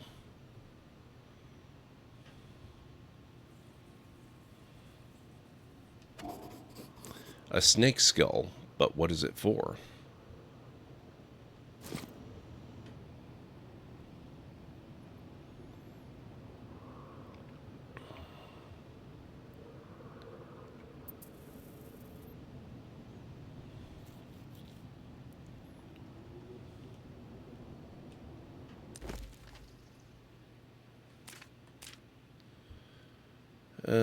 Let's see. Fast travel currently unavailable. Okay, so I have to leave this place before I can fast travel.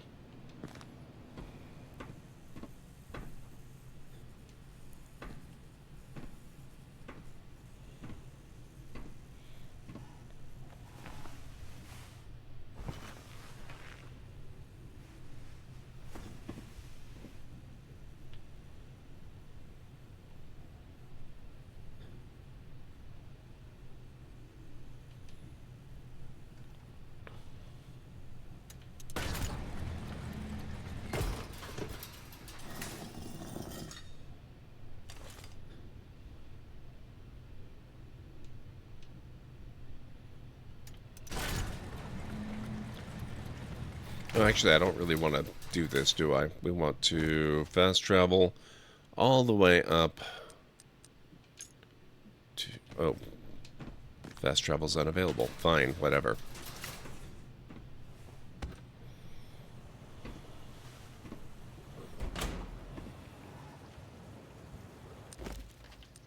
How about now?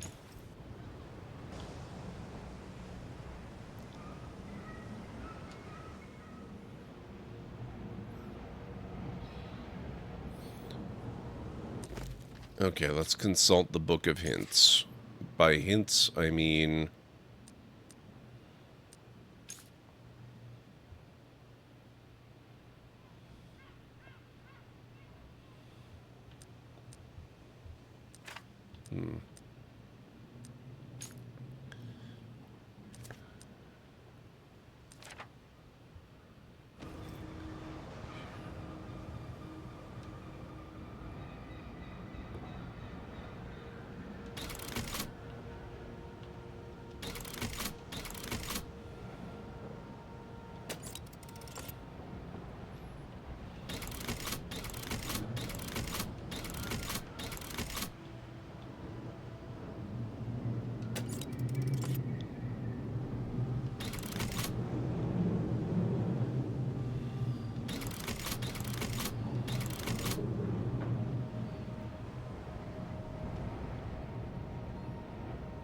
Oh, they found that a few days ago, didn't they? I'm sure they did.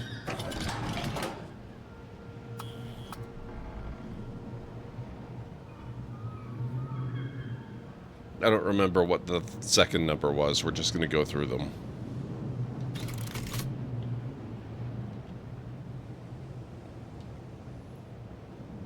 I'm glad they found it.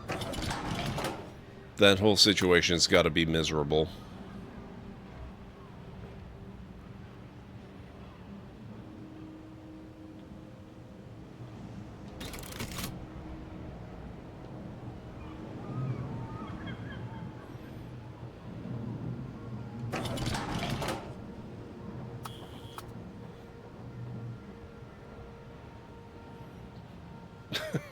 They don't. It runs its course.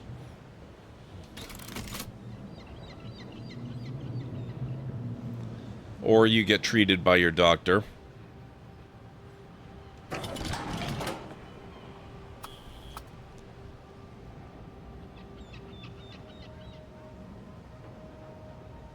Or you just keep avoiding that batch of lettuce until you hear otherwise.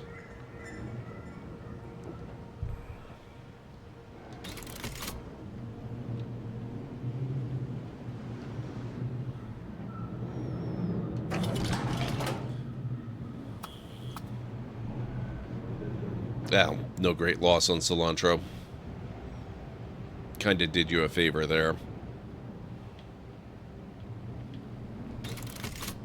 I might be letting my bias show a little.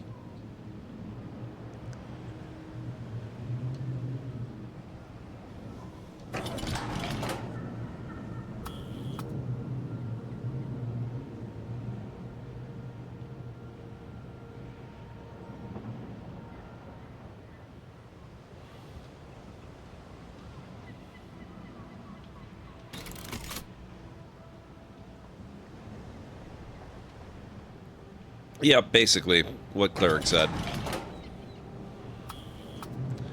Of course it was 59. The second to last number I was gonna have to check. Thank you, Cleric.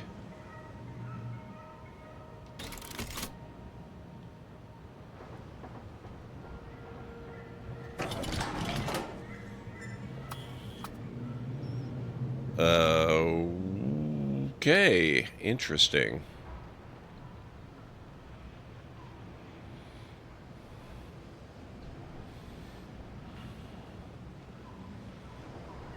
Huh.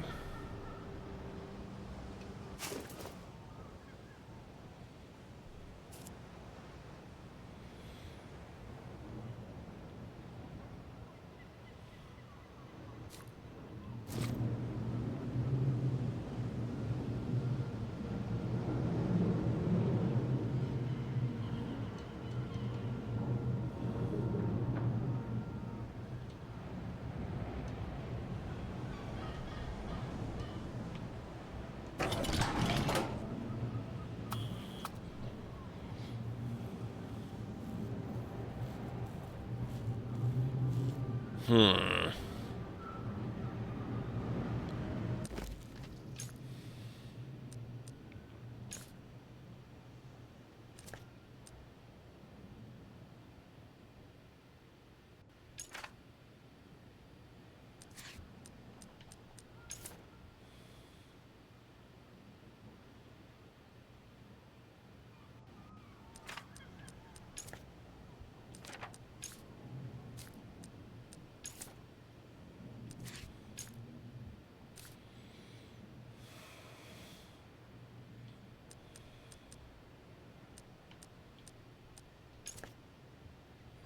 I'll need to continue my research in other regions to complete this investigation.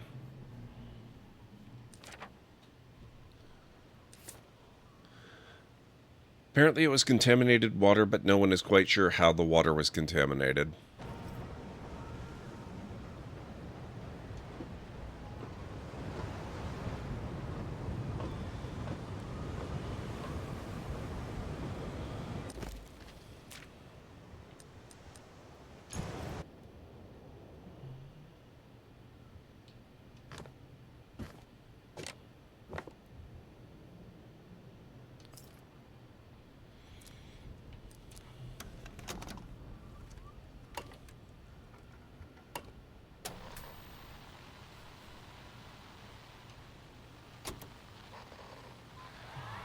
Amerzone is a powerful country, but the people of Amerzone are its symbol. I am the father of the Amazonian people, and as this nation among them, long live Amazone! Long live progress! Progress will liberate us, separate us from the romantic nonsense of the savages. Progress will burst open the door to the modern world so that Yeah, it's the explosive diarrhea outbreaks, Althea, caused by contaminated vegetables in parts of the United States.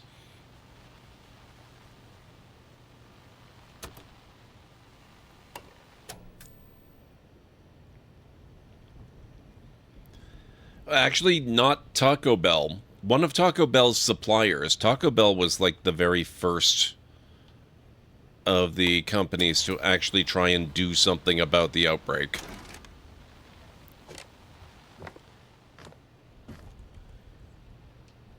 So, of course, they were also the first company that the embarrassing people in charge of the country decided to blame. Because why wouldn't they? Of course they would.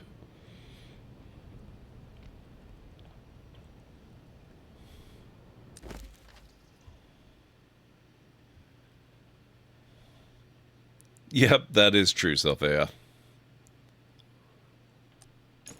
Oh, this is the projection room. Okay, so we solved this one.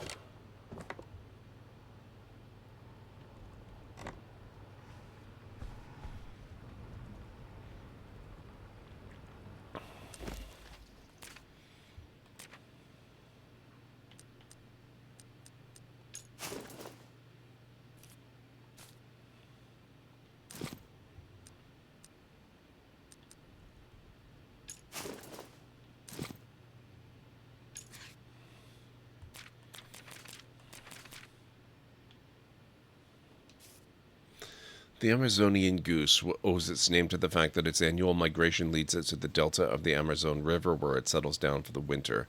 The simplest way to reach the shores of the Amerzone would be to follow the same route as these birds. That is, were the constraints of refueling not to be taken into account. I'm trying to remember where it was that I found the clue that looked like the thing. Maybe it's downstairs. I think it's got to be downstairs.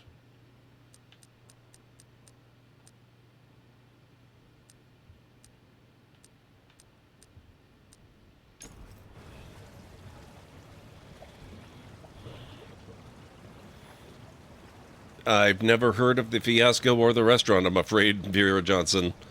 Hey, Matharian, how's it going? It's good to see you.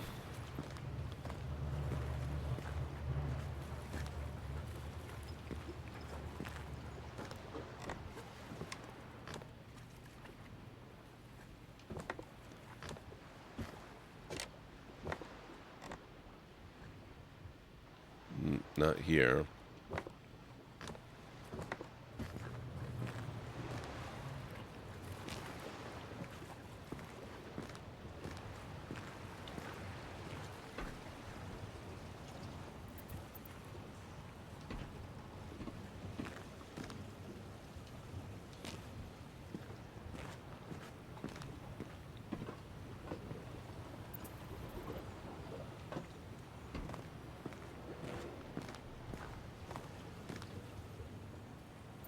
Okay, I want to stop and look around here. Is that so much to ask? Apparently it is. So I doubt it was down here.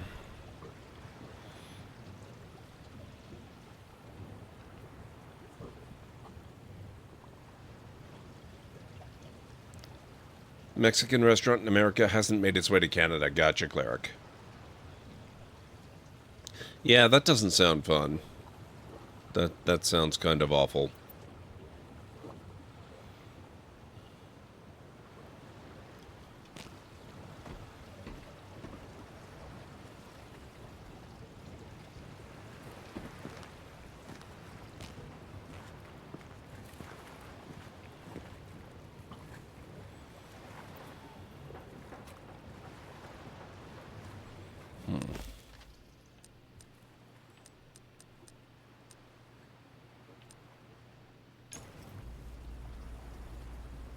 Did I ever figure this out? I don't think I did I?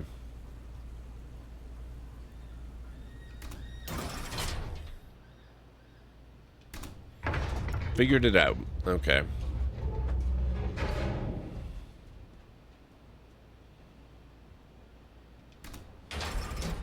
Ooh, there's more to explore here. And another telescope. This game with its telescopes.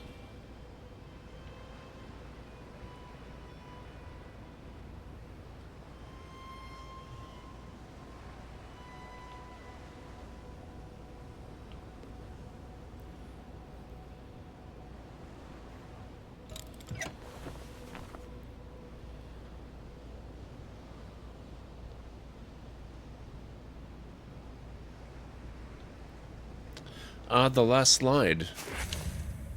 Slide 6. It's difficult to see the image without a projector, but it seems to show a demolished wall.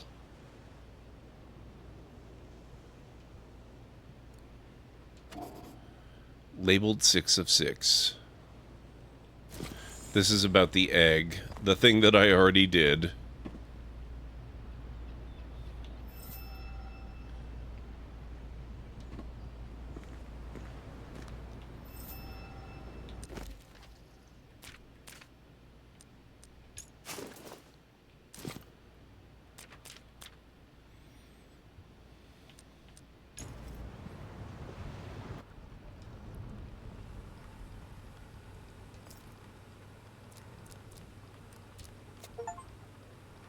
Memories. Put all of Alambois slides in the projector.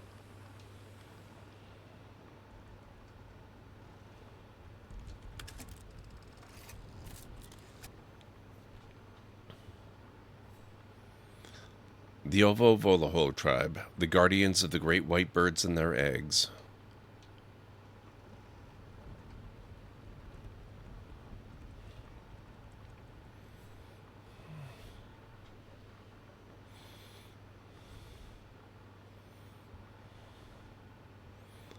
And that's why Chi-Chi's does not exist today as a restaurant. You can still find their stuff like salsa, dips, and such. Even have tortilla shells and salsa. Nice. I think I'll pass, but still, nice.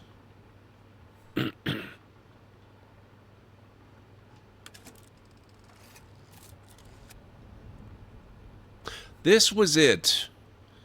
59 plus 6, of course. So it's probably not 596. It's probably 65 with the 0 in front of it.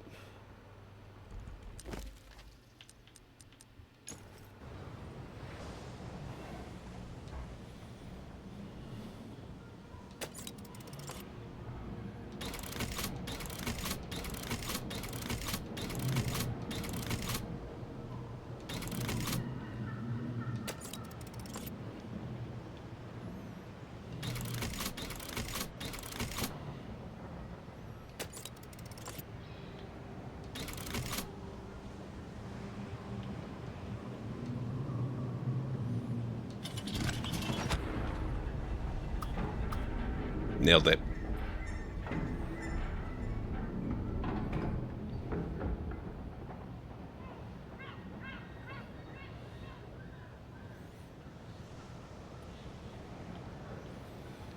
Okay, I have no idea what that just did. But we can presume it did something, at least. Oh, it did something down there. Okay.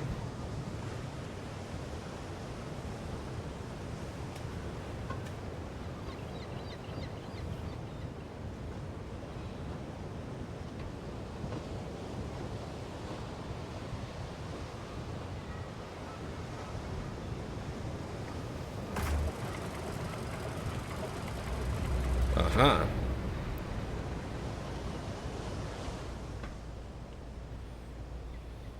This is the same elevator.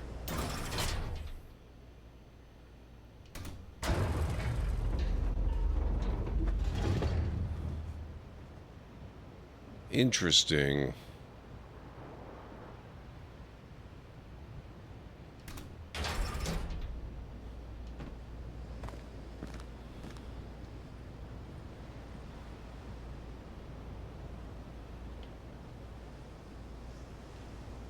Is there anything else I need here? Holy crap, how is it 1:30 in the morning already? Yeesh. This game is awesome, but man, it's making time fly so fast.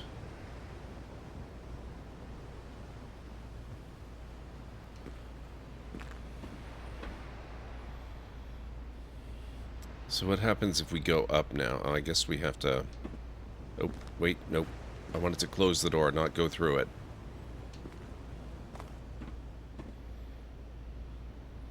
God, people need to make more games like this. I love this.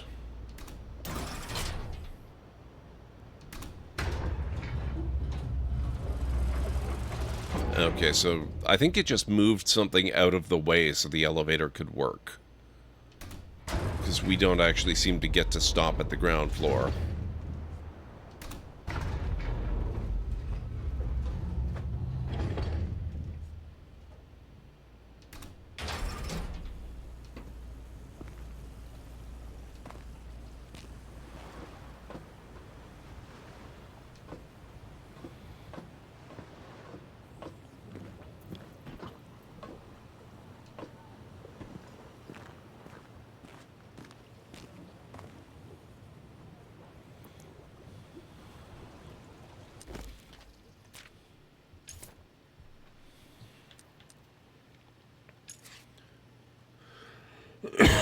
Diskettes and preparations.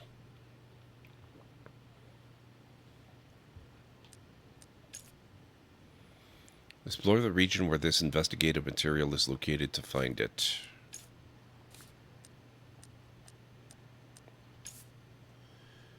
With a view to undertaking his new journey to Amerzone, Valembois seems to have made a priority of copying a series of strange diskettes. I wish I knew why.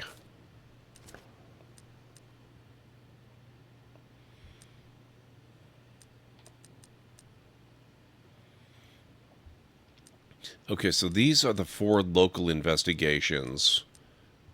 We still have 2 pieces of diskettes and preparations to find, and 1 piece of the Langreven Scarlet Geese.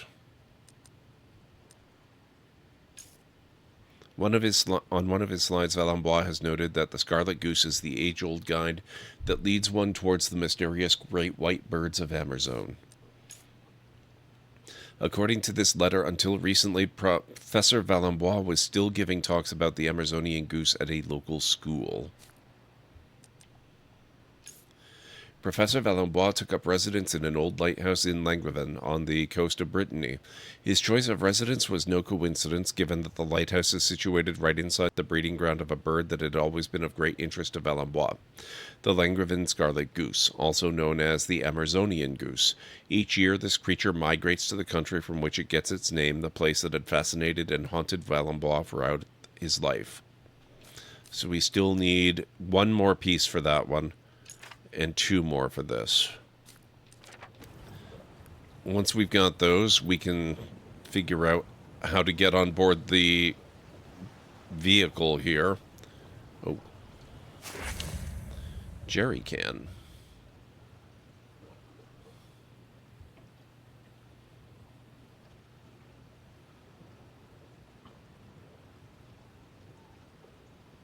Jerry can what? Full of fuel. Added to my inventory.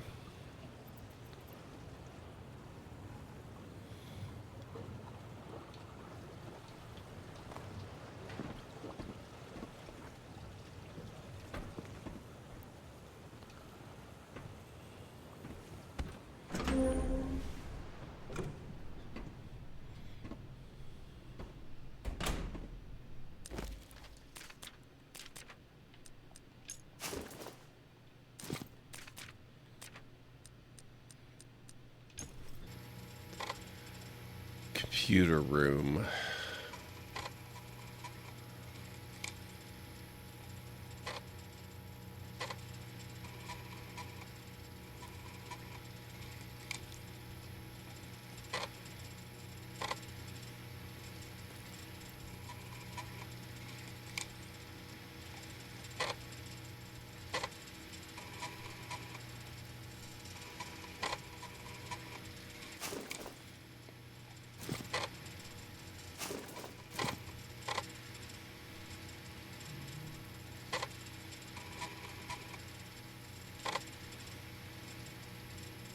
Doesn't look like there's anything more I can do with the computer itself.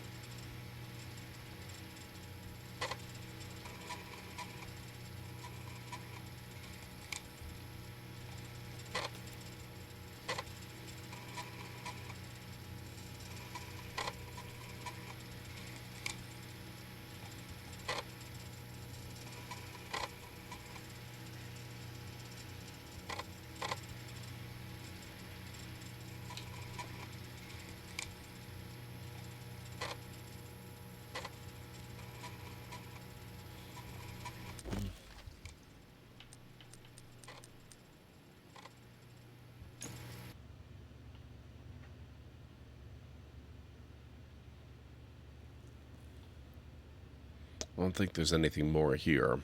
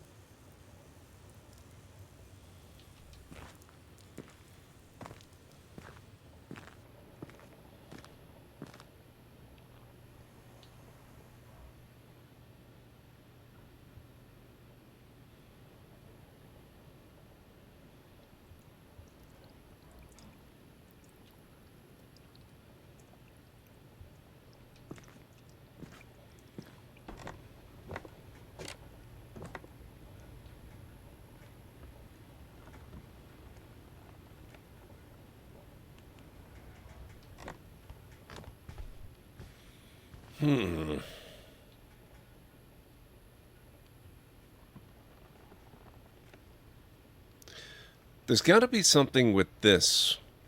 I haven't figured this out yet. Because I can put the needle down, and it looks like it's playing. Maybe you guys can tell me if my hearing is broken. I know it is. Oh. Maybe I was just impatient. It actually is playing.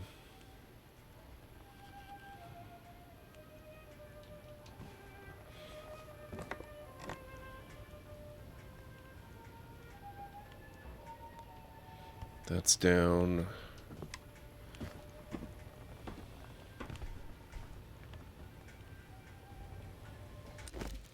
Is there anything I have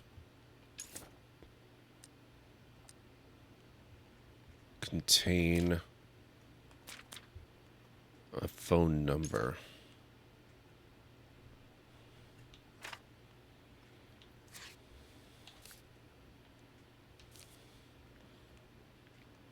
We follow a small flock of geese. The hydrofloat is performing beautifully. Very proud of my invention and am eager to test its numerous capabilities. Diskette. Horn. Starter. Grapnel. Dang. Okay, so it kind of looks like we're going to have to collect diskettes when we get to Amerzone, because all the disks in the computer room are blanks that were meant to be copied. Why he would have blank disks after making backups, I don't know, but, you know.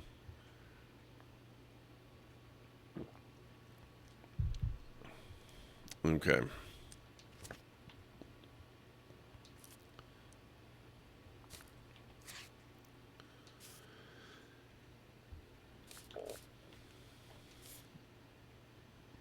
The sperm whale we hit caused serious damage to our hydrofloat.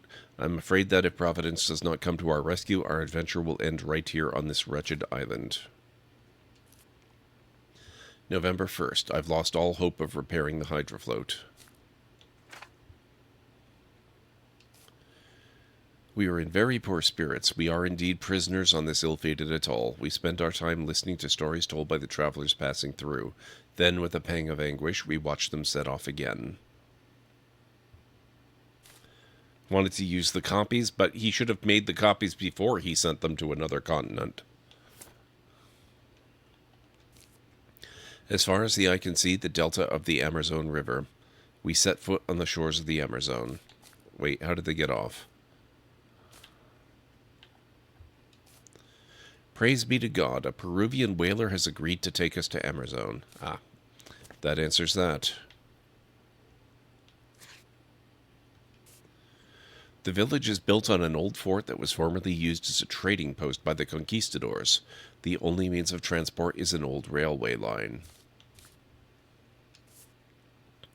This village is a flourishing marketplace for the whole of the region's population. Fauna and flora of Amerzone.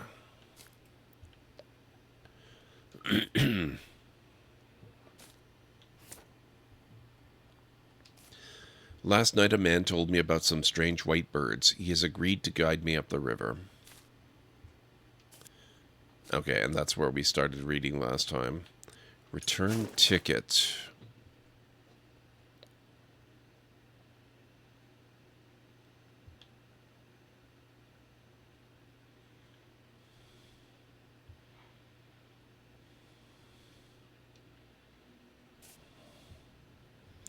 The train ticket Mondial magazine provided for my return to Paris as soon as my interview with Professor Valambois is wrapped up.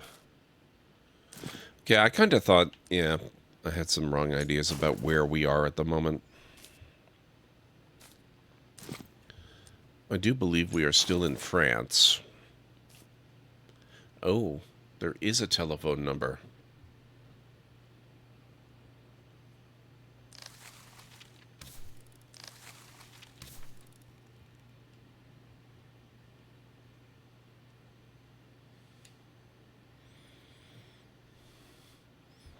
Zero 034-652-8179. 034-652-8179. Could someone put that in chat for me, please? I'm occasionally pretty good at memorizing numbers, but tonight doesn't feel like it's going to be one of those nights. 034-652-8179. Thank you, Sophia.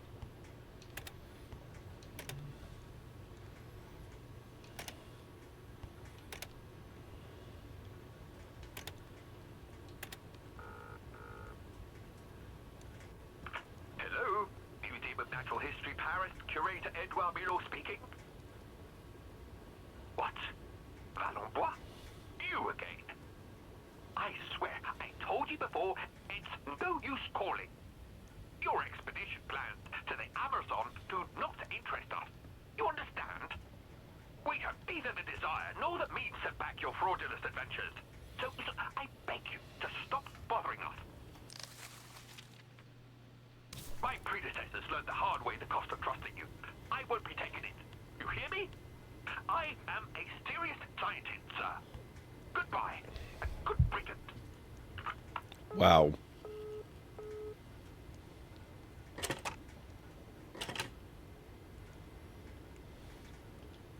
All right. Let's see if we have any others.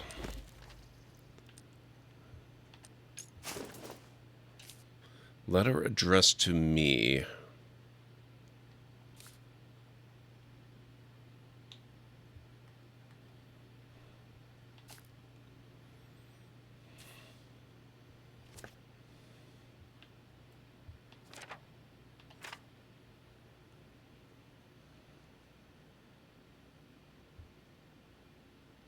Oh, I don't know if I've actually read all of this. Let's go through it again. Letter addressed to me, the player character. My dear friend, I am an old man in the twilight of his years. I know now that I will never have the strength to set off again to Amerzone. My only remaining hope resides in convincing you to go in my stead, to make amends for the wrong I have done to that country over 50 years ago. It was in 1929, at the university where I was finishing my studies in natural sciences, that I first heard of Amerzone, having befriended a young law student from that country. His name was Antonio Alvarez, and he was later to become the despotic leader that we now know today. At that time, however, he was just a young idealistic law student. He spoke with such fervor of his wild and little-known Amazon country that before long I had but one thought in my mind, to set off for Amerzone to explore its vast untamed lands, to meet its strange Indians, and discover its exotic plants and animals. Thank you so much for the follow. I really appreciate it. We do have anonymous follows. You are a lore seeker now. In the spring of 1932, those gentlemen from the museum sent me on an official expedition to Amerzone to take an initial inventory of the country's... Now, if I could just draw your attention for a moment. A new law seeker has joined us in the Library of Law channel. And it's certainly nice to see another curious mind passing through. Whether you want to chat about what Gord is playing right now with Amazon, the Explorer's Legacy, or simply prefer a bit of quiet company, we welcome you all. Please feel free to settle in and find your perfect spot here among the stacks.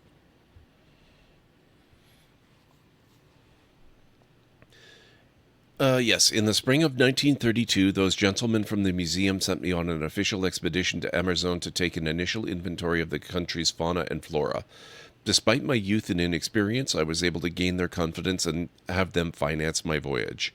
Doubtless this was owing to the fact that until that day, no renowned explorer had ever been so brave or reckless as to venture into those vast untouched lands. Oops.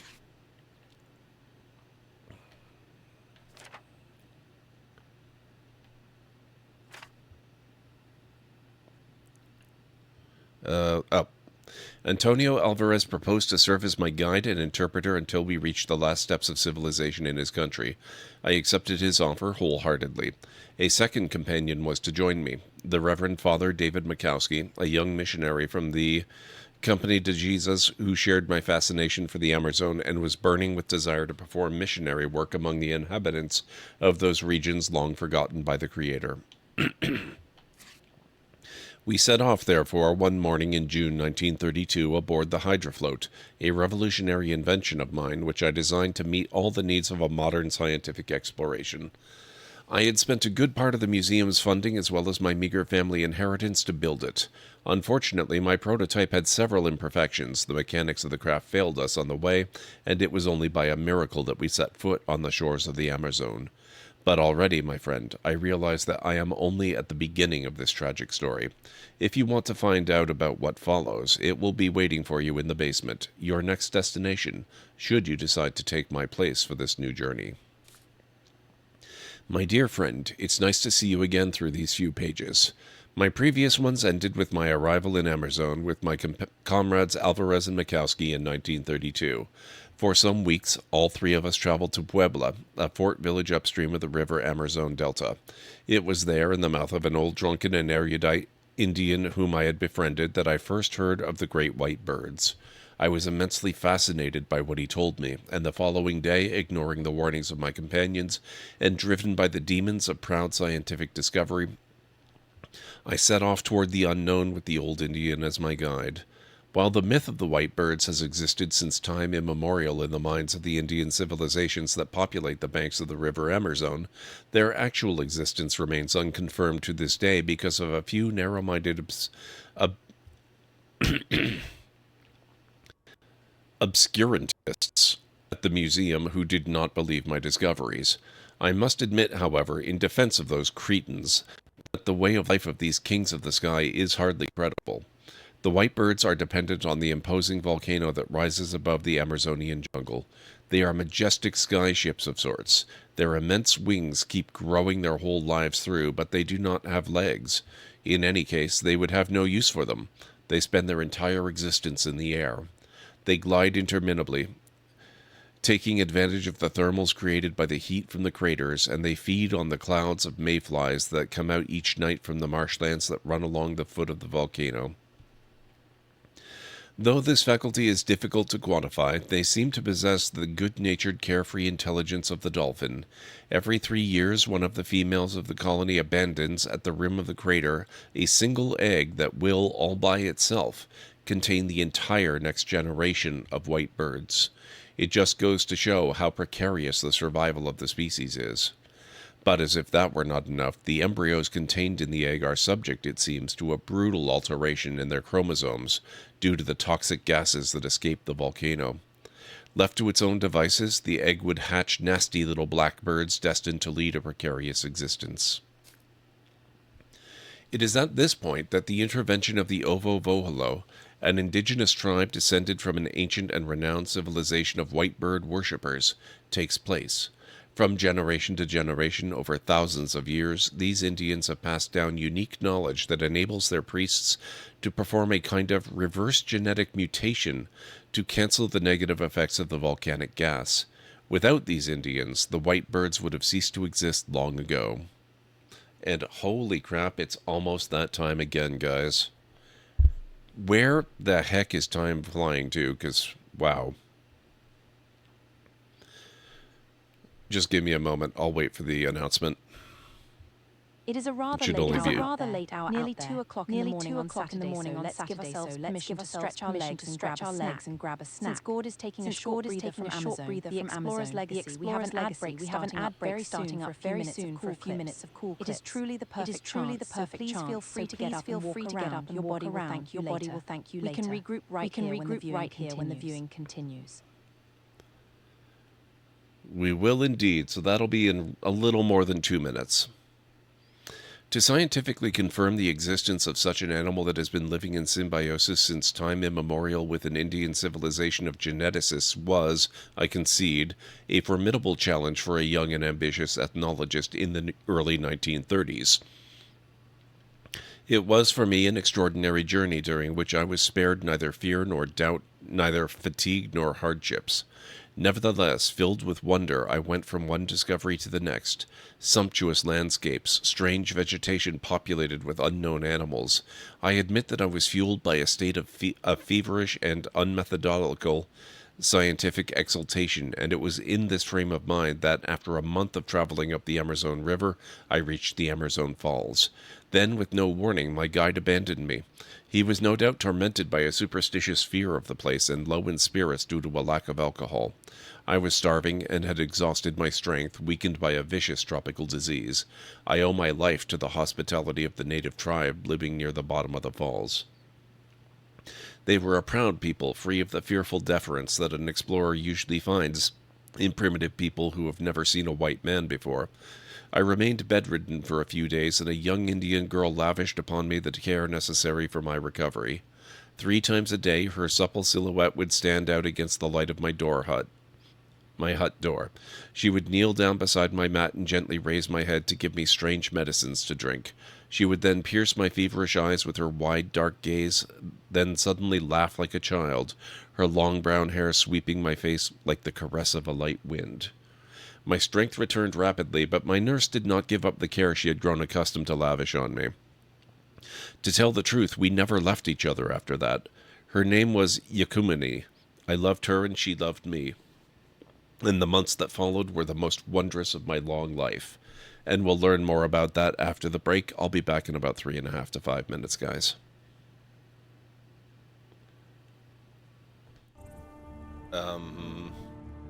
No time to talk. Snitch or double-cross me and I'll kill you. I mean it.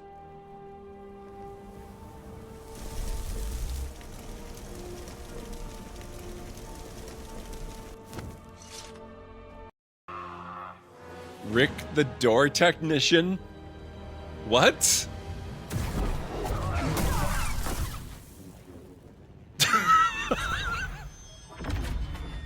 Boss defeated.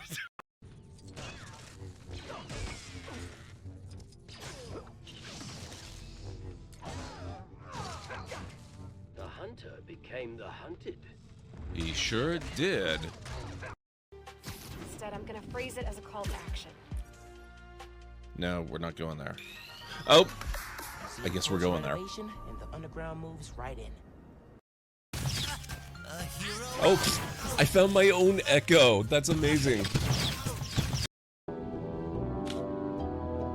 There is no way, not even in an adventure game, that I'd be able to get all those locks open. That is one huge door.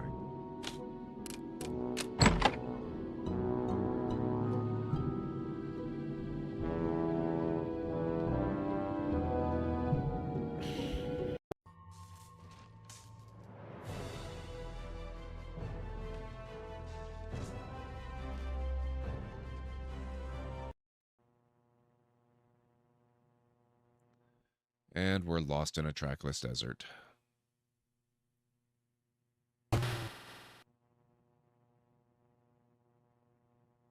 You have just become a vertical meal for the local welcoming committee.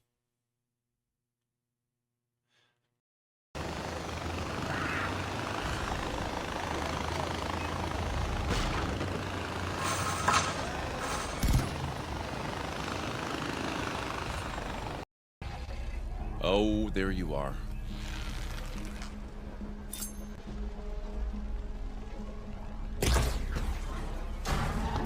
There you go!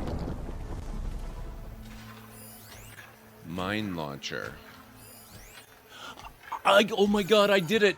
I did it! I got rid of his stealth generator. Go back to the way you That's came, girl. amazing. It's dangerous. I have a bad feeling about this.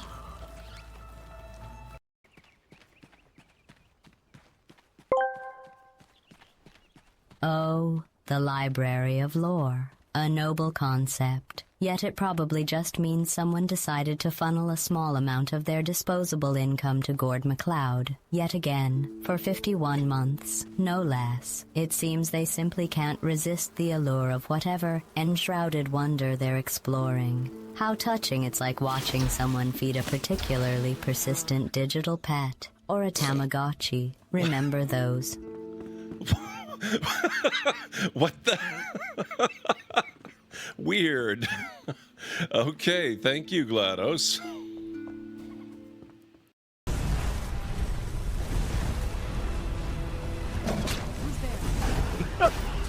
Oh my god, Serana.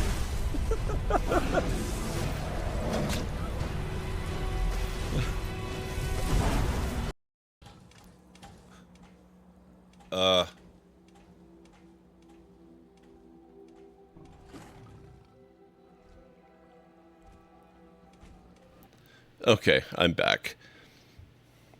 In his defense, Selthea, he was an old man thinking of the love of his life. I think we can make allowances.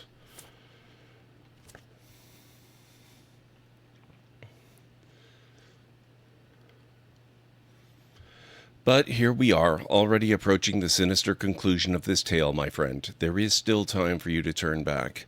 However, if you decide not to, the end of my story is waiting where yours will begin.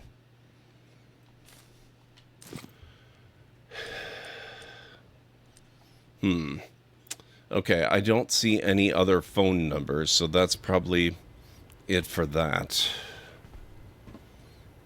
Thank you, Mad.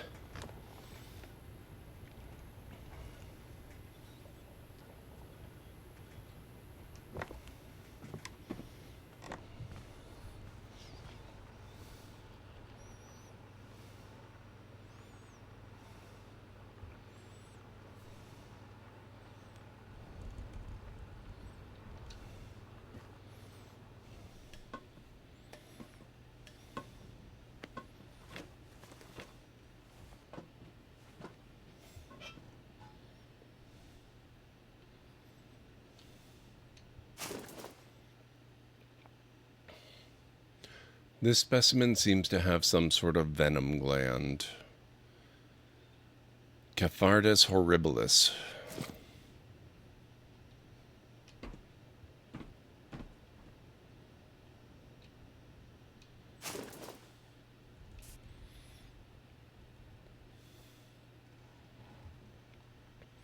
Book is open at a page about the Amerzone Hoko. The page shows a female on the left and a male on the right.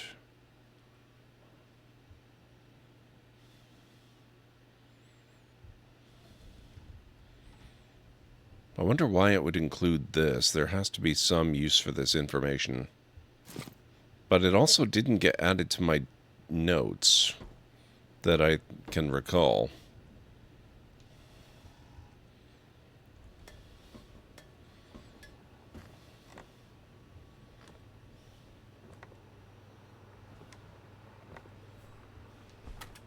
Oh, whoops, I wanted to go up, not down.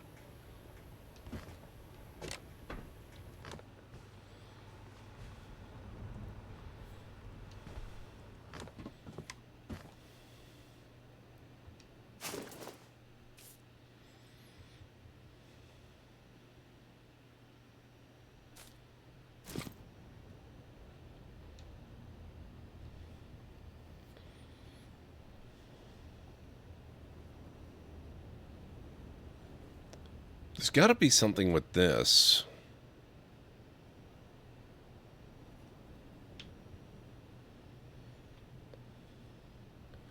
Where is...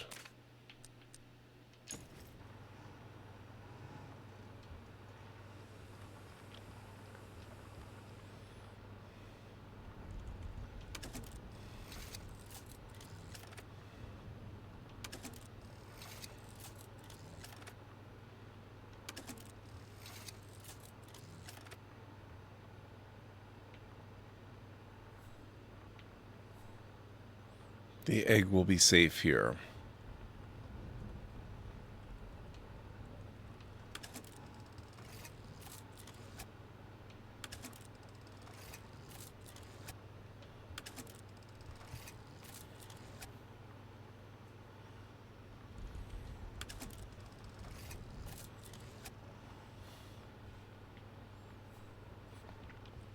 October 1932, Antonio Alvarez, David Makowski, and myself, Alexandra Valenbois, before setting off for the Amerzone.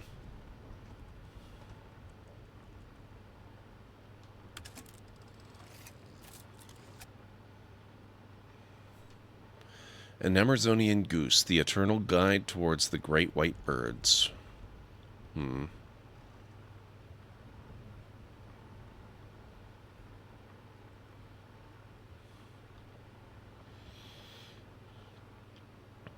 I thought there was something about a mathematical slide, but it must be referring to the, the dome solution up there, not to the blackboard.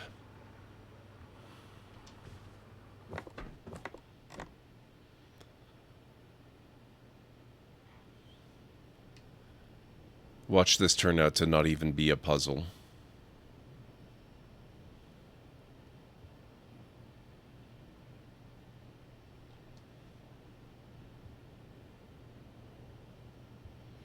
Oh, I like the little model of the plane he built. The hydro plane or whatever it's called.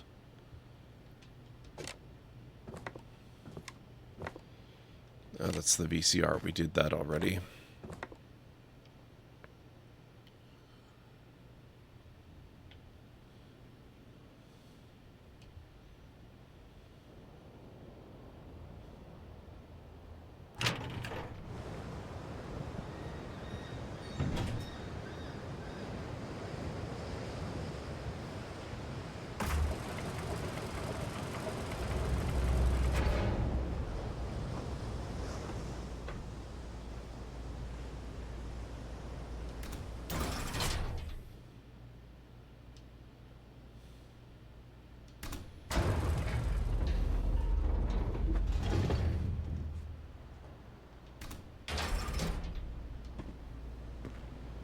So there's nothing else accessible from inside here. Just this.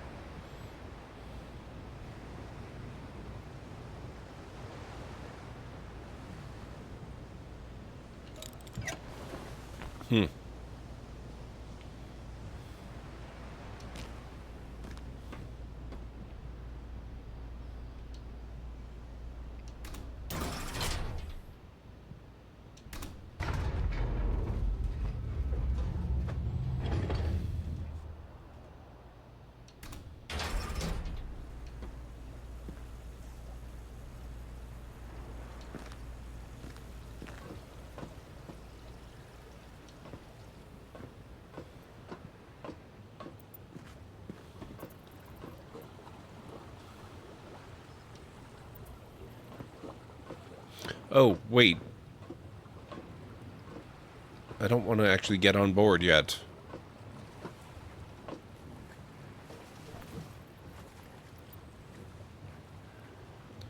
Or do I? Maybe we don't have to take off.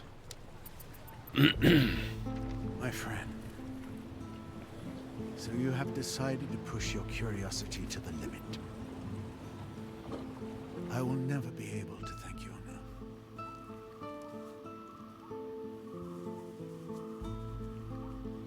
And so it is without further ado that I will tell you the conclusion of my history.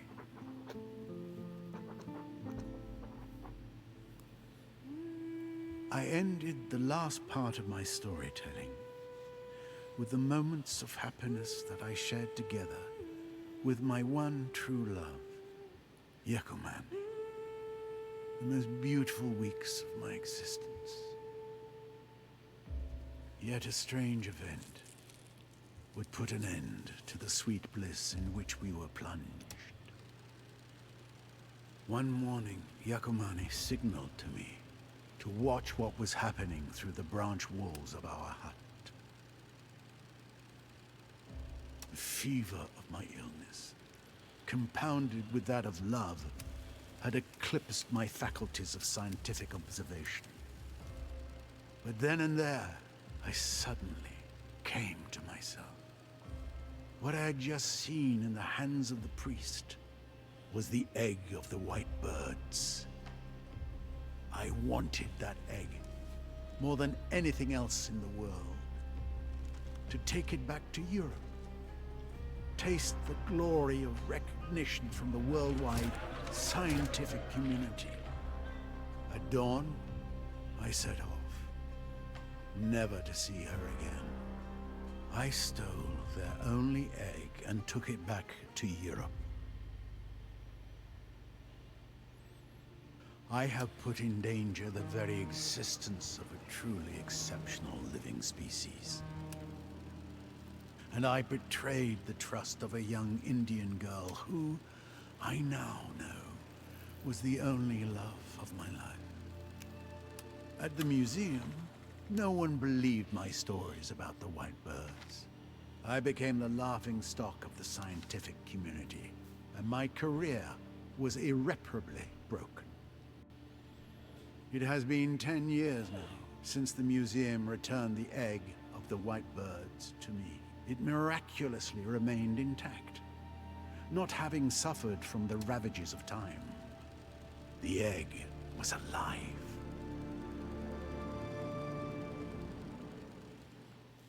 Since that day, I have only had one thing on my mind.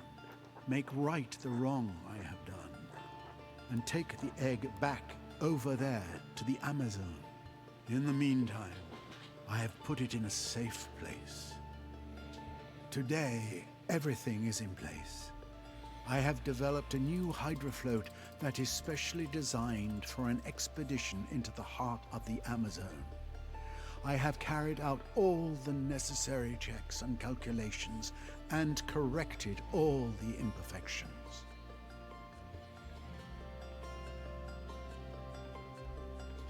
But, as I have already told you, I am now an old man. And I no longer have the strength to undertake such a journey. Oh no! Don't take off! It is up to you.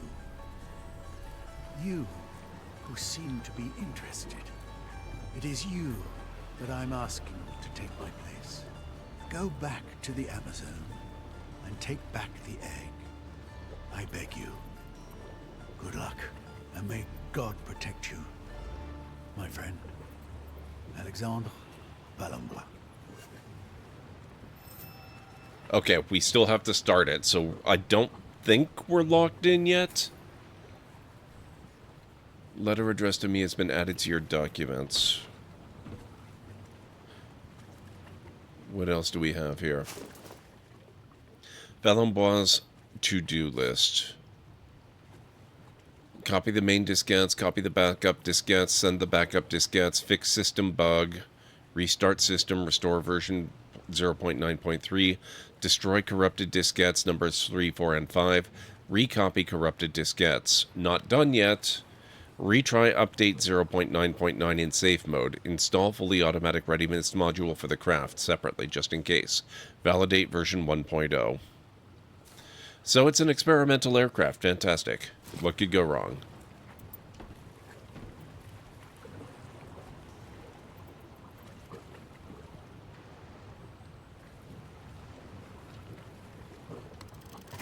You're listening to Radio Longrevin, your favorite local station. And up next, regional news, with important information for you birders on the peninsula. Today, migrations begin for the famous Amazone geese, an emblematic animal of our coastline. The geese should start their departure in the coming hours, off to their vacation homes, so to speak, nestled far away in the jungles of South America. But they'll be back with us next summer. It's a Breton tradition that their migration is a good omen.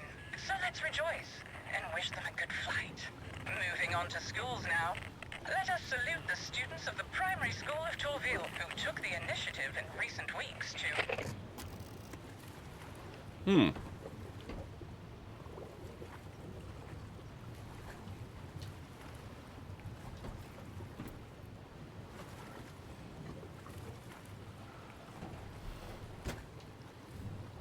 Cashew nuts.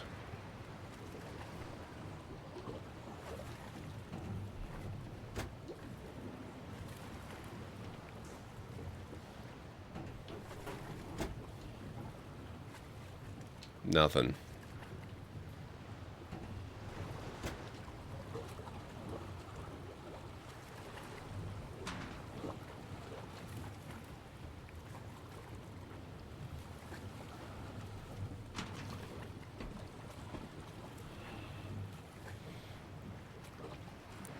Well, I mean, it's a drawer.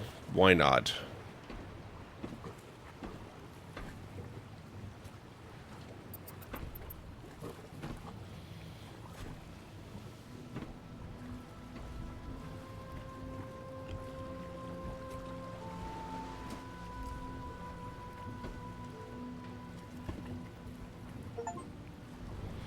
Incubation. Listen to the egg.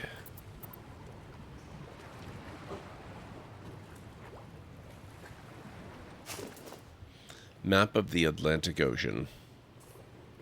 This map shows the route from Valembois Lighthouse in Brittany to Shipwreck Island off the coast of South America.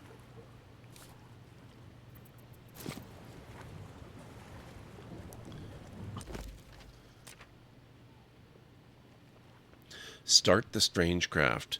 The strange craft in the sea base seems to have been designed with a very long journey in mind. I'll have to try starting it up to find out for sure.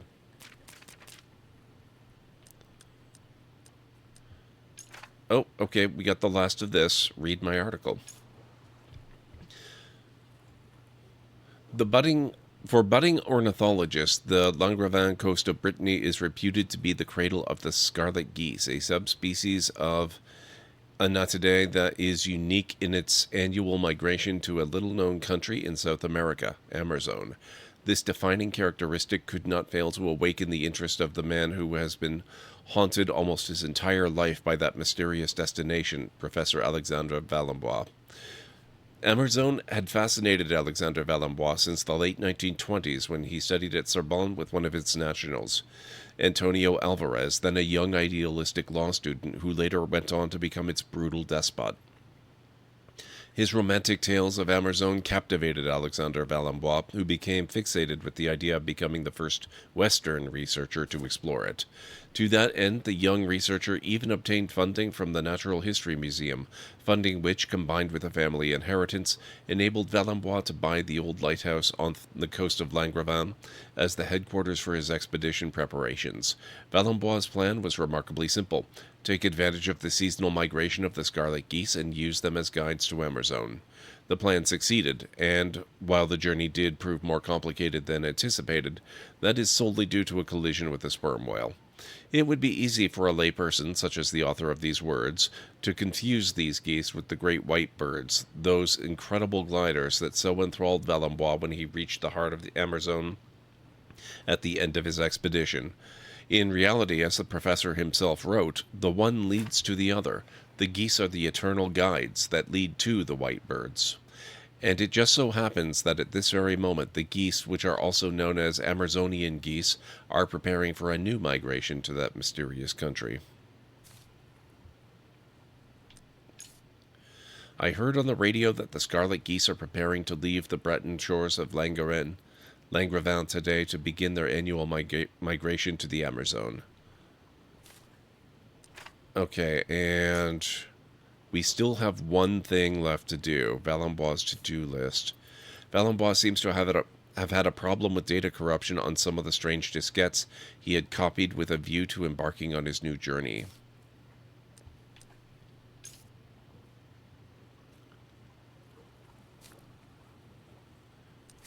So we only have the one thing left to figure out before we leave. And since the diskettes seem to be key to the operation of this vehicle, figuring it out might not be the worst idea.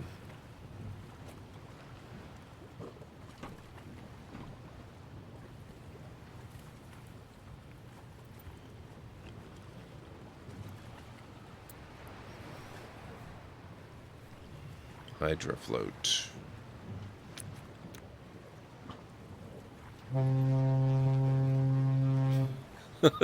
Okay.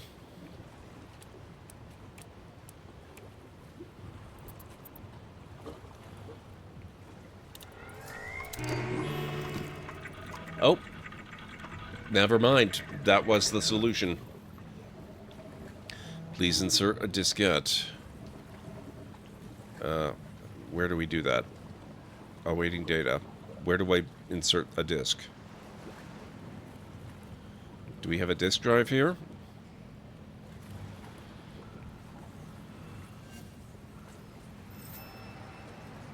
Insert a diskette into the hydrofloat.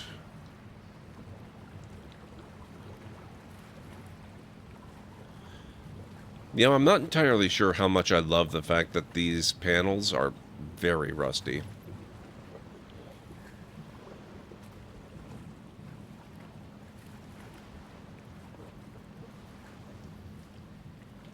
Hello, disk drive. Hydrofloat Mark II.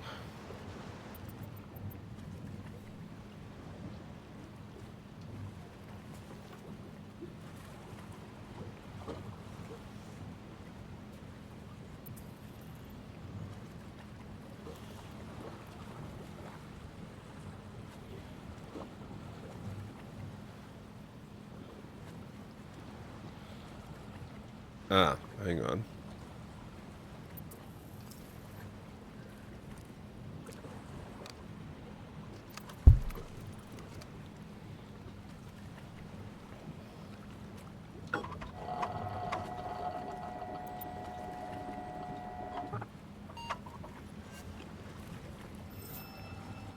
Plane mode available.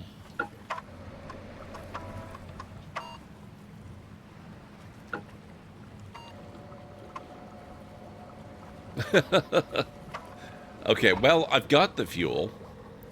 I haven't actually done it yet.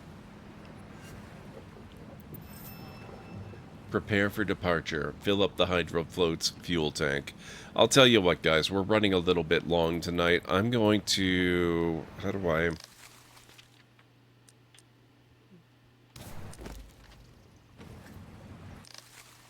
How do I save? I'm going to have to hope that this is a checkpoint system. We're going to play more of this tomorrow night, but I do need to wrap up. So why don't we find an excellent raid target for this evening?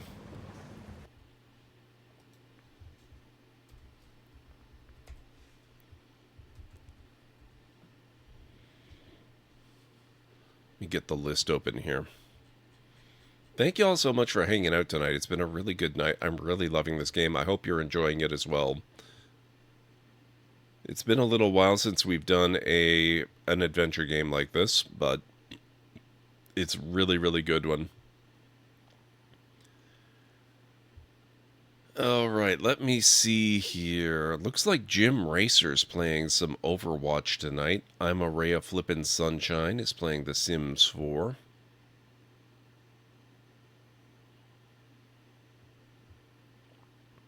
Jessica Ravenblood is doing Zenless Zone 0.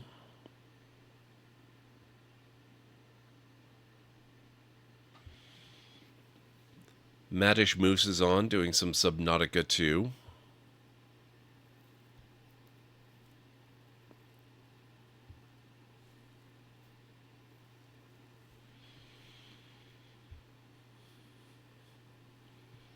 Rule Storage is doing some RimWorld. Ultra's on. She's playing Factorio. Tea with Mandy's on and will be playing some Pal World, though she's not yet. Lunity's on, playing some Grand Blue Fantasy Relink for the first time. Paige the Witch is playing some Pal World as well. What If Julia is playing Power Wash Simulator 2, which honestly is kind of tempting me lately. They've got a Star Wars DLC that looks really good. But that looks like that's about it for our list of options tonight. So if there's a particular game or streamer that you would like to direct the raid to, let me know in chat. Otherwise, we will go with my own inclination. So let me go over that list again really fast for you. We had Jim Racer with Overwatch, Mama C with Once Human. I think I forgot to list her the first time through.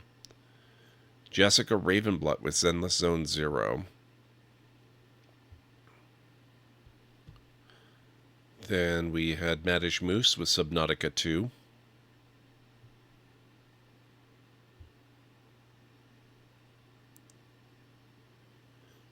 And then, oh, Simcopter's on. Simcopter 1 is doing some GoldenEye under Retro tonight. Rule Storage with RimWorld. Ultra's on with Factorio. Tea with Mandy, who will be playing Pal World. Lunity with Grand Blue Fantasy Relink. Paige the Witch also with Pal World. And What If Julia with Power Wash Simulator 2. So if there's anything there you want to go and see, a particular streamer you like, a game that you enjoy, let me know in chat. Otherwise, I think I know where we're going to go. Thank you, Matharian. Thank you for being here. Thank you, everybody. I know you could have been just about anywhere, doing just about anything with your time. I appreciate that you decided that this was a cool place to hang out. Or whatever your actual reason was for hanging out here. It means a lot. Thank you, Mad. I appreciate it. I think we're going to go visit our good friend Lunity tonight. I wouldn't mind checking out some of Grand Blue Fantasy Relink and see how that's going. Here at the Library of Lore, we use shh. It's a library raid. You've been bookmarked with the heart emote, the wave emote, and the shh emote of the channel. If you are a sub, if you're not a sub, you can use the Twitch raid and the Tomb raid emote. In either case, sub or non-sub, please feel free to use any emote you feel is fun and appropriate for a raid. If you have emotes of your own, or maybe from another streamer, even from Twitch themselves, feel free to copy the raid message and arrange the emotes you want to use the way you want them to appear. It'll all be good in my book. So let's get over to Looney's channel, see how she's doing with Grand Blue Fantasy Relink, and I will be back tomorrow night. And we will be playing some more Amerzone. We will actually probably get to see the Amerzone once we get this plane fueled up and fly on out of here. So I hope you're looking forward to that nearly as much as I am. So until then, have yourselves a wonderful rest of your night, day, evening, whatever it is where you are in the world, and I will catch you again real soon. Bye for now. Ow, my will to live. What the heck, Steph Woodburn? It's so good to see you, Steph. How are you doing tonight? Welcome on in, folks. If you are new here to the channel, my name is GordMcLeod. I am a variety streamer. The Library of Lore, a gathering place for the curious, the brave, and those with far too much free time. Steph Woodburn bringing 50 brave raiders. It means an influx of chaotic enthusiasm, possibly overwhelming GordMcLeod's already fragile grip on sanity. Expect a surge of excitement, confusion, and perhaps a few accidental betrayals. But hey, more pawns for the experiment, right? Enjoy. Thank you, GLaDOS, and thank you, Steph. You, sir, are unbelievably rude. Knocked out temporarily. Holy crap. Gale, you're suddenly a badass.